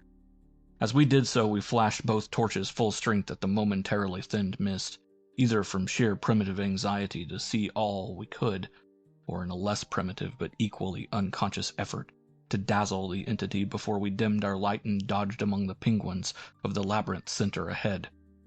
Unhappy act. Not Orpheus himself or Lot's wife paid much more dearly for a backward glance. And again came that shocking, wide-ranged piping. Tekka-lee-lee, tekka-lee-lee. I might as well be frank, even if I cannot bear to be quite direct in stating what we saw, though at the time we felt that it was not to be admitted even to each other. The words reaching the reader can never even suggest the awfulness of the sight itself. It crippled our consciousness so completely that I wonder we had the residual sense to dim our torches as planned, and to strike the right tunnel toward the dead city. Instinct alone must have carried us through, perhaps better than reason could have done, though if that was what saved us, we paid a high price. Of reason we certainly had little enough left. Danforth was totally unstrung, and the first thing I remember of the rest of the journey was hearing him light-headedly chant an hysterical formula in which I alone of mankind could have found anything but insane irrelevance. It reverberated in falsetto echoes among the squawks of the penguins, reverberated through the vaultings ahead and, thank God, through the now empty vaultings behind. He could not have begun it at once, else we would not have been alive and blindly racing. I shudder to think of what a shade of difference in his nervous reactions might have brought. South Station, under Washington, under Park Street, under Kendall, Central, Harvard. The poor fellow was chanting the familiar stations of the Boston-Cambridge tunnel that burrowed through our peaceful native soil thousands of miles away in New England. Yet to me the ritual had neither irrelevance nor home feeling. It had only horror, because I knew unerringly the monstrous, nefandous analogy that had suggested it. We had expected upon looking back to see a terrible and incredibly moving entity, if the mists were thin enough. But of that entity we had formed a clear idea. What we did see, for the mists were indeed all too malignly thinned, was something altogether different, and immeasurably more hideous and detestable. It was the utter, objective embodiment of the fantastic novelist's thing that should not be, and its nearest comprehensible analog is a vast, on-rushing subway train as one sees it from a station platform. The great black front looming colossally out of infinite subterraneous distance, constellated with strangely colored lights and filling the prodigious burrow as a piston fills a cylinder. But we were not on a station platform. We were on the track ahead as the nightmare plastic column of fetid black iridescence oozed tightly onward through its 15-foot sinus, gathering unholy speed and driving before it a spiral, re-thickening cloud of the pallid abyss vapor. It was a terrible, indescribable thing, vaster than any subway train, a shapeless congeries of protoplasmic bubbles, faintly self-luminous, and with myriads of temporary eyes, forming and unforming as pustules of greenish light all over the tunnel-filling front that bore down upon us, crushing the frantic penguins and slithering over the glistening floor that it and its kind had swept so evilly free of all litter. Still came that eldritch, mocking cry, "Tekali-li, Tekali-li," and at last we remembered that the demoniac Shoggoths, given life, thought, and plastic organ patterned solely by the old ones, and having no language save that which the dot groups expressed, had likewise no voice save the imitated accents of their bygone masters. End of Chapter 11. Chapter 12. Danforth and I have recollections of emerging into the great sculptured hemisphere, and of threading our back trail through the cyclopean rooms and corridors of the dead city. Yet these are purely dream fragments, involving no memory of volition, details, or physical exertion. It was as if we floated in a nebulous world or dimension without time, causation, or orientation. The gray half-daylight of the vast circular space sobered us somewhat, but we did not go near those cached sledges or look again at poor Gedney and the dog. They have a strange and titanic mausoleum, and I hope the end of this planet will find them still undisturbed. It was while struggling up the colossal spiral incline that we first felt the terrible fatigue and short breath which our race through the thin plateau air had produced. But not even the fear of collapse could make us pause before reaching the normal outer rim of sun and sky. There was something vaguely appropriate about our departure from those buried epochs, for as we wound our panting way up the 60-foot cylinder of primal masonry, we glimpsed beside us a continuous procession of heroic sculptures in the dead race's early and undecayed technique, a farewell from the old ones, written 50 million years ago. Finally scrambling out at the top, we found ourselves on a great mound of tumbled blocks, with the curved walls of higher stonework rising westward, and the brooding peaks of the great mountains showing beyond the more crumbled structures toward the east. The low Antarctic sun of midnight peered redly from the southern horizon through rifts in the jagged ruins, and the terrible age and deadness of the nightmare city seemed all the starker by contrast with such relatively known and accustomed things as the features of the polar landscape. The sky above was a churning and opalescent mass of tenuous ice vapors, and the cold clutched at our vitals, warily resting the outfit bags to which we had instinctively clung throughout our desperate flight, we rebuttoned our heavy garments for the stumbling climb down the mound, and the walk through the eon-old stone maze to the foothills where our aeroplane waited. Of what had set us fleeing from the darkness of Earth's secret and archaic gulfs, we said nothing at all. In less than a quarter of an hour, we had found the steep grade to the foothills, the probable ancient terrace by which we had descended, and could see the dark bulk of our great plain amidst the sparse ruins on the rising slope ahead. Halfway uphill toward our goal, we paused for a momentary breathing spell, and turned to look again at the fantastic Pelagian tangle of incredible stone shapes below us, once more outlined mystically against an unknown west. As we did so, we saw that the sky beyond had lost its morning haziness, the restless ice vapors having moved up to the zenith, where their mocking outlines seemed on the point of settling into some bizarre pattern which they feared to make quite definite or conclusive. There now lay revealed on the ultimate white horizon behind the grotesque city a dim elfin line of pinnacled violet, whose needle-pointed heights loomed dreamlike against the beckoning rose color of the western sky. Up toward this shimmering rim sloped the ancient tableland, the depressed course of the bygone river traversing it as an irregular ribbon of shadow.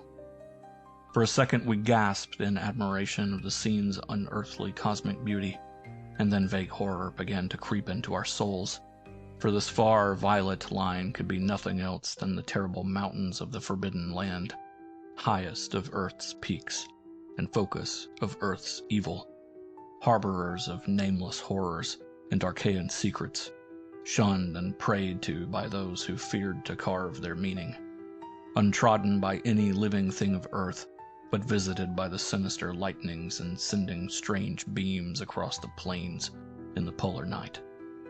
Beyond doubt the unknown archetype of that dreaded Kadath in the cold waste beyond abhorrent Leng, whereof unholy primal legends hint evasively. We were the first human beings ever to see them, and I hope to God we may be the last. If the sculptured maps and pictures in that pre-human city had told truly, these cryptic violet mountains could not be much less than 300 miles away. Yet none the less sharply did their dim elfin essence just above that remote and snowy rim, like the serrated edge of a monstrous alien planet about to rise into unaccustomed heavens. Their height then must have been tremendous beyond all known comparison, carrying them up into tenuous atmospheric strata peopled by such gaseous wraiths as rash flyers have barely lived to whisper of after unexplainable falls. Looking at them, I thought nervously of certain sculptured hints of what the great bygone river had washed down into the city from their accursed slopes, and wondered how much sense and how much folly had lain in the fears of those old ones who carved them so reticently. I recalled how their northerly end must come near the coast at Queen Mary Land, where even at that moment Sir Douglas Mawson's expedition was doubtless working less than 1,000 miles away, and hoped that no evil fate would give Sir Douglas and his men a glimpse of what might lie beyond the protecting coastal range. Such thoughts formed a measure of my overwrought condition at the time, and Danforth seemed to be even worse. Yet long before we had passed the great star-shaped ruin and reached our plain, our fears had become transferred to the lesser but vast enough range whose recrossing lay ahead of us. From these foothills the black ruin-crusted slopes reared up starkly and hideously against the east, again reminding us of those strange Asian paintings of Nicholas Roerich.